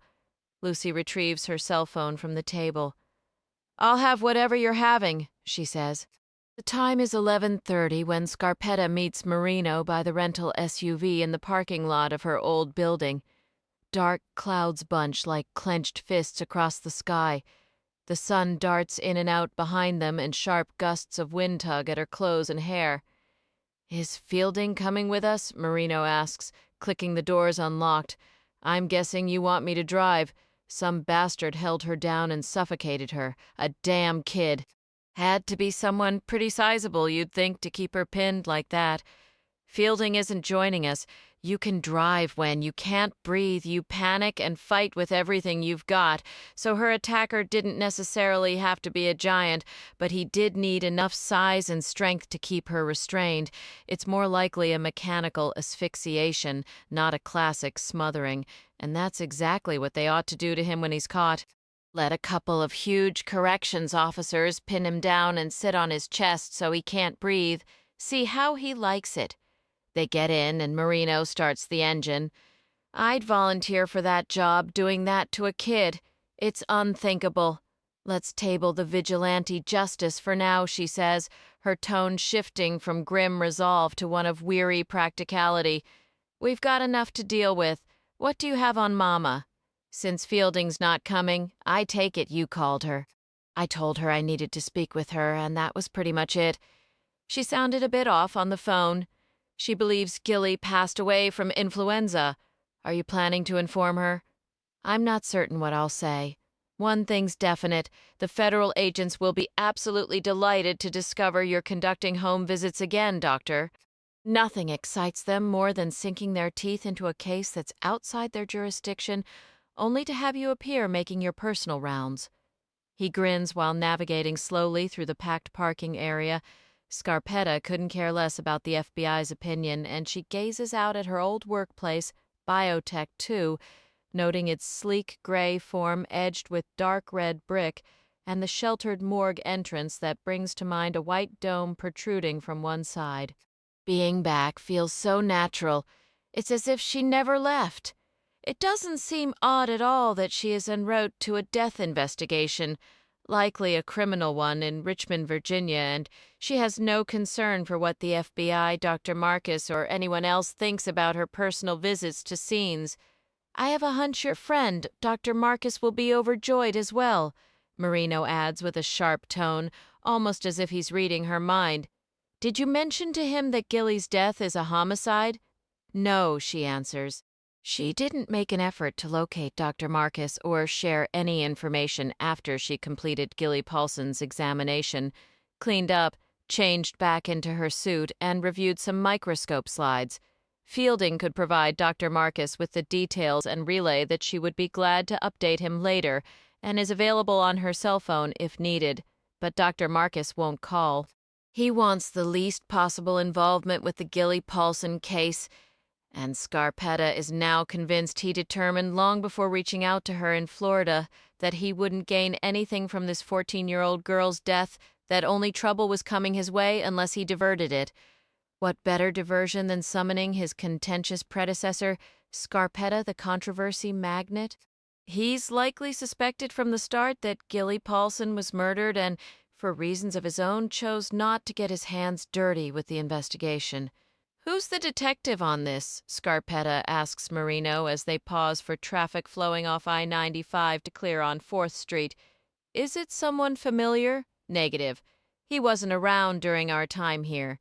He spots a gap and accelerates, swiftly merging into the right lane. Now that Marino is back in Richmond, he's driving like he used to, the same aggressive style he picked up as a young officer in New York. Do you know anything about him? Enough to form an opinion. I suppose you intend to keep that hat on all day, she remarks. Why not? Do you have a better one for me? Besides, Lucy will appreciate seeing me in her cap. Did you hear police headquarters relocated? It's no longer on 9th Street. It's down near the Jefferson Hotel in the old Farm Bureau building. Other than that, the department hasn't changed much except for the new paint on the patrol cars, and they allow baseball caps now too, like they're mimicking the NYPD. I guess baseball caps are a permanent fixture. Exactly. So quit complaining about mine. Who mentioned the FBI's involvement? The detective. His name is Browning. Seems decent enough, but he's relatively new to homicide, and the cases he's handled are what you'd call street justice, one criminal shooting another. Marino flips open a small notebook and glances at it as he drives through the city toward Broad Street. On Thursday, December 4th, he gets a call about a deceased person and responds to the address we're heading to now in the Fan District, over near where Stewart Circle Hospital used to be before they converted it into luxury condominiums, or were you aware of that? It happened after you left. Would you want to live in a former hospital room? Not a chance. Do you know why the FBI is involved, or do I have to wait for that explanation? She inquires. Richmond invited them.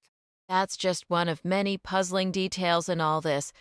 I have no clue why the Richmond Police Department decided to bring the feds into this, or why the feds even want it in.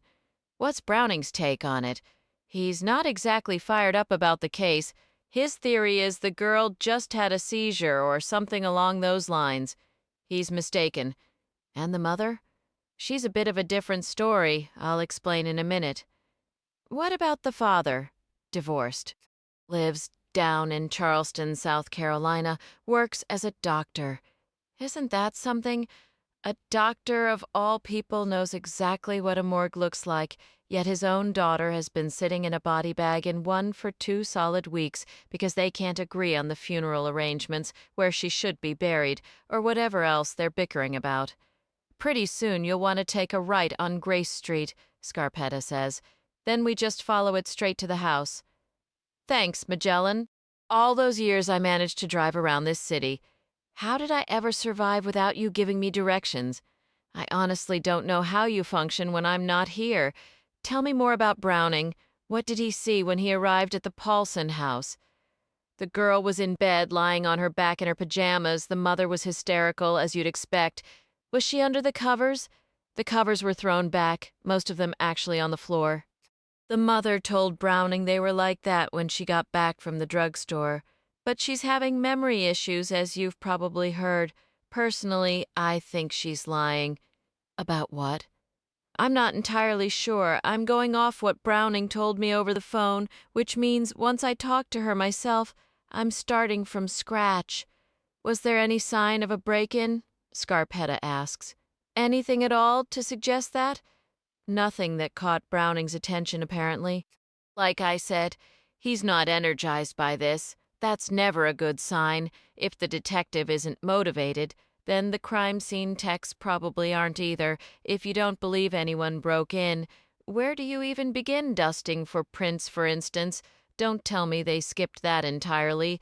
Like I said, when I get there, I start all over again. They've now entered the Fan District, an area annexed by the city shortly after the Civil War and eventually nicknamed for its fan-like shape. The narrow streets twist and turn and sometimes just end for no apparent reason, bearing whimsical names like Strawberry, Cherry, and Plum. Most of the homes and row houses have been lovingly restored to their former glory, boasting wide verandas, classical columns, and intricate ironwork. The Paulson home is less flamboyant and ornate than its neighbors, a modest dwelling with clean lines, a flat brick front, a full porch, and a false mansard slate roof that reminds Scarpetta of a vintage pillbox hat. Marino parks near a dark blue minivan, and they step out. They follow an old brick walkway, worn smooth and slippery in spots. The late morning is gloomy and cold. Scarpetta wouldn't be surprised to see a few snowflakes, though she sincerely hopes there's no freezing rain. This city never quite learned to handle rough winter weather. At the first whisper of snow, Richmonders descend upon every grocery store in a panic. With power lines above ground and ancient trees vulnerable to high winds and heavy ice, the grid is fragile. Scarpetta really hopes she won't have to deal with a winter storm while she's in town. A brass knocker in the shape of a pineapple hangs on the black front door. Marino raps it 3 times. The loud, sharp clang feels jarring and somehow inappropriate, given the somber reason for their visit. Quick footsteps approach from inside, and the door swings open wide. The woman standing there is small and thin, her face puffy as if from poor diet, too much drink and endless tears. On a better day, she might have been pretty in a tough, bleached blonde sort of way. "Come in," she says, her voice nasal from a cold. "I'm not contagious for what it's worth." Her red, bleary eyes fix on Scarpetta. "But who am I to tell a doctor? That I'm guessing you're the doctor I just spoke with on the phone," she says. A reasonable guess given the man's black tactical gear and the LAPD cap pulled low over his brow. "I'm Dr. Scarpetta." She extends her hand. "My deepest condolences about Gilly." Mrs. Paulson's eyes instantly glisten. "Please come inside. Forgive the mess. I haven't been keeping up with things. I just put on a fresh pot of coffee." "Sounds perfect," Marino replies, introducing himself. "Detective Browning filled me in, but we'd like to hear everything from the beginning, if that's all right with you. How do you both take your coffee?" Marino wisely avoids his typical joke. "Black is fine for me," Scarpetta answers, and they trail Mrs. Paulson down a hallway of worn pine boards. To the right, a cozy living room boasts dark green leather furniture and polished brass fireplace tools. To the left, a formal parlor feels untouched and strangely cold, its stillness reaching for Scarpetta as she passes. "Let me take your coats." Mrs. Paulson offers, then shakes her head. Here I am asking about coffee at the door and coats in the kitchen. Pay no mind. I'm not quite myself these days. They shed their coats and she hangs them on wooden pegs near the kitchen entrance. Scarpetta's gaze catches on a vividly red hand-knit scarf dangling from one peg, and she finds herself wondering, inexplicably, if it belonged to Gilly. The kitchen is a capsule from another era with its black and white checkered floor and dated white appliances out the window. A narrow yard ends at a wooden fence, beyond which a moss-dappled slate roof sags, missing tiles and cradling drifts of dead leaves in its gutters. Mrs. Paulson pours the coffee, and they settle at a wooden table by the window. Scarpetta notes the room's meticulous order, the rack of pots and pans suspended from iron hooks above a butcher block, the empty and gleaming sink. Her eyes land on a bottle of over-the-counter cough syrup with expectorant on the counter near the paper towels. She takes a slow sip of her black coffee. "I don't even know where to begin," Mrs. Paulson admits. "Truthfully, I'm not entirely sure who you are. Detective Browning called this morning and said out-of-town experts were coming and would I be home. Then you phoned." She looks directly at Scarpetta. "So Browning reached out to you? Marino states he's been kind," she says, her attention shifting to Marino as if studying a puzzle. "I don't understand why all these people are. Well, I suppose I don't understand much of anything right now." Her eyes well up again. "I should be thankful. You can't imagine going through this alone with nobody caring." "People do care," Scarpetta assures her gently. "That's precisely why we're here." "Where are you based?" Mrs. Paulson asks Marino, her eyes locked on him as she lifts her mug. She takes a deliberate sip, her scrutiny unwavering. "We operate out of South Florida, just north of Miami," Marino replies. "Oh, I thought perhaps you were from Los Angeles," she says, her gaze flicking up to his cap. "We have ties there," he answers. "It's all just astonishing," she remarks, though her tone holds no wonder. Scarpetta begins to sense something else stirring beneath the surface of Mrs. Paulson's grief, a coiled, watchful presence. "My phone hasn't stopped ringing, reporters. So many of those people. They were parked out front the other day." She twists in her chair, gesturing toward the front of the house. "A huge TV truck with one of those tall antennas. It's indecent, of course, that FBI agent was here recently," she said.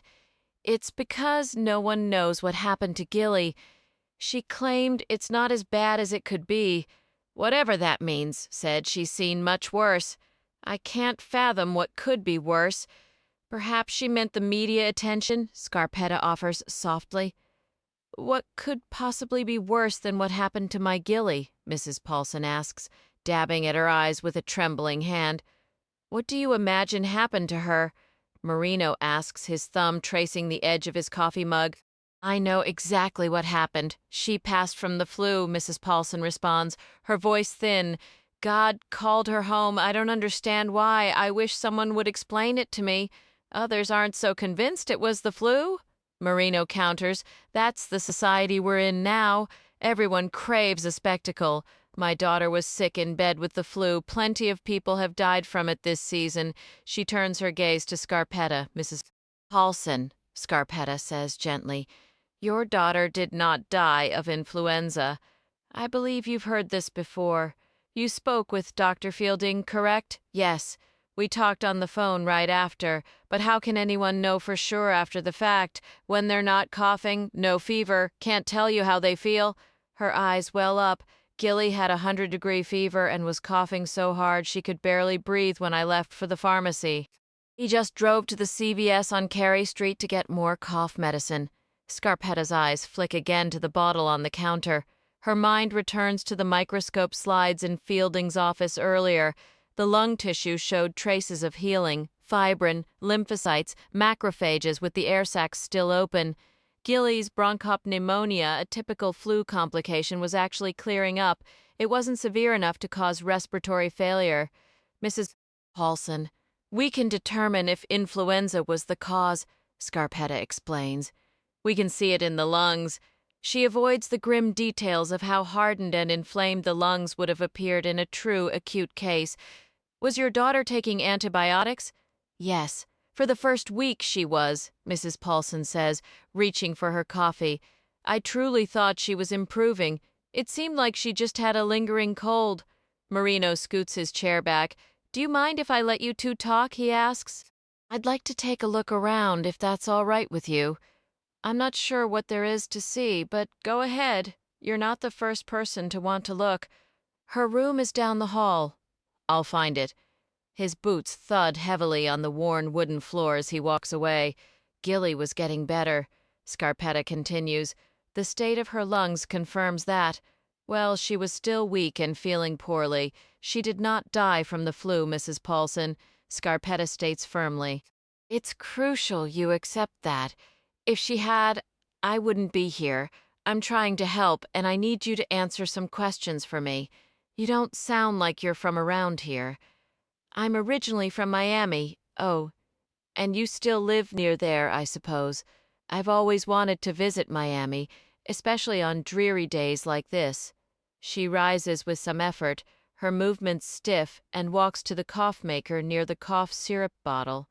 A dark, cynical thought flashes in Scarpetta's mind. Of course everyone wants a drama. A simple flu is too mundane, too ordinary for the gossip mills. But the truth is often quieter, and far more terrible, hiding in plain sight. She considers the possibility of Mrs. Paulson holding her daughter down on the bed, but finds it improbable. The mother is barely larger than Gilly was, and the person who restrained the girl would have needed significant strength and weight to avoid causing more visible injury.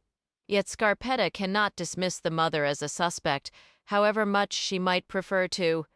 I wish I could have taken Gilly to Miami or Los Angeles, somewhere exciting, Mrs. Paulson is saying, her voice tinged with a sudden, sharp regret. But I'm terrified of flying and I get terribly carsick, so I never went much of anywhere. Now, I regret not pushing through that fear for her sake. She pulls out the glass carafe and it shakes in her slender hand. Scarpetta watches her closely, noting the tremor, and wonders silently if this nervousness is born of fresh grief or something else entirely. Scarpetta examined Mrs. Paulson's hands, wrists, and any visible skin, looking for old scratches or marks, but 2 weeks had erased any immediate signs. She made a note to check the initial police reports for any mention of injuries on Mrs. Paulson from that day. I wish I had taken her, Mrs. Paulson said, her voice thick. Gilly would have loved Miami, all those palm trees and those bright pink birds. She moved to the table, refilling their coffee cups. The glass pot sloshed as she shoved it back into the machine with a jarring clank. This summer she was supposed to go with her father. She sank heavily into the straight-backed oak chair. Maybe just stay with him in Charleston, if nothing else. She'd never even been there. She leaned her elbows on the table. My Gilly never saw the beach, never saw the real ocean, just pictures or sometimes on TV, though I didn't allow much TV. Can you really blame me? Her father is in Charleston? Scarpetta asked, though she'd already been briefed. Moved back there last summer. He's a doctor there, has a big fancy house right on the water. It's even on one of those historic home tours people pay to peek at his garden. A bitter, sarcastic edge crept into her tone. Of course Frank wouldn't lift a finger to weed it himself. He hires people for anything he can't be bothered with, including planning a funeral. Oh, he's got lawyers tying everything in knots right now, just to spite me, because I want her here in Richmond. He suddenly decides she belongs in Charleston. What's his specialty? A bit of everything, family practice, and he's a flight surgeon, too. You know that big Air Force base near Charleston? He claims there's a line out his door every day, never misses a chance to mention it. Pilots streaming in for their $70 flight physicals. So yes, Frank does just fine for himself. She rattled on, barely pausing for breath, rocking slightly in her seat. Mrs. Paulson, Scarpetta interjected, seeing the conversation spiral. Let's focus on Thursday, December 4th. Start with your morning. What time did you wake up? Always at 6. I don't need an alarm. It's like I was born with one right here. She tapped her temple. I came into this world at 6 in the morning, and that's when I rise. I'm sure of it. And then what did you do? Scarpetta pressed, gently steering her back. Did you get out of bed? Well, of course I got up. I always do. Came straight to the kitchen, fixed my coffee. Then I went back to my room to read my Bible for a while. If Gilly had school, I'd have her out the door by 7:15 with her lunch packed. One of her friend's mothers gave her a ride most mornings. I was grateful for that. Thursday, December 4th, 2 weeks ago, Scarpetta repeated firmly. You got up at 6, made coffee, read your Bible in your room for about how long? A solid half hour. Did you check on Gilly then? I prayed for her first, let her sleep. Then, around 6:45, I went in. Her voice broke. She was all curled up in the covers, sleeping so deeply I said, Gilly, my sweet girl? I woke her up and said, let's get you some nice hot cream of wheat. She opened those pretty blue eyes and told me, Mama, my chest hurts from all that coughing last night. That's when it hit me. We were completely out of cough syrup. She stops abruptly, her eyes wide and watery. It's strange, but the dog wouldn't stop barking. I can't believe I didn't remember that until just now. What dog? Do you own a dog? Scarpetta takes notes without any fuss, skilled at observing, listening, and scribbling a few words in her nearly illegible hand. That's just it, Mrs. Paulson replies, her voice cracking as her lips quiver and her crying intensifies. Sweetie ran off. Oh, dear Lord! She rocks violently in her chair, sobbing. She was out in the yard while I was inside with Gilly, and then she vanished. The police or the paramedics must have left the gate open, as if we hadn't suffered enough, as if the whole situation wasn't already unbearable. Scarpetta deliberately closes her leather notebook and sets it and her pen on the table. She meets Mrs. Paulson's gaze. What breed is Sweetie? She belonged to Frank and he couldn't be bothered with her. He walked out on my birthday, can you imagine? Not even 6 months ago. What a lovely gift, right? He said, You keep Sweetie unless you want her dumped at the shelter. What kind of dog is she? He never cared for that animal, and you know why? Because Frank only cares about himself, that's why. But Gilly adored that dog, absolutely adored her if she knew. Tears stream down her cheeks and her small pink tongue darts out to wet her lips. If she knew Sweetie was gone, it would shatter her little heart. Mrs. Paulson, what breed is Sweetie, and have you filed a missing report? Filed a report? She blinks, her focus sharpening for a moment, and she nearly lets out a bitter laugh. With who? The same police who probably let her out? I wouldn't call it filing a report, but I did tell one of them, I can't remember which one, I said, my dog is missing. When did you last see Sweetie? And Mrs. Paulson, I understand how upset you are, I truly do, but please try to answer my questions. What does my dog have to do with you? I doubt a missing pet is your concern unless it's dead, and even then, I don't think a medical examiner spends much time on dead dogs. I'm concerned about every detail. I need to hear everything you can tell me. Just then, Marino appears in the kitchen doorway. Scarpetta never heard his heavy footsteps. It startles her that someone of his size in those big boots can move so quietly. Marino, she says, looking directly at him, do you know anything about their missing dog? Her name is Sweetie. She's a... She glances back at Mrs. Paulson for the answer. A basset hound, just a puppy, she weeps, Doc. I need you for a minute, Marino says. Lucy surveys the expensive weight machines and the windows of the third-floor gym.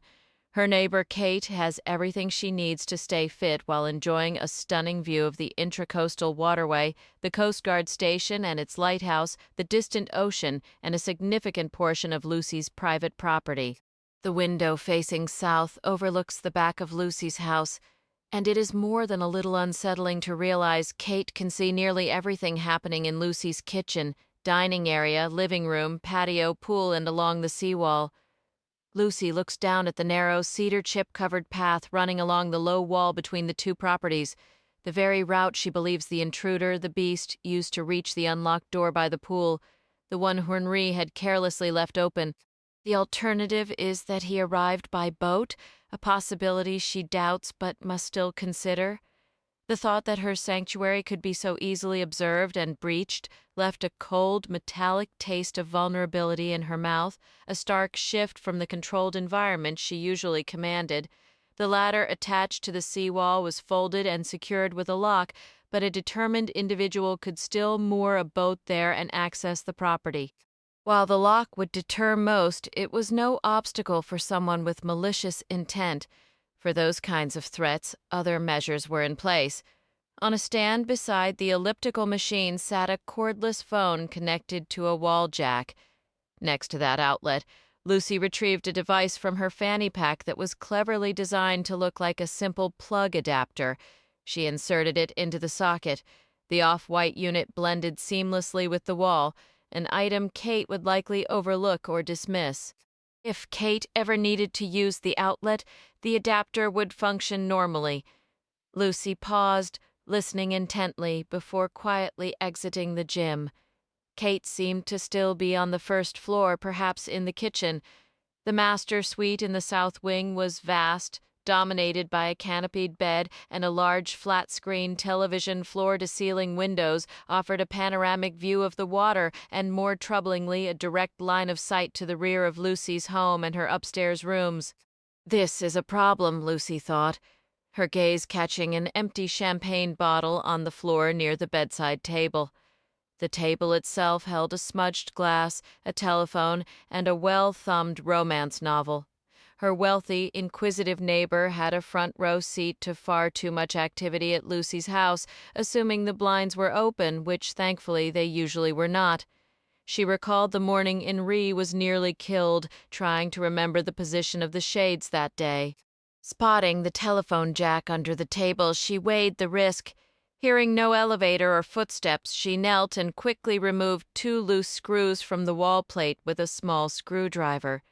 In moments, she swapped the standard plate for an identical-looking one that contained a miniature transmitter, enabling her to monitor any calls on that line. She reconnected the phone cord and was standing just as the elevator door slid open. Kate emerged holding 2 crystal flutes filled with a pale orange liquid. "This place is really something," Lucy remarked. "Your place must be something, too," Kate replied, handing her a glass. "You'd know all about that," Lucy thought dryly, "given how often you seem to watch it." "You'll have to give me a tour sometime," Kate said, her words beginning to stretch and slide. "Any time, though I travel frequently," Lucy answered, the sharp scent of champagne hitting her. She no longer drank, having learned that lesson the difficult way. Kate's eyes were brighter, her demeanor noticeably looser than just minutes before. She was well on her way to being drunk, having likely tossed back several glasses of her concoction downstairs. Lucy suspected her own glass might contain champagne, but Kate's probably held mostly vodka, the color in her flute more diluted. Kate moved with a limber, lubricated ease. "I noticed the view from your gym windows," Lucy said, holding the untouched flute as Kate took a sip. "You could get a pretty clear look at anyone coming onto my property. Could is the key word there, hun. The key word." Kate drew out her speech, the hallmark of someone happily abandoning sobriety. "I don't make a habit of being nosy. Honestly, I've got too much going on in my own life to keep up with. Mind if I use your restroom?" Lucy asked. "Help yourself, by all means," Kate said with a vague wave. "Right down there." She gestures toward the north wing, her stance unsteady on her firmly planted feet. Lucy enters a lavish bathroom complete with a steam shower, an oversized tub, separate toilets and bidets for him and her, and a sweeping view. She tips half her drink into the toilet and flushes it away. After a brief pause, she returns to the landing at the top of the staircase, where Kate is still sipping, swaying gently. "What's your favorite champagne?" Lucy inquires, recalling the empty bottle beside the bed. "Is there more than one kind, sweetie?" Kate chuckles. "Absolutely, there are plenty. It all depends on how deep your pockets are." "No kidding." "Did I ever mention that wild weekend Jeff and I had at the Ritz in Paris?" "No, of course I haven't. I don't really know you, do I? But I feel like we're becoming fast friends." Kate slurs, leaning into Lucy and gripping her arm, then stroking it as she continues. We were. Hold on. She takes another drink, still clinging to Lucy. Actually, it was the Hotel de Paris in Monte Carlo. You've been there, right? Drove my Enzo there once, Lucy lies smoothly. Now, which one is that, the silver or the black model? The Enzo is red. It isn't here. Lucy nearly confesses the truth. She doesn't own an Enzo at all. So you have been to Monte Carlo to the Hotel de Paris, Kate says, massaging Lucy's arm. Well, Jeff and I were in the casino. Lucy nods, raising her flute as if to take a sip, though she has no intention of drinking. And I was just playing around on the €2 slot machines and got incredibly lucky. Boy, did I hit it big. Kate empties her glass and continues rubbing Lucy's arm. You're very strong, you know. So I told Jeff we should celebrate, honey, back when I called him honey instead of jerk. She laughs and glances at her empty crystal glass.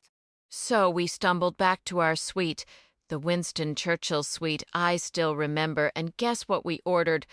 Lucy debates whether to pull away now or wait until Kate's behavior escalates beyond the current invasive touching. Kate's cool, bony fingers are digging into Lucy's arm, tugging it against her thin, alcohol-saturated frame. Dom Perignon? Lucy guesses. Oh, sweetie, not Dom Maignon. That's practically soda pop, a rich man's soda pop. Not that I don't adore it. But we were feeling downright mischievous and ordered the crystal rosé for something like €560. Hotel prices, of course. Have you tried it? I don't recall. Oh, honey, you'd remember. Believe me, once you've had the rosé, nothing else compares. There's only one champagne after that. Then, as if that wasn't indulgent enough, we moved from crystal to the most exquisite Rouge du Chateau Margaux, she says, her French pronunciation surprisingly crisp for someone nearing total intoxication. Would you like the rest of mine? Lucy offers her flute as Kate continues to paw at her. Here, I'll trade. She swaps her half-full glass for Kate's empty one.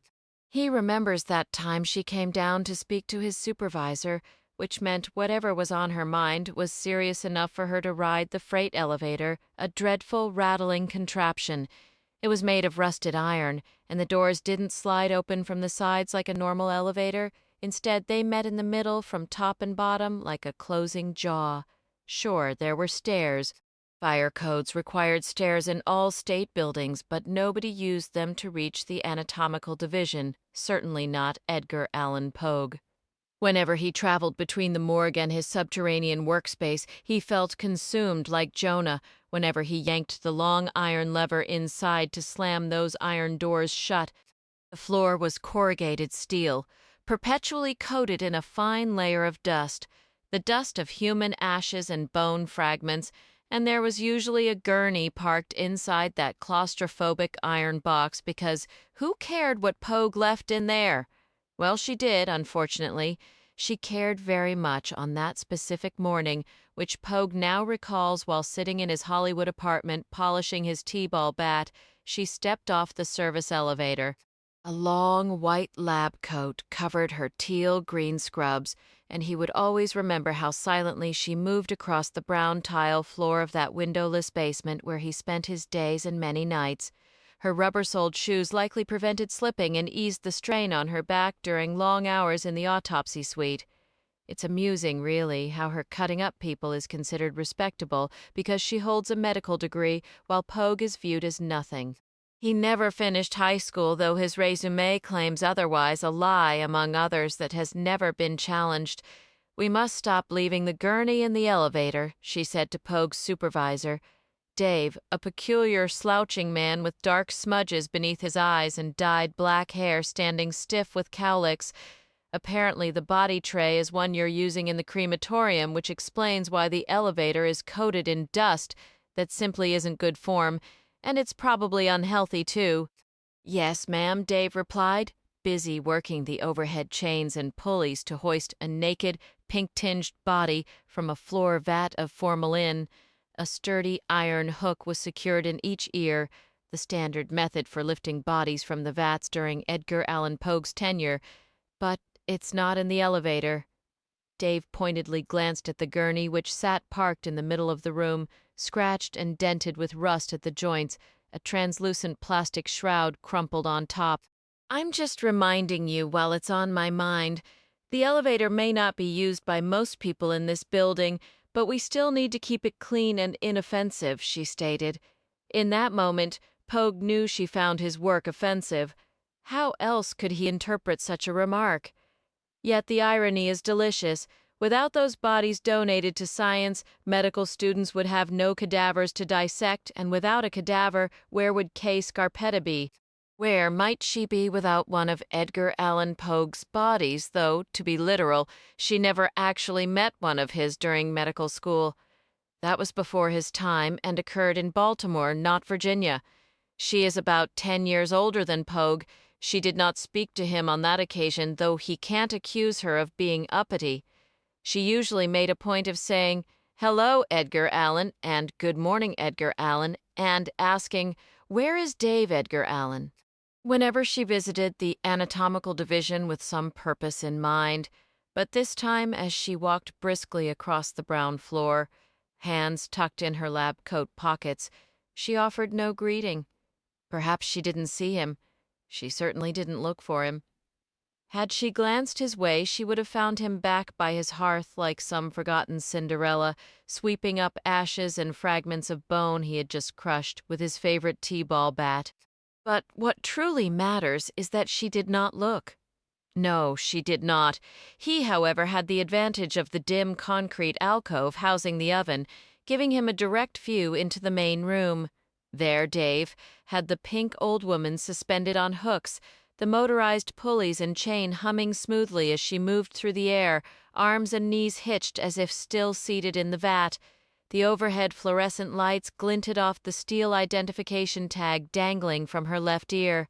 Pogue watched her progress, feeling an undeniable touch of pride, until Scarpetta remarked, "In the new building, we're not going to do it like this anymore, Dave. We'll stack them on trays in a cooler, just like we do with the other bodies. This is an indignity, something from the Dark Ages. It isn't right." "Yes, ma'am," Dave replied. "A cooler would be fine. We can increase capacity in the tanks," Dave remarked, flipping a switch that brought the chain to an abrupt stop. The elderly woman in pink swayed gently, like a ski lift chair halting unexpectedly.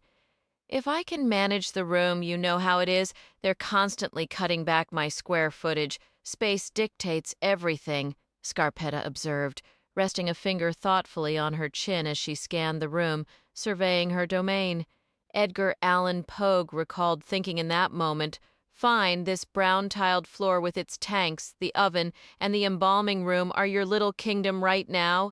But when you're not here, which is almost always, this place belongs to me. And the people who arrive are drained, rest in the tanks, turn to ash, and float out the chimney. They are my companions, my subjects." "I was really hoping for a subject who hadn't been embalmed," Scarpetta said to Dave, watching the suspended pink form sway gently. "Perhaps I should call off the demonstration. Edgar Allan was too efficient. He embalmed her and placed her in the tank before I could tell him you needed an unembalmed one this morning," Dave explained. "We don't have any fresh arrivals right now."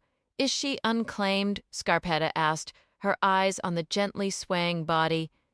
"Edgar Allan," Dave called out. "This one is unclaimed, correct?"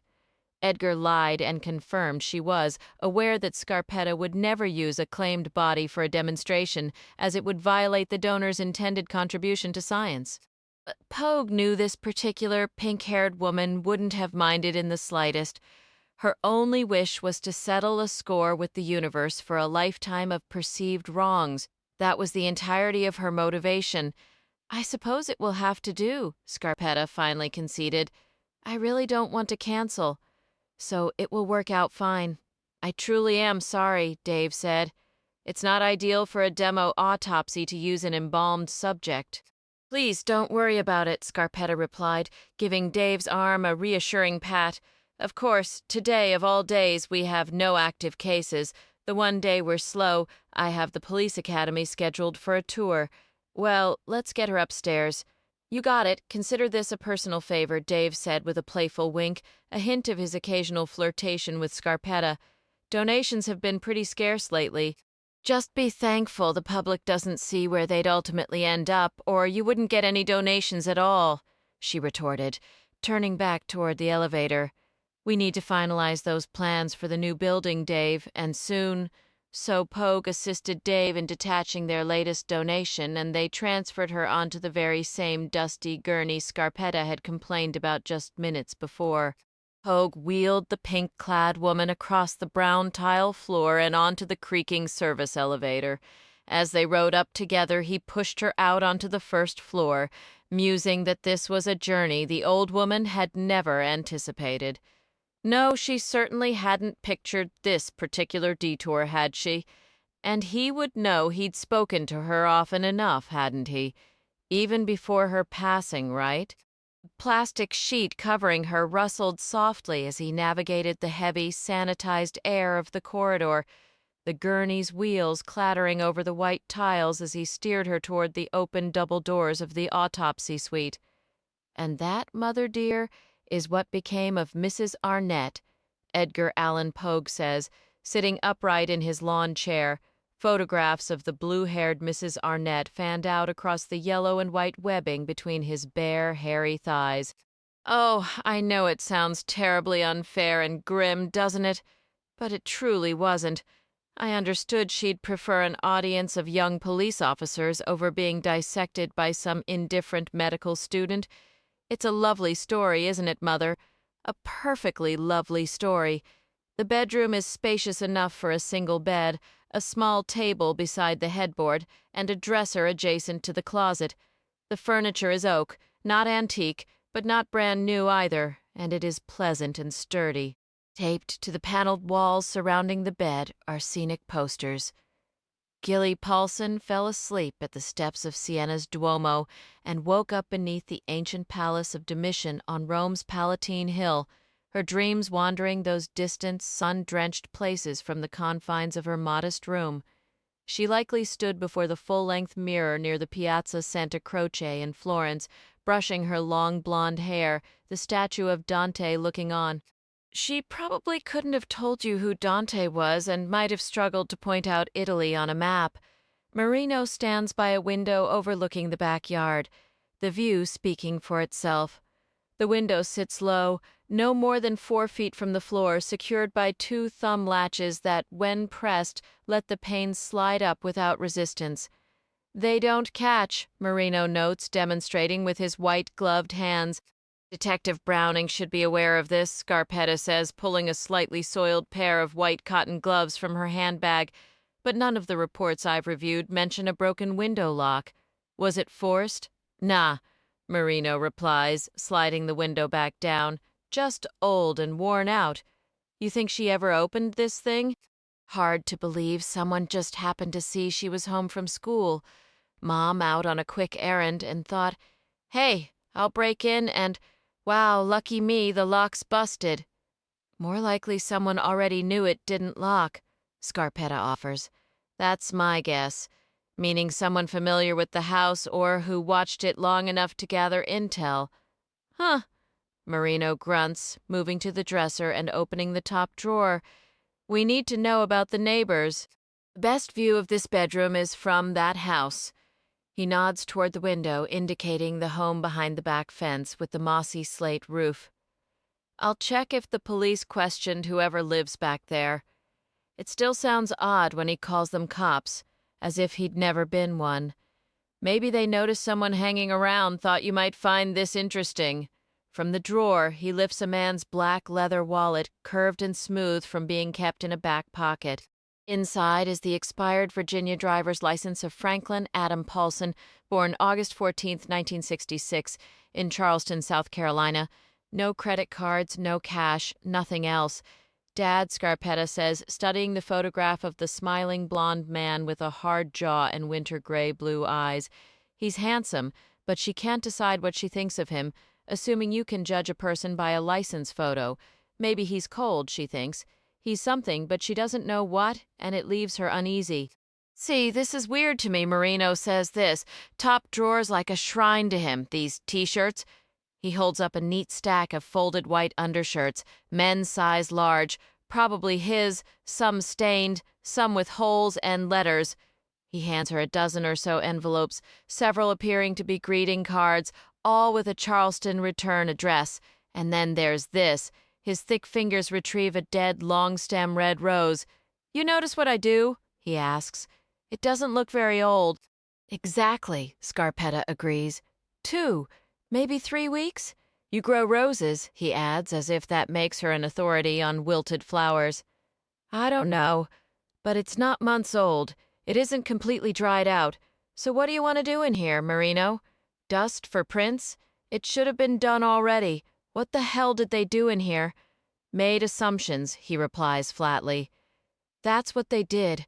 I'll get my kit from the car, take pictures." He can dust for prints. The window, the frame, this dresser, especially the top drawer. That's about it, may as well. We can't mess up this scene now. "Looks like the place has been pretty well picked over," she remarked, catching herself as she realized she'd just called her daughter's bedroom a crime scene. It was the first time the words had left her lips. "Guess I'll take a look around outside," he said. "But after 2 weeks? Doubt. We'd find any trace of the dog out there unless it hasn't rained a single day, and we know that's not the case. Makes you wonder if there ever really was a missing dog. Browning didn't mention one." Scarpetta walked back into the kitchen where Mrs. Paulson remained at the table, seemingly frozen in the same chair, her gaze distant and unfocused. She couldn't possibly believe the official story about the flu. How could any mother accept that? "Has anyone explained to you why the FBI is involved in Gilly's case?" Scarpetta asked, taking a seat across the small table. "What if the police told you? I don't know. I don't watch those kinds of shows on TV." Mrs. Paulson murmured, her voice fading. "What kinds of shows? Cop shows, FBI dramas, all that crime stuff. I've never had the stomach for it." "But you are aware the FBI is involved." Scarpetta pressed her unease about Mrs. Paulson's mental state deepening into a quiet dread. "Have you spoken with them directly?" "A woman came to see me. I think I mentioned that. She said she just had some routine questions and was terribly sorry to bother me in my time of grief. That's the word she used, grief. She sat right here, right at this table, and asked me all about Gilly and Frank and whether I'd noticed anything suspicious. You know, did Gilly talk to strangers? Did she talk to her father? What the neighbors were like? She asked a lot of questions about Frank, a whole lot. Why do you suppose that was? What sort of questions about Frank?" Scarpetta probed, picturing the blond man with the stern jaw and cool blue eyes. Mrs. Paulson stared at the blank white wall beside the stove as if it held some fascinating secret, though there was nothing there. "I don't know why," she asked, "except women often do." Her posture stiffened, her voice turning sharp and fragile. "Oh, they certainly do. And where is he right now at this moment?" "Charleston. We might as well have been divorced for years." She began to worry at a hangnail, her eyes locked on the empty wall. Were he and Gilly close? She adored him. Mrs. Paulson drew a slow, shaky breath, her eyes widening, her head beginning to tremble slightly on her slender neck. He could do no wrong. That plaid couch in the living room, the one under the window, it's nothing special, just his spot, where he'd watch TV, read the paper. She took another heavy breath. After he left, she would go in there and lie on it. I could barely get her to come off it. She let out a weary sigh. He wasn't a good father. Isn't that always the way? We love the things we can't have. The sound of Marino's boots echoed from the direction of Gilly's bedroom, this time louder and more deliberate. "We love what doesn't love us back," Mrs. Paulson said softly. Scarpetta hadn't written anything in her notebook since returning to the kitchen. Her wrist rested on the open page, her pen idle. "What was the FBI agent's name?" she asked. "Oh, goodness, Karen, let me think." Mrs. Paulson shut her eyes, pressing trembling fingers to her forehead. "I just can't remember things anymore. Let me see, Weber. Karen Weber, from the Richmond field office." Marino stepped into the kitchen doorway, a black plastic tackle box in one hand, his baseball cap finally removed in the other, perhaps out of respect for the grieving mother. Oh, I suppose she was. I have her card around here somewhere. Where did I put it? You know, anything about Gilly having a red rose? Marino asked from the threshold. There's a red rose in her bedroom.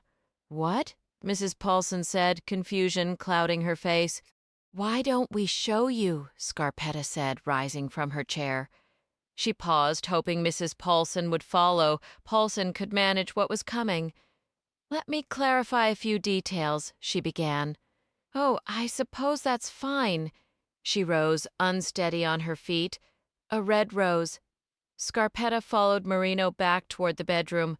When was the last time Gilly saw her father? She asked. Thanksgiving, came the quiet reply. Did she visit him, or did he come here? Scarpetta kept her tone neutral, though she noticed the hallway felt narrower, dimmer than it had just moments before. I don't know anything about a rose, Mrs. Paulson insisted. Marino spoke up. I had to check her dresser drawers. You understand it's part of the process. Is this normal when a child dies from the flu? Her voice was thin. The police likely already searched them, Marino said, not unkindly. Maybe you weren't in here when they were taking photographs. He moved aside, allowing Mrs. Paulson to enter her daughter's room. She stopped near the dresser just inside the door. Marino pulled a pair of cotton gloves from his pocket, stretching them over his large hands. He opened the top drawer and carefully lifted out a limp rose. It was the kind that never fully blooms, often sold wrapped in plastic at convenience store counters for a couple of dollars, a forgotten, sad little thing. I have no idea what that is, Mrs.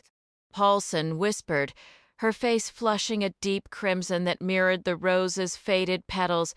I don't know where she got it. Marino showed no reaction. Scarpetta pressed gently. When you returned from the pharmacy, you didn't notice the rose in here? Could someone have brought it to cheer her up? Maybe a boyfriend? This doesn't make sense, Mrs. Paulson murmured. All right, Marino said, placing the rose on the dresser where it was clearly visible. Let's go back to you coming home. Start with parking the car. Where did you pull in? Out front, right by the sidewalk. Is that your usual spot? She nodded, her gaze drifting to the neatly made bed, covered by a quilt in a dusky blue that unsettlingly reminded Scarpetta of Frank Paulson's eyes. The room felt too still. Mrs. Paulson, would you like to sit down? Scarpetta offered, catching Marino's eye. Let me grab a chair, Marino said, and left the room, leaving the two women alone with the wilted flower and the impeccably smooth bedspread. You know, my family is from Italy, Scarpetta said, glancing at the travel posters on the wall. My grandparents were from Verona. Have you ever visited? Frank's been to Italy, was all Mrs. Paulson said about the posters. A flicker of resentment there, and gone. Scarpetta met her eyes. I know this is incredibly difficult, but the more you can share, the more we can understand what happened. Gilly died of the flu. The statement was a fragile shield. No, Mrs. Paulson, she didn't. I've examined her. I've reviewed the slides. Your daughter had pneumonia, but she was recovering. She also had bruising on the tops of her hands and on her back. Her face paled. How could that have happened? That's what we need to figure out. Did she bump into something? Could she have fallen, maybe out of bed? I can't imagine it. Let's go step by step, Scarpetta said softly. When you left for the pharmacy, did you lock the front door? I always do, and it was still locked when you got back. Marino was deliberately taking his time, allowing Scarpetta space to guide the conversation. They worked together like this instinctively, a practiced rhythm. I thought so. I used my key. I called out to tell her I was home. She didn't answer, so I thought she's finally asleep. That's good. She needs the rest, she said, tears welling. I thought she was sleeping with Sweetie. So I called out, I hope you don't have Sweetie in the bed with you, Gilly. She had dropped her keys in their usual spot on the table beneath the coat rack. The ordinary act now felt loaded, a pivot point before everything changed. Sunlight filtered through the glass above the front door, brightening the wood-paneled entryway and illuminating swirling dust motes as she removed her coat and hung it on a hook. I kept calling out, "Gilly, honey, I'm home," she recounts to the doctor. "Is Sweetie with you? Where's Sweetie now? You know, if you let that little basset hound up on the bed for cuddles, he's going to start expecting it, and with those short little legs, he can't manage getting on and off by himself." She carried the groceries into the kitchen, setting the plastic bags on the table. She had made the stop on her way back since she was already at the shopping center on West Carey Street. Pulling 2 cans of chicken broth from a bag, she placed them by the stove. From the freezer, she retrieved a package of chicken thighs and left it in the sink to thaw. The house was unnervingly still. The persistent tick-tock of the kitchen wall clock, a sound she normally tuned out amid life's daily noise, now seemed loud and deliberate. She found a spoon in a drawer and a glass in the cabinet, filled it with tap water, and gathered the new bottle of cough syrup. Carrying it all down the hall toward Gilly's room, she hears her own voice telling the doctor. When I reached her doorway, I said, "Gilly, what in the world?"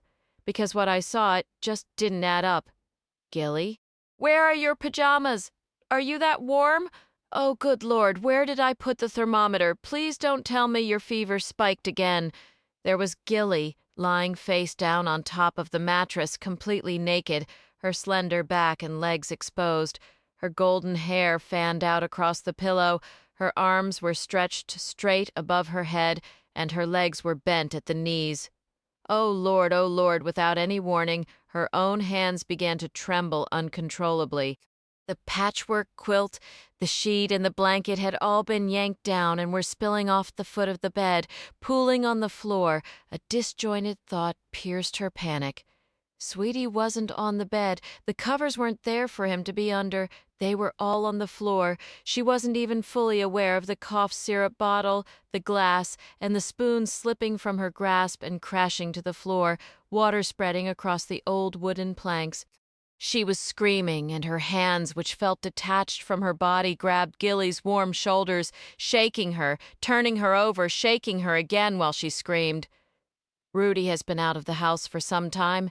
In the kitchen, Lucy picks up a copy of a Broward County Sheriff's Office incident report. The details are sparse, noting a prowler complaint that may be linked to an alleged break-in at the same address. Next to it lies a large manila envelope containing the pencil drawing of an eye that had been taped to the door. The officer didn't take it. Nice work, Rudy. She can perform some destructive testing on the sketch herself. Gazing out the window at her neighbor's house, she wonders if Kate has begun her journey back from intoxication, somehow believing that driving around will sober her up, a classic drunk logic. The memory of champagne scent turns her stomach and brings a wave of dread. She knows all about champagne and cozying up to strangers who seem more appealing with every sip.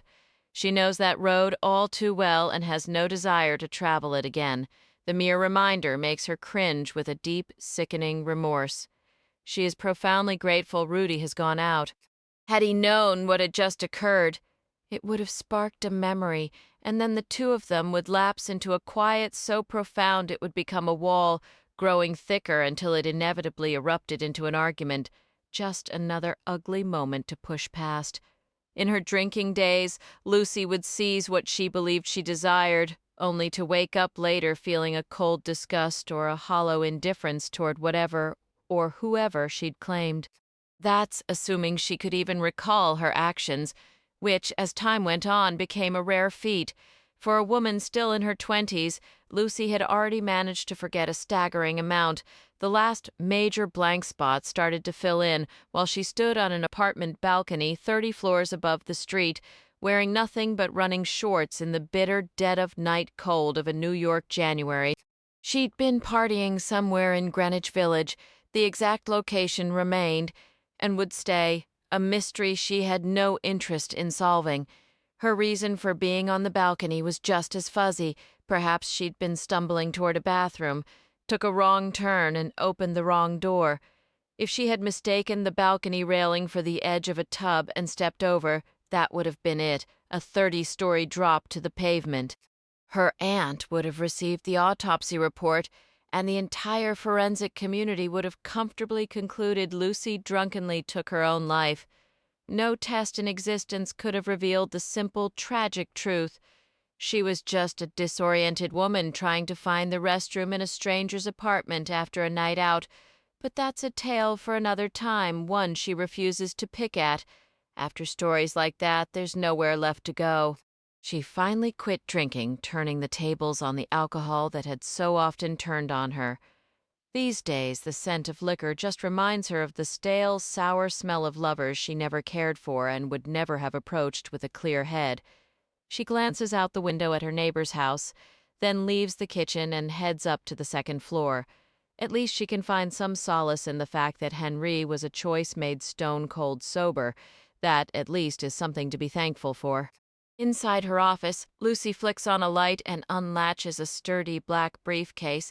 It's a rugged, hard-shell model, and inside lies her global remote surveillance command center, a portable unit granting her access to covert wireless receivers from virtually anywhere on the globe. She runs through her checks, battery charge operational, 4-channel repeaters actively repeating, dual tape decks ready for recording. She connects the command center to a telephone line, powers up the receiver, and settles the headphones over her ears, listening for any chatter from Kate inside the gym or her bedroom. There is none, and the tapes remain blank. Lucy takes a seat at her desk, watching the sunlight dance on the water and the palm fronds sway in the breeze as she listens. She fine-tunes the sensitivity and waits. Several minutes of silence pass before she removes the headphones and sets them down. Rising, she moves the command center to the same table holding the crime site imager. The light in the room shifts as clouds skim past the sun, causing the office to dim and then brighten again in a slow, silent rhythm. Lucy pulls on a pair of white cotton gloves. She carefully extracts the drawing of the eye from its envelope, placing it on a large sheet of pristine black paper. Sitting back down, she replaces the headphones and retrieves a can of ninhydrin from her fingerprint kit. Removing the cap, she begins to spray the drawing, applying a fine, even mist enough to moisten the paper without oversaturating it. Though the formula is proudly free of chlorofluorocarbons and environmentally safe, Lucy has never found it particularly friendly to her own lungs. The chemical mist bites into them, and she coughs sharply into the quiet room. She removed the headphones once more and stood, carrying the damp, chemical-scented paper to a counter where a steam iron rested upright on a heat-resistant pad. She switched it on, the iron heating rapidly, and pressed the steam release to a sharp hiss, positioning the eye drawing on the pad. She held the iron several inches above the paper and activated the steady stream of steam. In moments, patches of the paper began shifting to a deep violet, and immediately she saw the purple smudges of fingerprints, marks she knew weren't hers because she'd handled the paper carefully when removing it from her door, and the officer from Broward hadn't touched it either on Rudy's orders. She avoided steaming the strip of tape, knowing its non-porous surface wouldn't react to the ninhydrin and that the heat would only ruin any ridge detail preserved in the adhesive. Returning to her workstation, she settled back into the chair, donned her headphones and a pair of magnifying glasses, and slid the now spotted drawing under the lens of the imaging scope.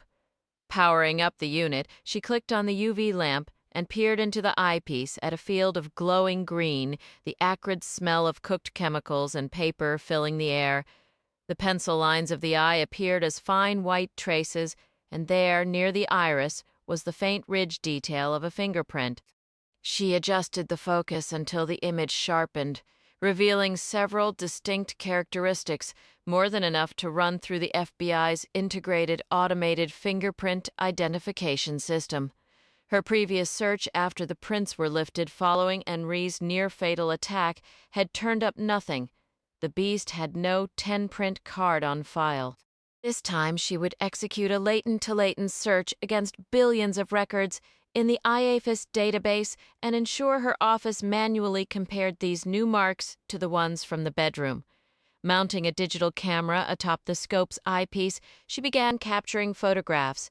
She had just started photographing another partial smudge when the first human voice crackled through her headphones. Lucy turned up the volume, adjusted the sensitivity, and verified the recorder was capturing the live feed. "What are you doing?" Kate's unmistakably slurred voice came through clearly. Lucy leaned forward in her chair, double-checking that every system in the command center was operational. "I can't play tennis today," Kate mumbled, her one-sided conversation picked up perfectly by the transmitter hidden in the wall adapter Lucy had placed near the window overlooking her backyard. Kate was in her home gym, and there was no background noise from exercise equipment. Not that Lucy expected her neighbor to work out while intoxicated, but Kate wasn't too drunk to spy. She was clearly stationed at the window, staring at Lucy's house with nothing better to do than watch and drink, a hollow routine that probably defined her empty days. "No, I think I'm getting a cold. You hear it too. You should have heard me earlier. I'm so stopped up." Lucy's gaze drifted from the blinking red light on the tape recorder to the curled, heat-warped paper under the scope. The purple smudges were sizable, possibly a man's, but she knew better than to jump to conclusions. What mattered was that prints existed, assuming they belonged to the monster who taped that sinister drawing to her door, assuming it was the same creature who had invaded her home and tried to kill Henri. She stared at the violet remnants left behind.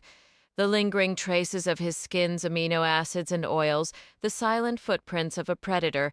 Kate's voice cut through Lucy's thoughts like a jagged edge. "Well, look at that. I've got a movie star living right next door. How do you like that?" Lucy wasn't surprised, not one bit. Honestly, she'd suspected it all along, all those expensive cars coming and going, those polished, beautiful people flowing in and out of a house worth, what, 8, maybe $10 million? And the place itself was flashy, just the kind of gaudy showpiece you'd expect from gaudy people. He didn't care about leaving prints behind. That indifference left a cold, hollow space in Lucy's chest. If he had cared, it would have been something, a sign he might have a record that he was in the system. But there was no 10-print card on file anywhere. He wasn't worried. Damn him, he simply didn't believe a match would ever be made. "We'll see about that," Lucy thought bitterly. She could almost feel his presence, heavy and predatory, as she studied the purple smudges on the heat-warped drawing of the eye. It was as if he were watching her now, and Kate was watching too. Anger began to simmer somewhere deep inside her, in that hidden place where it coiled and slept until something sharp stirred it awake. "Tina, now do you believe me? Her last name, it's just gone right out of my head, if she ever even told me." Of course she would have.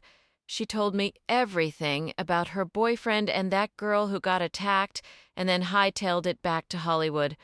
Lucy cranked up the volume. The purple on the paper blurred as she stared, listening intently. How did Kate know Henri had been attacked? It never made the news. All Lucy had mentioned was a stalker. She'd never said a word about an assault. A cute little thing, very cute, blonde, pretty face, nice figure, slim, they're all like that out there. Now, that part I'm not so sure about, but my guess, he's the other one's boyfriend, Tina's boyfriend. Why? Well, honey, that's pretty obvious. If he was the blonde's beau, don't you think he would have left when she did? And she hasn't been back since the break-in. All those police cars and the ambulance showed up. The ambulance. Damn it. Kate had seen the ambulance, seen the stretcher being carried out, and just assumed it meant an attack. I'm not thinking straight. Lucy scolded herself. I'm missing connections.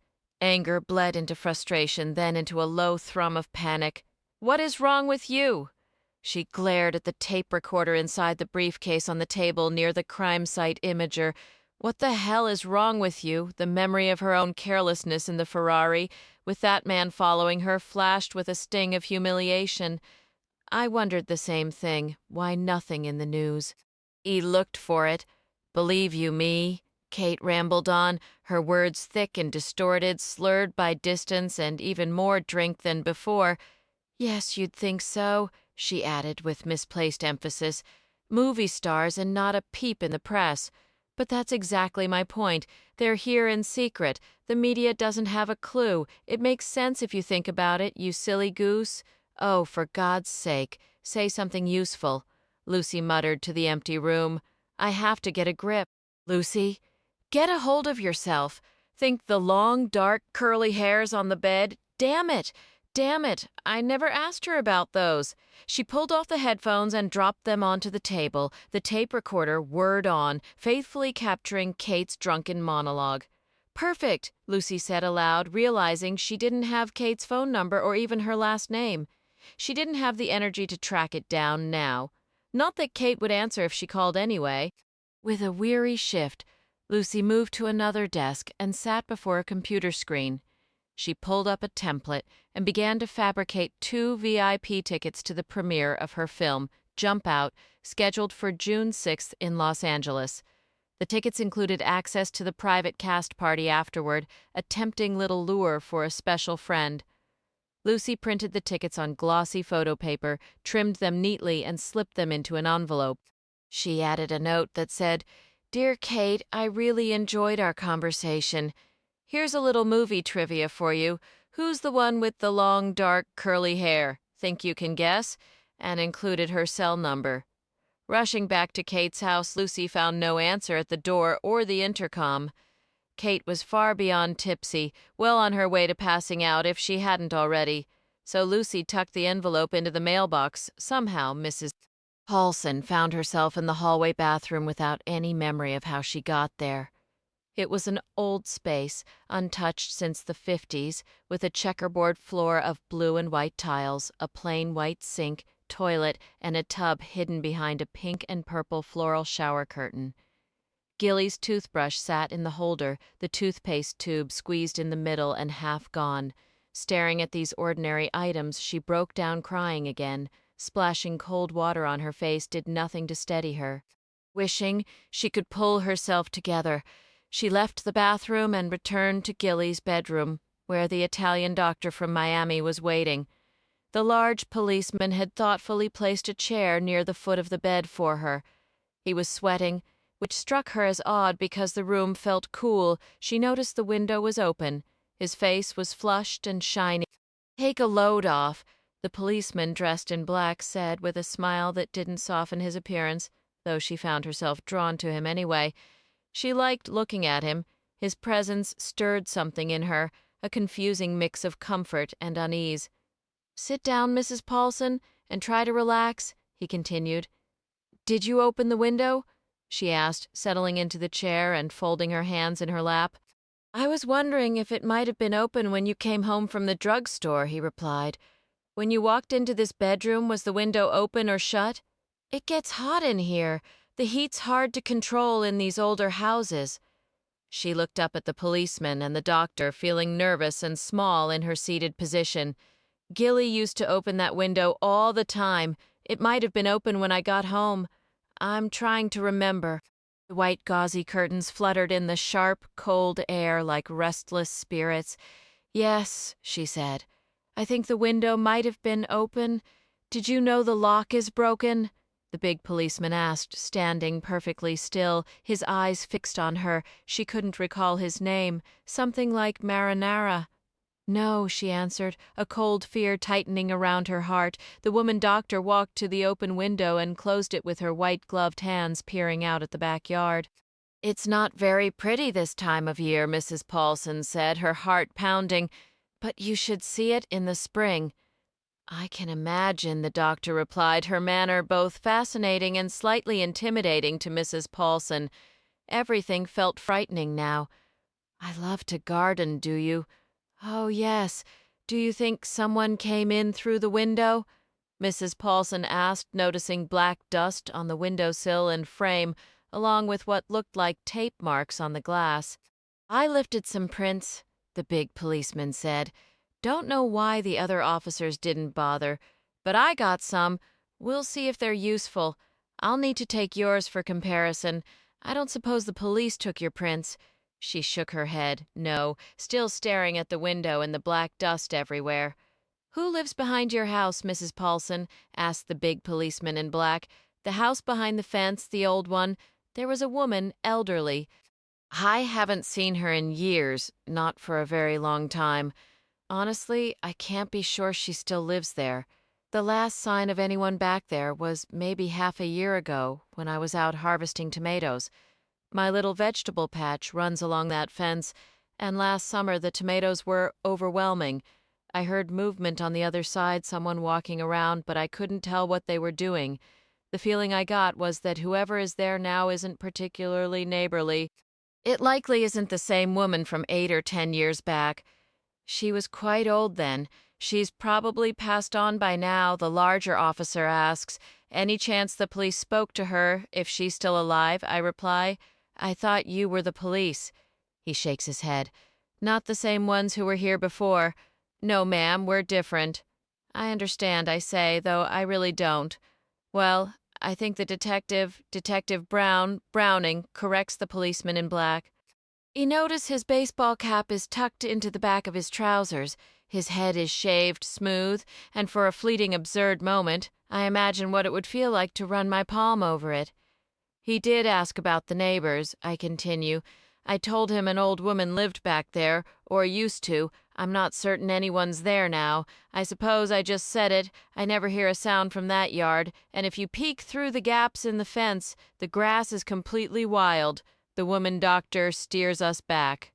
You returned from the pharmacy? Then what happened? Walk us through it step by step, Mrs. Paulson. I brought the bags into the kitchen and went to check on Gilly. I assumed she was sleeping.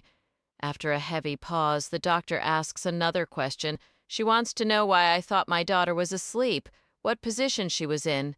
The questions are disorienting, each one a sharp internal pang.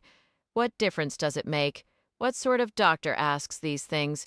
She's an attractive woman in a commanding way, not large but solid-looking in a deep blue pantsuit and blouse that accentuate her sharp features and short blonde hair. Her hands are capable yet elegant, bare of any rings. I stare at those hands and picture them tending to Gilly, and the tears start fresh. I moved her. I tried to wake her up. I hear my own voice repeating the same phrases. Why are your pajamas on the floor, Gilly? What is this? Oh, dear Lord. Describe what you saw when you entered the room, the doctor asks, phrasing it differently. I know this is difficult, Marino. Could you get her some tissues and a glass of water, please? Where's Sweetie? Oh, no, where's Sweetie? Not in bed with you again. She just looked like she was asleep. I hear myself say, on her back, on her stomach. How was she positioned on the bed? Try to remember. I know this is awful, the woman doctor says. She usually slept on her side. She was on her side when you walked in, the doctor asks. Oh, for heaven's sake, Sweetie peed in the bed, Sweetie. Where are you hiding? Under the bed. You were in the bed again, weren't you? You know you're not allowed. I swear I'll give you away. Don't you dare hide from me? No, I say, weeping. Gilly, please wake up, please. This can't be real. The lady doctor is now crouched by my chair looking directly into my eyes. She's holding my hand. She's actually holding my hand and speaking softly. No! I sob, completely broken. She didn't have anything on. Oh, dear God, Gilly would never lie there like that. She wouldn't even get dressed without locking her door first. It's all right, the lady doctor says, her eyes and her touch gentle. There's no fear in her gaze, just a steady calm. Take deep breaths. Come on now. Breathe deeply. There, that's better. Slow, deep breaths. Mrs. Paulson gasped, her hand pressed to her chest. Oh, Lord, is this a heart attack? She cried out, her voice thick with panic. They took my little girl. She's gone. Where is she? The large police officer reappeared in the doorway holding a glass of water and a wad of tissues. Who are they? He asked gently, stepping into the room. The female doctor took the water from him and helped Mrs. Paulson take a careful sip. She didn't just die from the flu, did she? Oh, no, my baby. They took her from me, Mrs. Paulson sobbed, the words tumbling out between ragged breaths. Try to calm down. Drink slowly, the doctor urged. Do you have someone who can come stay with you? You shouldn't be alone right now. Who are they? Mrs. Paulson's voice sharpened, echoing the officer's question with a sudden, fierce intensity. She tried to stand, but her legs felt numb and foreign, refusing to cooperate, grief twisted into a hot, terrifying rage inside her. I'll tell you who they are, she said, her tone low and shaking. Those people he invited here. Them, you ask, Frank? He knows exactly who they are. In the trace evidence lab, forensic scientist Junius Eyes held a short strand of tungsten wire in the blue flame of an alcohol lamp. He took a certain pride in this old-fashioned method, a tool-making technique used by microscopists for centuries. It was a small ritual that made him feel connected to the pure pursuit of science, a brief escape from modern chaos. As the gray metal glowed a passionate red, he imagined it burning with a kind of fury. He withdrew the wire, rolled the tip in sodium nitrite to oxidize and sharpen it, then dipped it into a petri dish of water where it hissed and cooled, screwing the fine point into a stainless steel needle holder. He acknowledged this small act was a form of procrastination. Crafting the tool was a way to step back, to focus on a simple task and briefly reclaim a sense of order. He leaned into the binocular lenses of his microscope. The chaotic puzzle he had left was still there, now magnified 50 times. "This doesn't make any sense," he muttered to the empty room. Using his new tungsten tool, he carefully manipulated minute particles of paint and glass recovered from a man crushed by his tractor earlier that day. Only someone utterly naive would miss the chief medical examiner's concern about a potential lawsuit from the family. Otherwise, why bother with trace evidence in such a seemingly straightforward and careless accident? The trouble was, if you looked, you might find something, and what Ace had found defied logic. For a moment he remembered he was 63, eligible for retirement, and had repeatedly turned down promotion to section chief.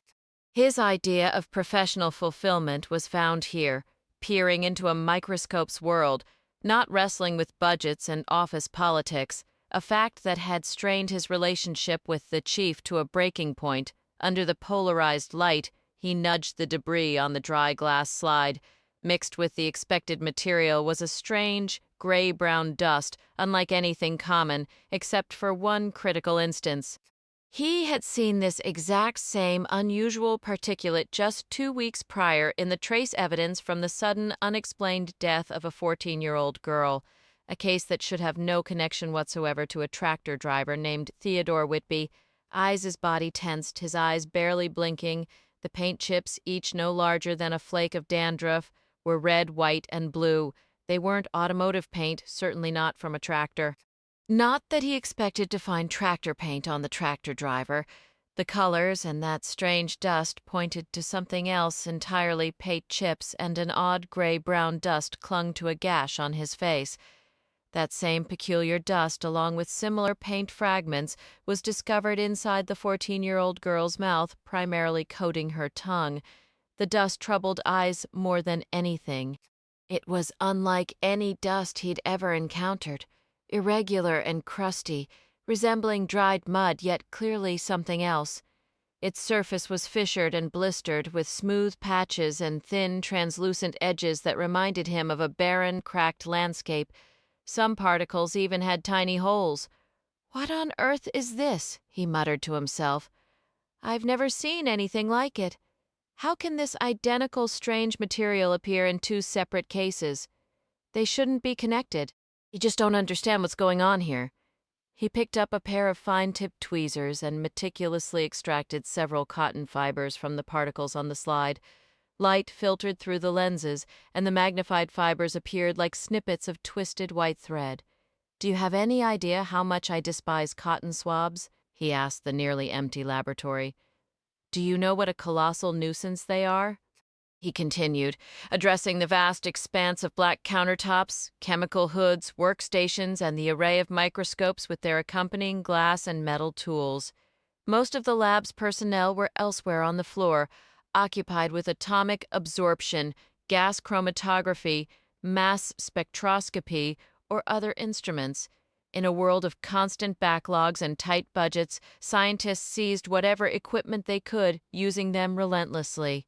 "Everyone knows how much you hate cotton swabs," remarked Kit Thompson, Eyes' closest neighbor at the moment. "I could stitch a massive quilt from all the cotton fibers I've collected in my career," he said. "I'd love to see that quilt someday," she replied dryly. Eyes carefully gripped another elusive fiber. They were frustratingly difficult to catch. The slightest stir of air from moving his tools would send them drifting away.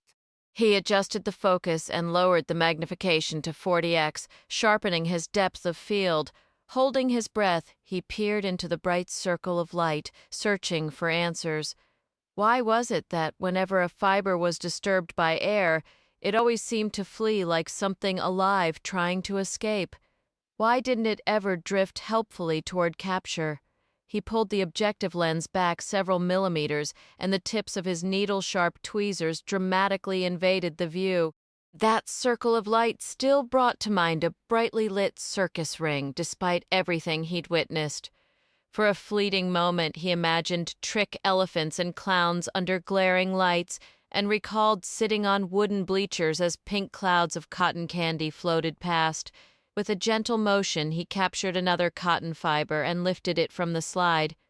He unceremoniously shook it into a small, transparent bag already holding other wispy cotton debris, contaminants from Q-tips, utterly useless as evidence. Dr. Marcus was the worst offender of all. What could possibly be wrong with that man? Eyes had sent him countless memos urging his staff to use tape lifts for trace evidence whenever possible, and to please, for heaven's sake, avoid cotton-tipped swabs because they shed countless fibers, lighter than a whisper, that tangled hopelessly with the evidence. He'd even written Dr. Marcus months ago comparing it to white cat hair on black velvet or trying to pick pepper out of mashed potatoes. The analogies felt weak even to him. "Just last week I sent him 2 fresh rolls of low-tack tape," Isa said, shaking his head. Eyes handed over another pack of Post-it notes, explaining that their gentle adhesive was ideal for collecting hairs and fibers without damaging them or leaving behind any cotton residue.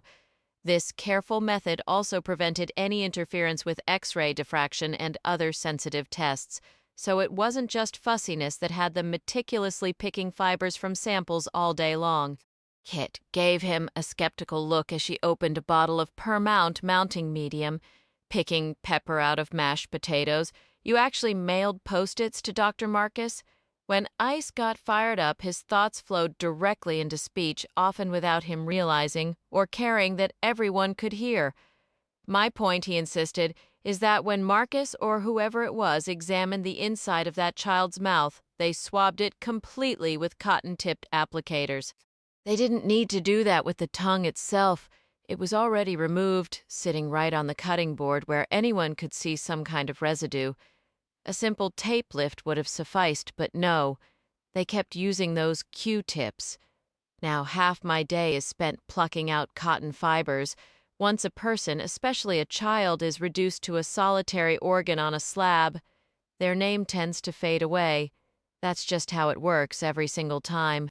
You don't say you worked your hands into a young girl's throat and carefully peeled back the tissue, finally removing the organs of her throat and her tongue. You don't mention sticking a needle into a little boy's eye to draw fluid for toxicology, or sawing off the top of an elderly woman's skull to find a burst blood vessel in her brain. The brutal, mechanical truth of it all would sometimes cast a shadow over Isa's mind, what he privately called the dark bird. If he looked up, nothing was physically there, just a cold awareness. He never dwelled on these truths for long. When lives become mere pieces and parts destined for his microscope slides, it was better not to search for that dark bird. Its shadow was haunting enough. I thought Dr. Marcus considered himself too important for autopsies, Kit remarked, screwing the cap back onto the bottle. Honestly, I've only seen him a handful of times since he started here. Doesn't matter, Ice countered. He's in charge and sets the policies. He's the one who approves all those orders for Q-tips or their cheaper knockoffs. As far as I'm concerned, every problem leads back to him. Well, I doubt he performed that girl's autopsy himself, Kit replied, or the one for the tractor driver killed at the demolition site. No chance. He'd much rather give orders from a distance. How's your supply of ice picks holding up? Isa asked, his slender hands deftly manipulating a tungsten needle. He was known for his obsessive phases of handcrafting these tools, which would mysteriously appear on his colleagues' desks. "I could always use another one," Kit said, her tone dubious, as if she didn't really want to bother him. In his more hopeful moments, he imagined her reluctance was out of consideration. You know what? I'm not going to permanently mount this hair after all. She set the permount aside. How many do you have from the sick girl's case? 3, Kit answered. Knowing my luck, the DNA unit will suddenly decide they want them even though they showed no interest last week, so I'm holding off on mounting any of them. Everyone's acting strangely lately. Jessie was in the scraping room when I arrived. They've got all the linens in there again. Apparently DNA is searching for something they missed the first time, and Jessie nearly snapped my head off just for asking what was going on. Something odd is happening here. We both know those linens were in the scraping room over a week ago. So where do you think I found these hairs? It's weird. Maybe it's the holiday season. I haven't even started my Christmas shopping yet. She carefully dips a pair of needle-tipped forceps into a small, clear evidence bag and lifts out another strand. From where Eyes is sitting, it looks about 5 or 6 inches long, black and curly. He watches as Kit drapes it over a glass slide, adds a drop of xylene, and seals it with a cover slip. This nearly weightless, almost invisible piece of evidence came from the same dead girl's bed linens, the girl who had paint chips and odd brown-gray dust particles in her mouth. Well, Dr. Marcus is definitely no Dr. Scarpetta, Kit remarks. Took you half a decade to figure that out, did it? Let me guess, you thought Dr. Scarpetta got a total makeover and turned into that nervous little old maid they called Chief Bozo down in the corner office. And now, voila, you've had your big revelation. They're 2 completely different people, and you managed that without a DNA test? Bless your heart. Honestly, you're so sharp you ought to have your own TV show. You're insane, Kit laughs, leaning back from her microscope so her breath doesn't disturb the evidence. Too many years breathing in xylene, my friend. I've got a serious case of personality cancer. Oh, good grief, she sighs, catching her breath. My point is, if Dr. Scarpetta had handled this case, any of these cases, you wouldn't be picking cotton fibers off your slides right now. She's here, you know. They brought her in because of the sick girl, the Paulson case. That's the word going around. You've got to be kidding me. Isaac can hardly believe it. If you didn't bolt out of here before everyone else and weren't so antisocial, maybe you'd be in on a secret or two, she teases. Ho, ho, ho, and a bottle of rum, buddy. It's true Ice rarely stays past 5, but he's also the first scientist in every morning, usually by 6:15. I would have thought Dr. Bigshot would be the last person they'd call in for anything, he says. Dr. Bigshot? Where'd that come from? The Peanut Gallery. You obviously don't know her. People who do would never call her that. Kit positions the slide on the microscope stage. Me? I'd call her in a heartbeat. And I wouldn't wait 2 weeks or even 2 minutes. This hair's dyed jet black, just like the other 2. Shoot, I can't do much with it, can't see the pigment granules, and it probably has some anti-frizz product on it too. Bet they'll send all 3 of my precious hairs off to the almighty Bode lab for mitochondrial testing. Just wait. Strange, really strange. Maybe Dr. Scarpetta's already figured out that poor girl was murdered. Maybe that's what's really going on. Don't mount those hairs, Ice warns. These days, DNA gets treated like forensic royalty, the silver bullet, the platinum record, the superstar that snags all the funding and glory. Eyes never hands over his prized eyes picks to the DNA team. Don't worry, I'm not mounting anything, Kit replies, peering into the eyepiece. No line of demarcation. Now that's interesting. A little unusual for dyed hair, means it didn't grow out at all after it was colored. Not even a micron. She shifts the slide under the lens while Eyes watches, mildly intrigued. No root?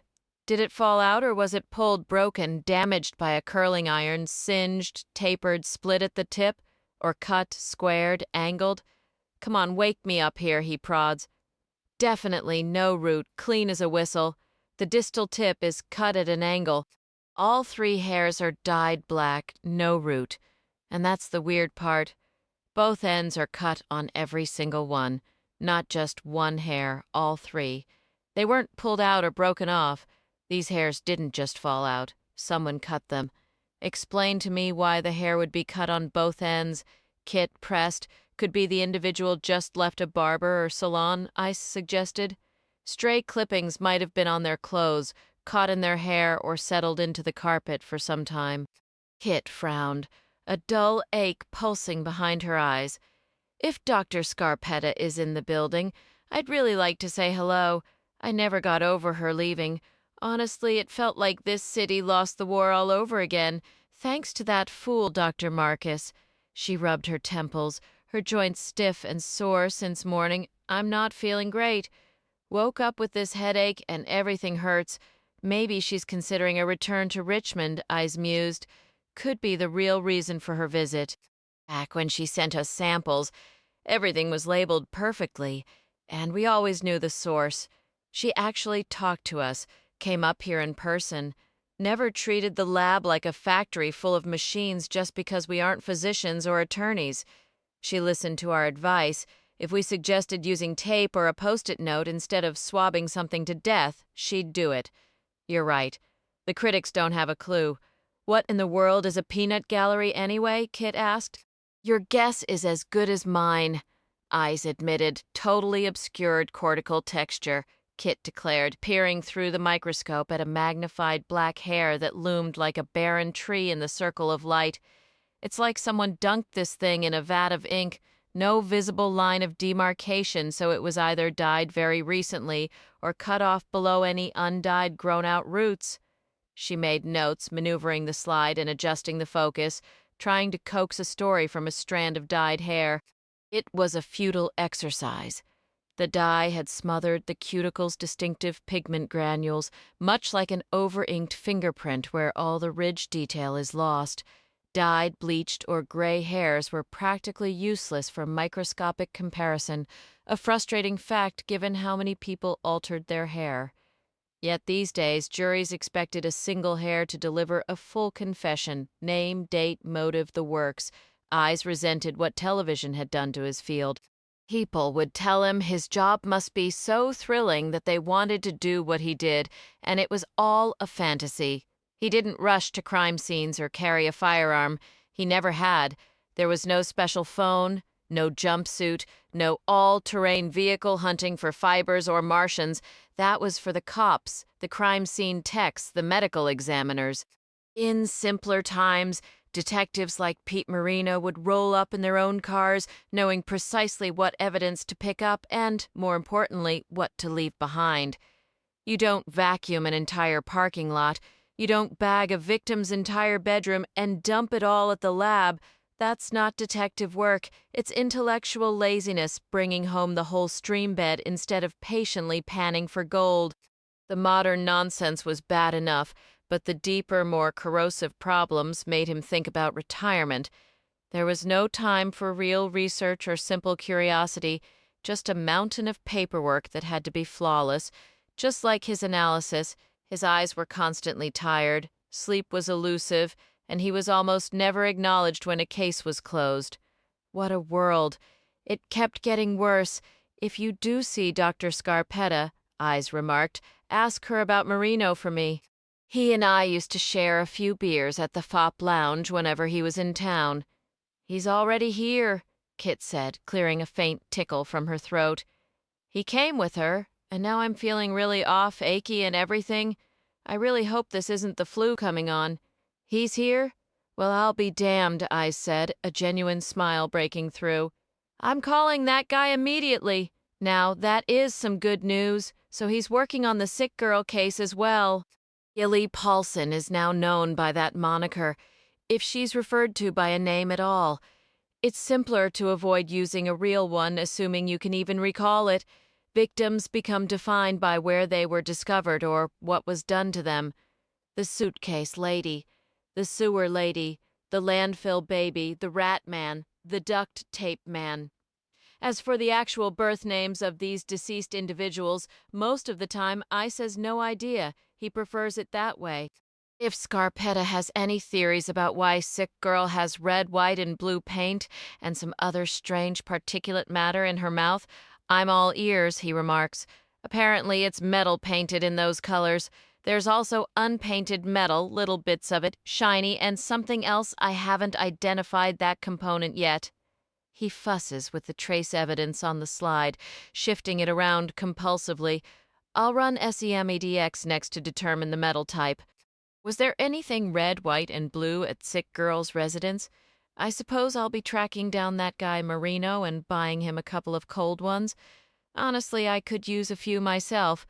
Please don't talk about cold drinks right now, Kit says, her face drawn. I'm feeling a bit queasy. I know we can't catch anything from swabs and tape lifts and all that, but sometimes I wonder when they send all that material up from the morgue. Nope. All those little microbes are stone cold dead by the time they reach us, Ice says, glancing up at her. You look at them closely enough, they're all wearing tiny toe tags. You look pale. He dislikes encouraging this sudden wave of nausea, even though the lab feels terribly empty when she's not there. But she clearly doesn't feel well. It wouldn't be right to pretend otherwise. Why don't you take a break? Did you get a flu shot this year? They were all out by the time I got around to it. Me too. Couldn't find one anywhere, she replies, pushing back from her chair. I think I'll go make some hot tea with honey. Lucy has never been one to easily trust others with her tasks, even though she depends on Rudy. She doesn't fully trust him with her work these days. Not after everything with Henri and the complicated feelings involved. Sitting in her office early Thursday morning with headphones on, Lucy reviews the printed results from the IAFIS search by herself, intermittently skipping through the utterly mundane recordings of her neighbor Kate's equally mundane phone calls. Kate had called back late yesterday, leaving a cheerful message on Lucy's cell. Hugs and kisses for the tickets. And who is the pool lady? Is she someone famous? Lucy does have a pool service woman. She's a brunette in her 50s who looks too slight to handle the skimmer pole. She's certainly not a celebrity, and she's definitely not the beast. Lucy's frustrating streak continues with IFEs, which return no promising candidates. The automated search came up empty. Matching latent prints to other latents, especially when some are only partials, is always a gamble. Each of a person's 10 fingerprints is unique. A left thumbprint doesn't match a right thumbprint.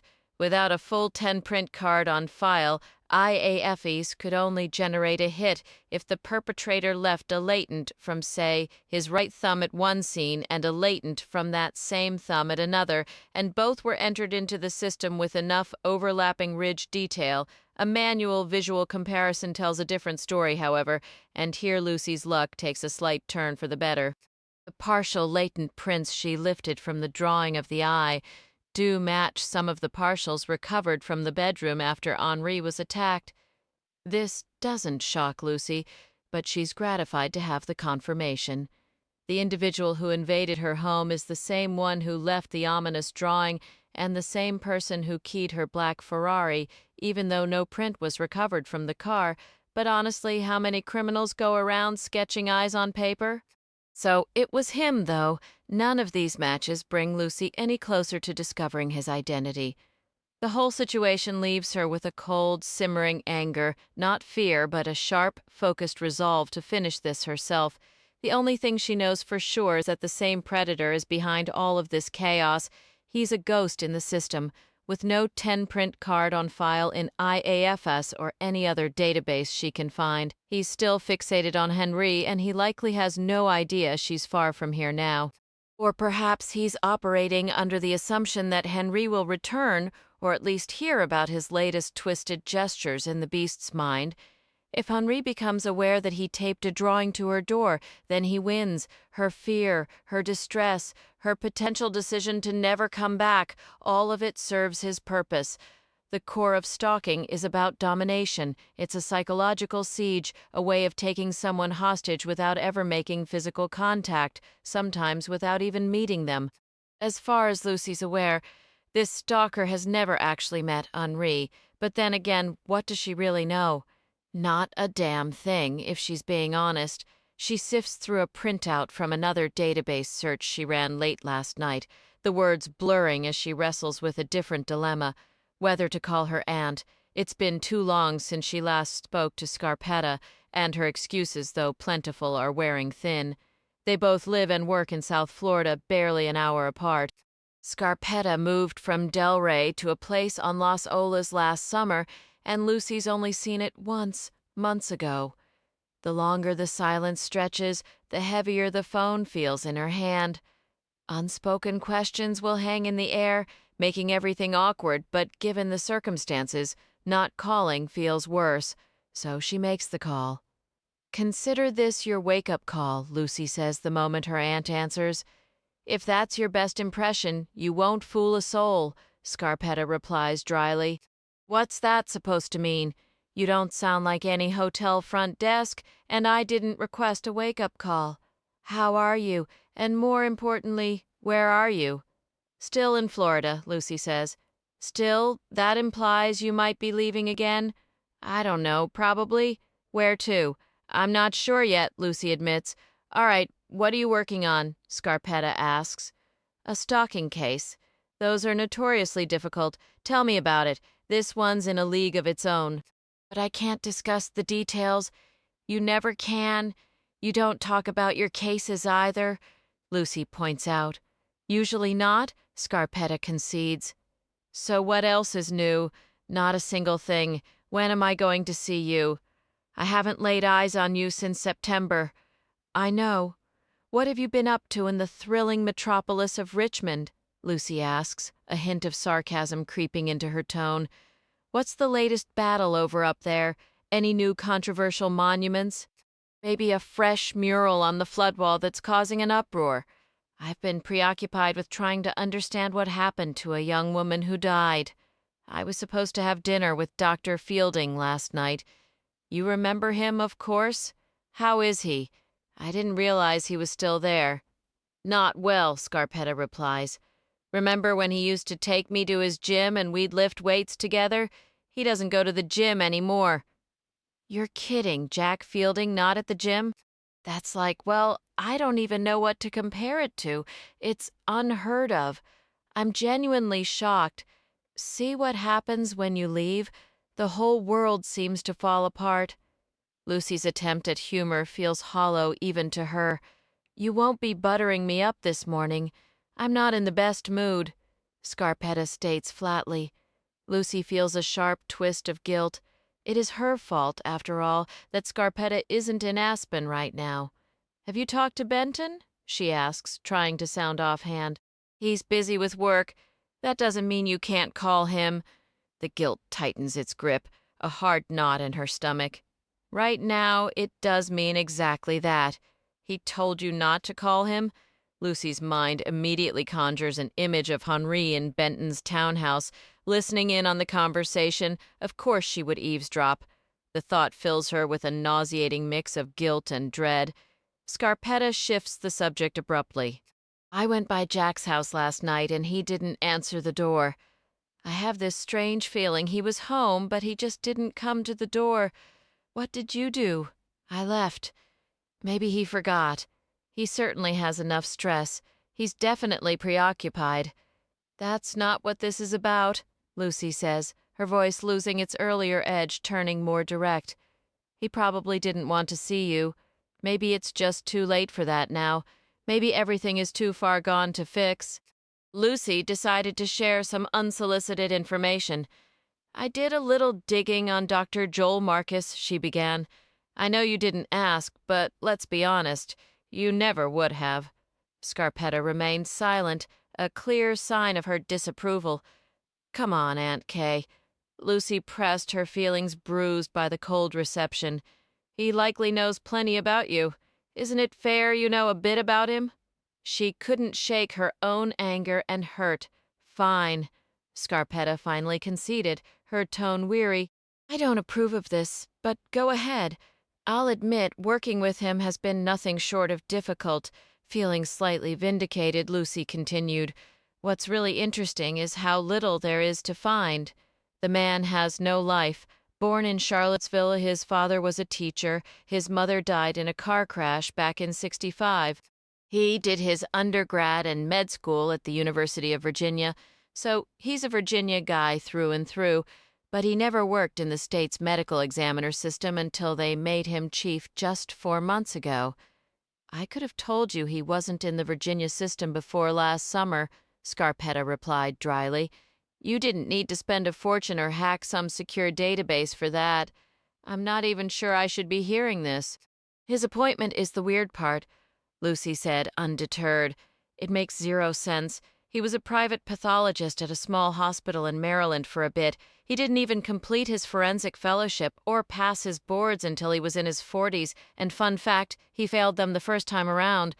Where was the fellowship? Scarpetta asked, against her better judgment. Oklahoma City, Lucy answered.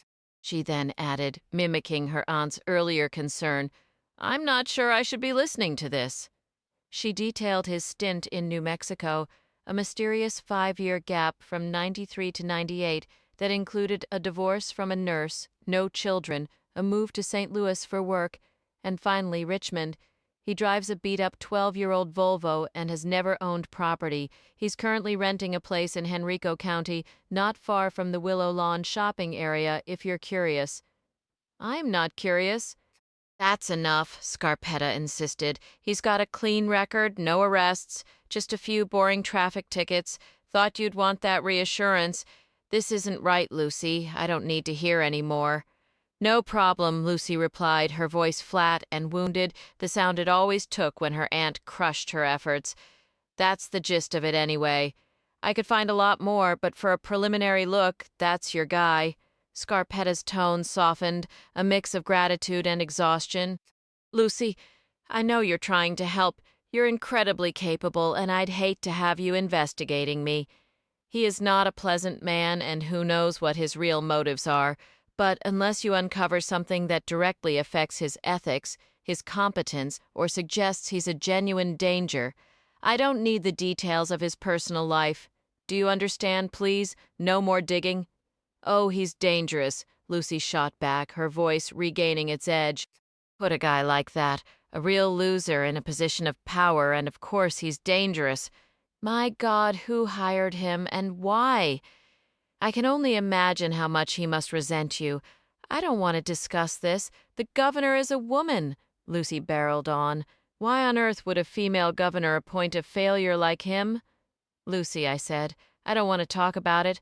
Then again, politicians often just rubber stamp these decisions. She probably had more important things on her mind than who runs the morgue. Did you call just to upset me?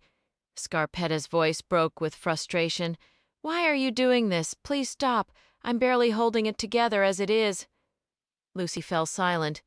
Lucy, are you still there? Scarpetta asked. I'm here. I hate talking on the phone, Scarpetta said, her voice suddenly thick with a different emotion. I haven't seen you since September. Sometimes I think you're avoiding me on purpose.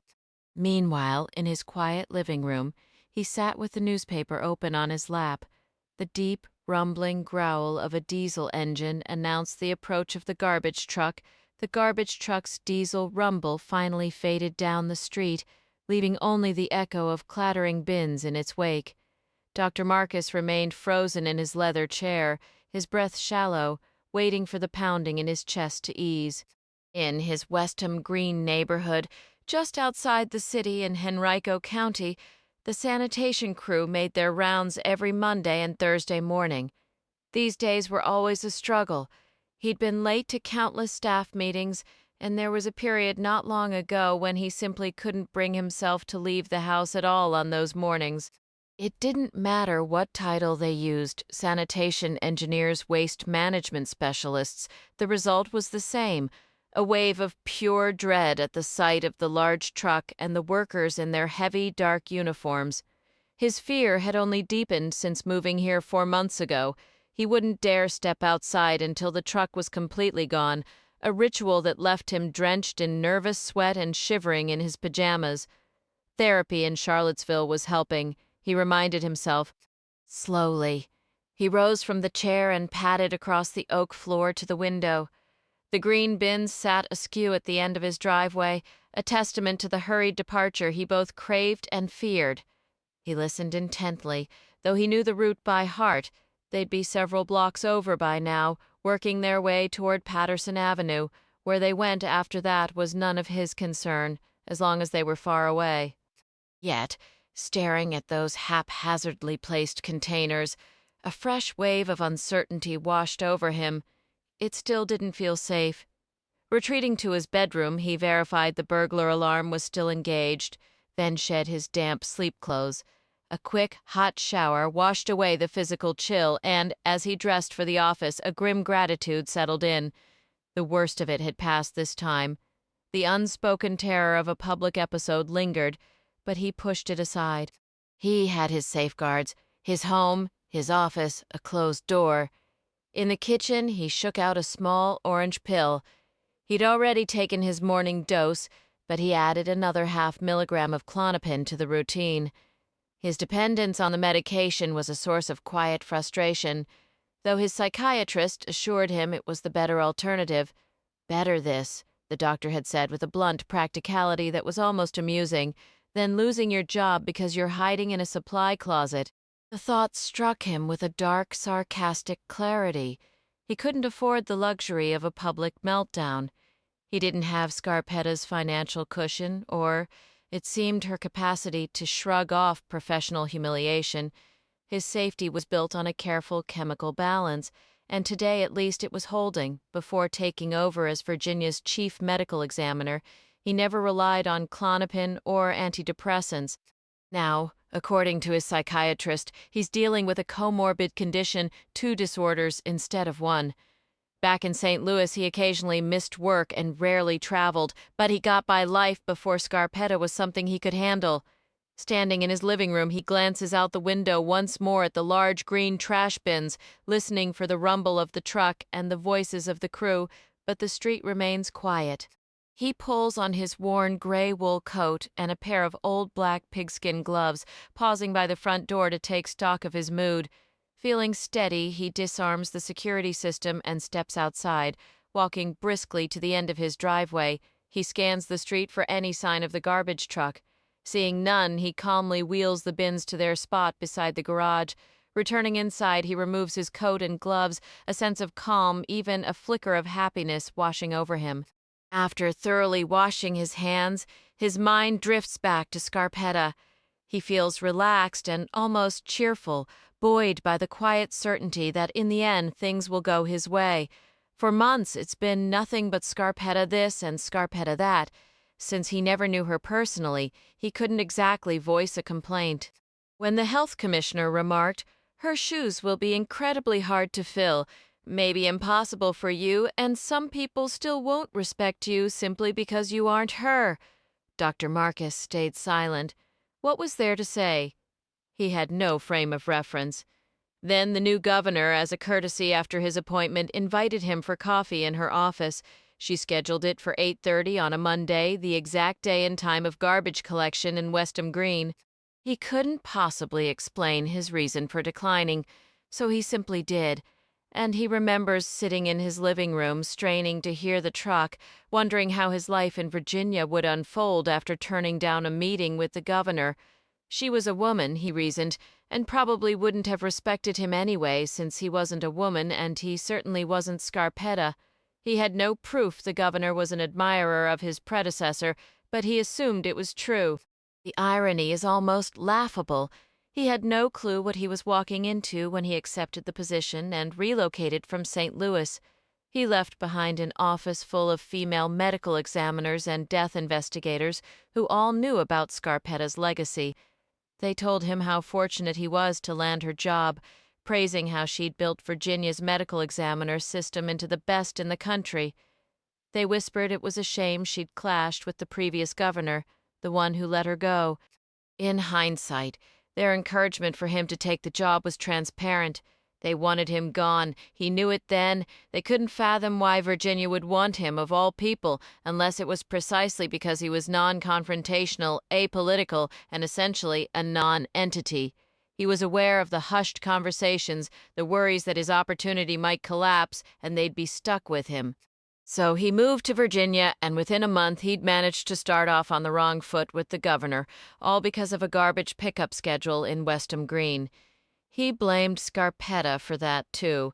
It felt like a curse she had left on him. From the moment he started, he was met with constant comparisons and complaints simply because he wasn't her. It didn't take long for that simmering frustration to crystallize into a deep-seated resentment toward Scarpetta and everything she had achieved. He became adept, almost artistic, in expressing his contempt through subtle neglect. Whether it was a forgotten painting she had hung, a plant she tended, a reference book she favored, a pathologist she respected, or even the unresolved case of a deceased patient who might have fared better under her care. He let them all languish. It was his quiet, petty rebellion against a ghost he could never escape. He became fixated on proving she was nothing but a myth, a fraud, and a failure. Yet he found he couldn't tear down someone he'd never even met. He hadn't uttered a single critical word about her, precisely because she was a stranger. Then the death of Gilly Paulson set off a chain reaction. Her father contacted the health commissioner, who alerted the governor, who promptly called the FBI director. The governor chaired a national terrorism committee, and Frank Paulson had his own ties to Homeland Security, fueling fears that the girl's death could be the work of an enemy targeting the U.S. government. The FBI swiftly agreed the situation warranted investigation, and their sudden involvement threw the local police into disarray.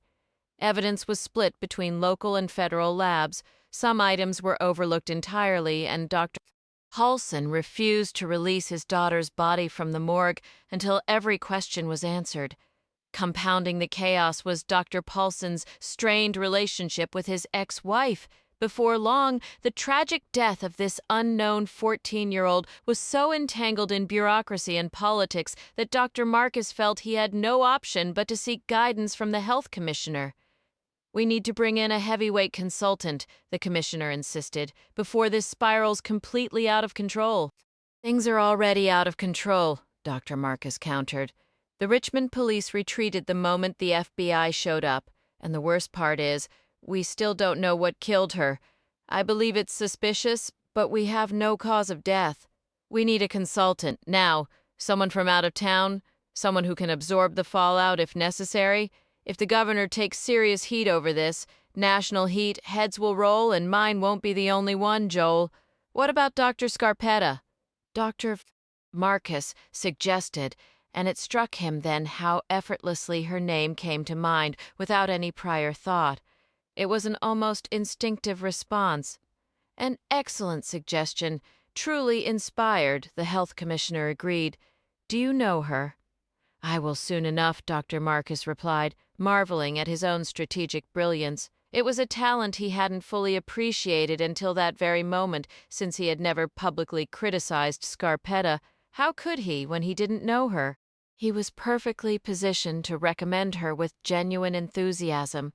He could even call her himself, which is exactly what he did that very day, just 2 days ago. Soon he would know Scarpetta intimately, and then the gloves would come off. He could critique her, embarrass her, and pin every mishap in the Gilly Paulson case on her, along with any other problems at the OCME.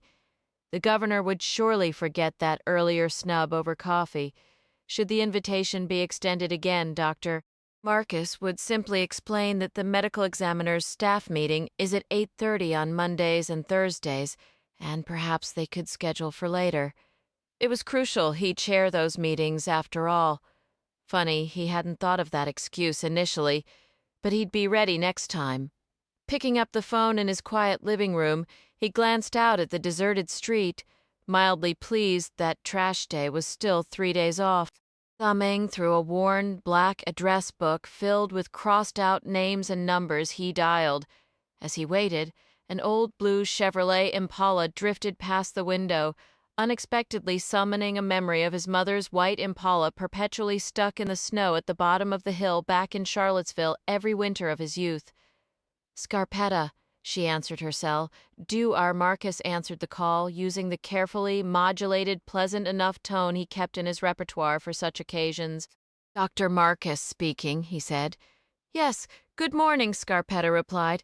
"I trust Dr. Fielding informed you about our review of the Gilly Paulson case." "I'm afraid he did. He conveyed your opinion," Dr. Marcus said, deliberately lingering on the phrase, your opinion. He wished he could see her face to a defense attorney. Your opinion was a calculated slight, a way to diminish authority. A prosecutor would say your conclusion, granting the weight of expertise. This was a veiled insult, and he savored it. But I'm calling about the trace evidence, he continued, thinking of the wholly inappropriate email from Junius Eyes that had landed in his inbox the day before. Have you been briefed? No, I haven't, she said. It's quite extraordinary, he said, his voice dropping ominously. That's precisely why we're convening a meeting. He had scheduled it yesterday, but was only informing her now. I need you in my office this morning at 9:30. As he spoke, his attention was caught by an old blue Impala turning into a driveway 2 houses down. He wondered idly who it belonged to and why it was stopping there. Scarpetta paused, as if his last-minute demand was an inconvenience. Of course, she finally said. I'll be there in half an hour. May I ask? He inquired, watching an elderly black woman emerge from the Impala. What occupied you yesterday afternoon? I didn't see you in the office. Paperwork. A mountain of phone calls, she answered. Why did you need something?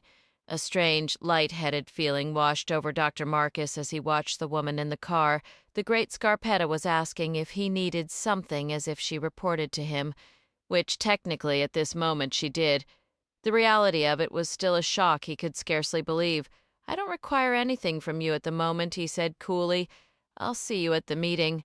He hung up, and a sharp thrill of pleasure shot through him at the act of hanging up on Scarpetta. His old-fashioned brown lace-ups clicked against the oak floorboards as he walked to the kitchen to start a second pot of decaf. The first pot was ruined. He'd been so distracted earlier, worrying about the garbage truck and its crew, that he'd forgotten all about it until the smell of burnt coffee filled the air. He'd poured the entire pot down the drain. Now, with the new coffee brewing, he returned to the living room and his favorite leather chair to watch the Impala. Through his usual window, he observed the elderly woman retrieving bags of groceries from the car's back seat. She must be the housekeeper, he thought, and a flicker of irritation passed through him. It bothered him that a black housekeeper would drive the same model his mother had owned when he was a boy. That car had been something special once. Not every family had a white Impala with a sleek blue stripe down the side. He'd been proud of it, except for those humiliating times it got stuck in the snow at the bottom of the hill. His mother had been a terrible driver. She never should have been behind the wheel of a car named for a powerful, skittish African antelope, a creature as easily startled as she was perpetually nervous. The old housekeeper moved with a slow, tired waddle, hauling plastic bags from the car to a side door of the house and back again.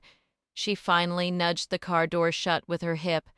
That was a fine car once, Dr. Marcus thought, staring fixedly. The housekeeper's Impala had to be 40 years old, yet it seemed in remarkably good condition. He couldn't recall the last time he'd seen a 63 or 64 model. That he should see one today felt significant, charged with a meaning he couldn't quite decipher. With a final, unsettled glance, he turned away from the window and went to fetch his coffee.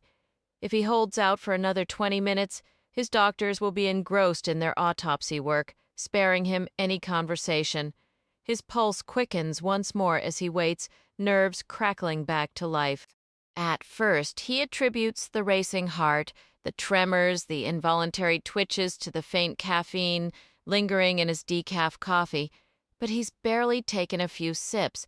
He knows something else is stirring. His mind fixes on the Impala parked across the street, and a fresh wave of agitation washes over him. He curses the timing of the housekeeper's arrival. Why today, of all days when the garbage truck schedule had kept him home? Retreating to the living room, he sinks into his oversized leather chair, leaning back in a futile attempt to calm himself. His heart hammers so fiercely he can see the fabric of his white shirt trembling over his chest. He draws a slow, deliberate breath and shuts his eyes. 4 months in this house, and he's never once spotted that car.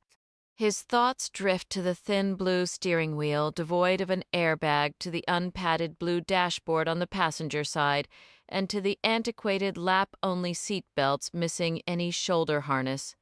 But the Impala he envisions isn't the one outside. It's the white model with a blue stripe down the side. The very car his mother used to drive. His forgotten coffee sits cold on the table beside him. Several times Dr. Marcus rises to peer out the window. When the blue Impala is no longer in view, he sets the alarm, locks up, and steps into his garage. A sharp, chilling thought pierces him. Perhaps the car was never really there at all, but it was. Of course it was. A short while later, he guides his Volvo, a model boasting one of the highest safety ratings on the market, slowly down his street. He stops before a house several doors down, staring at the now empty driveway where he'd seen the blue Impala and the elderly housekeeper unloading groceries. Clad in his customary long gray coat, gray hat, and black pigskin gloves, a neat, old-fashioned ensemble he's worn in cold weather since well before his time in St. Louis, he knows he cuts a respectable figure. He rings the doorbell, waits, then rings again. The door opens to reveal a woman perhaps in her 50s, dressed in a tennis warm-up suit and sneakers. She looks vaguely familiar, gracious but not overly warm. "May I help you?" she asks. "I'm Joel Marcus," he says, his voice carefully pleasant. "I live across the street. I happened to notice a very old blue Impala in your driveway earlier. He's already prepared to claim a case of mistaken houses should she deny any knowledge of the car. Oh, Mrs. Walker." The neighbor replies with a smile to his immense relief. "She's had that car forever. Wouldn't trade it for a brand new Cadillac." "I see," he says. "I was just curious. I collect old cars." The lie comes easily. He collects nothing of the sort, but the important thing is he wasn't imagining it. "Thank God. Well, you won't be collecting that one," she says cheerfully. "Mrs. Walker sure does love that car. I don't believe we've formally met, but I do know who you are. You're the new coroner. You took the place of that famous woman coroner. Oh, what was her name? I was so disappointed when she left Virginia, whatever happened to her. Anyway, here you are standing out in the cold. Where are my manners? Would you like to come in? She was such an attractive woman, too. Oh, what was her name? I really must be on my way," Dr. Marcus replies, his voice now stiff and tight, a complete shift from his earlier tone. "I'm afraid I'm quite late for a meeting with the governor," he lies, the words coming out rather coldly. Scarpetta strides across the parking lot, the wind catching her dark coat. She moves with a brisk, determined pace toward the familiar entrance, a flicker of irritation passing through her as she notes the empty space reserved for the chief. Dr. Marcus, predictably, is not here yet. She offers a curt nod to the security officer at the desk. "Morning, Bruce." He gives her a friendly smile and hits the buzzer for the inner door. "I'll log you in. Need a visitor's pass?" "Have you seen Marino this morning?" she asks without breaking stride. "Not a sign of him," Bruce answers. Her mind drifts back to the previous evening, standing on Fielding's porch in the gathering dark. Her calls to his old home number met with a disconnected tone. When she finally reached Marino, the roar of a crowd and blaring music nearly drowned him out.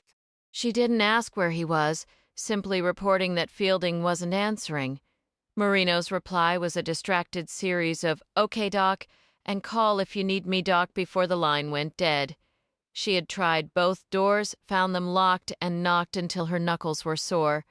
His car, that cherished red Mustang, was a silent lump under a tarp in the carport.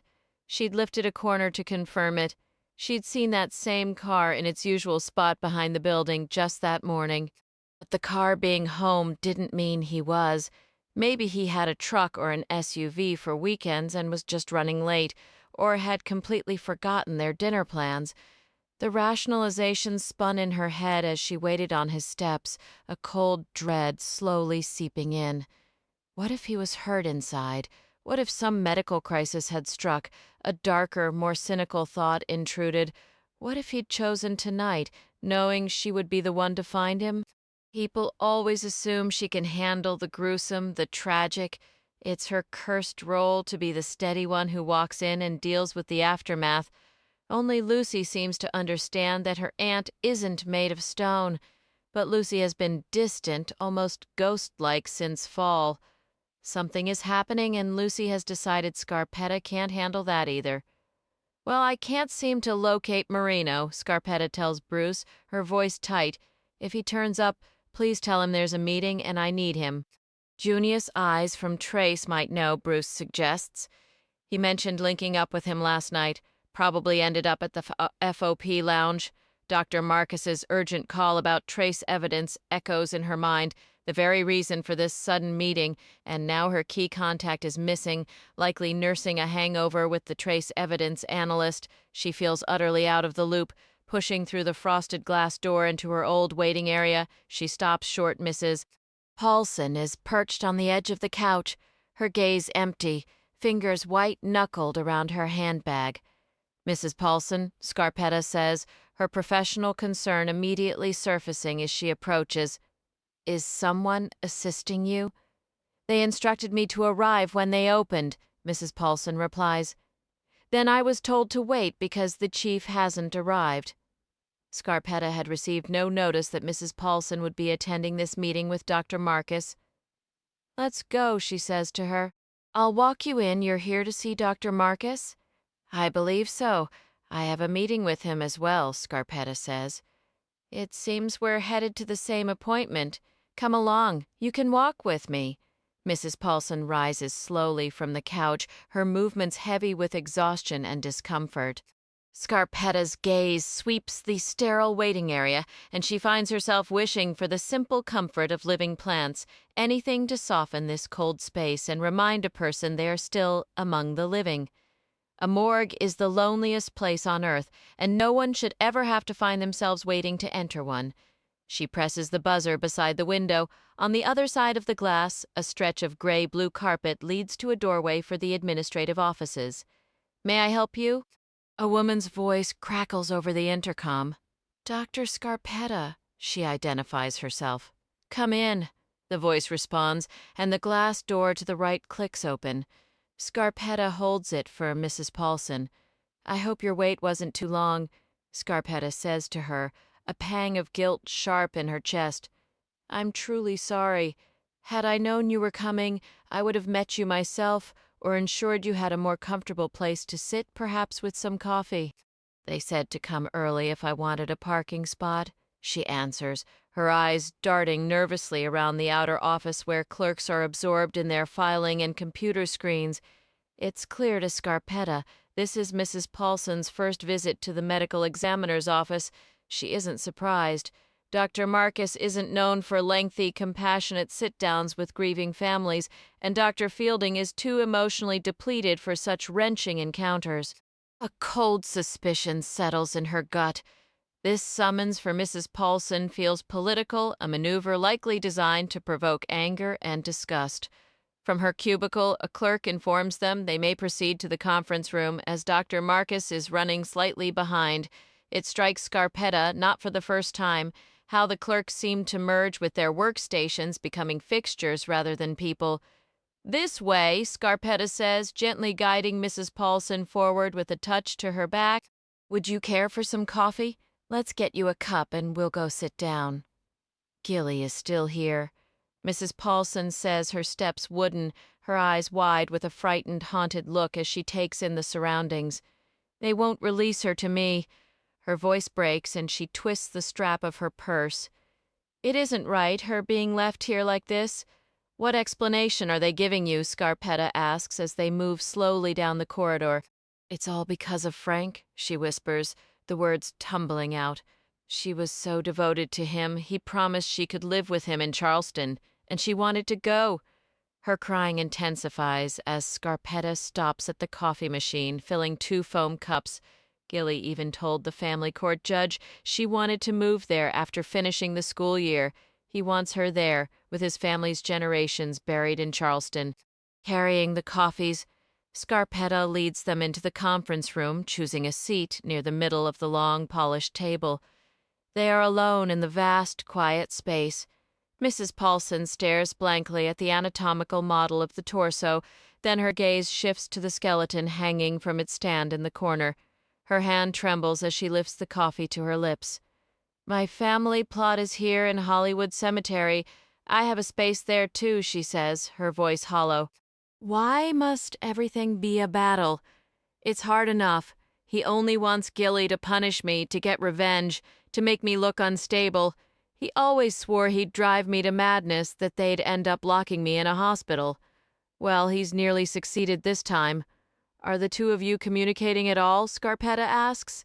He doesn't communicate, he issues decrees, Mrs. Paulson replies, a bitter, sarcastic edge cutting through her grief. He wants the world to see him as the perfect, devoted father. The performance is truly award-worthy. She took a shaky sip of coffee, her eyes hardening for a moment. He sent a courier yesterday with a formal letter from his lawyer, citing the ongoing investigation as grounds for keeping her here.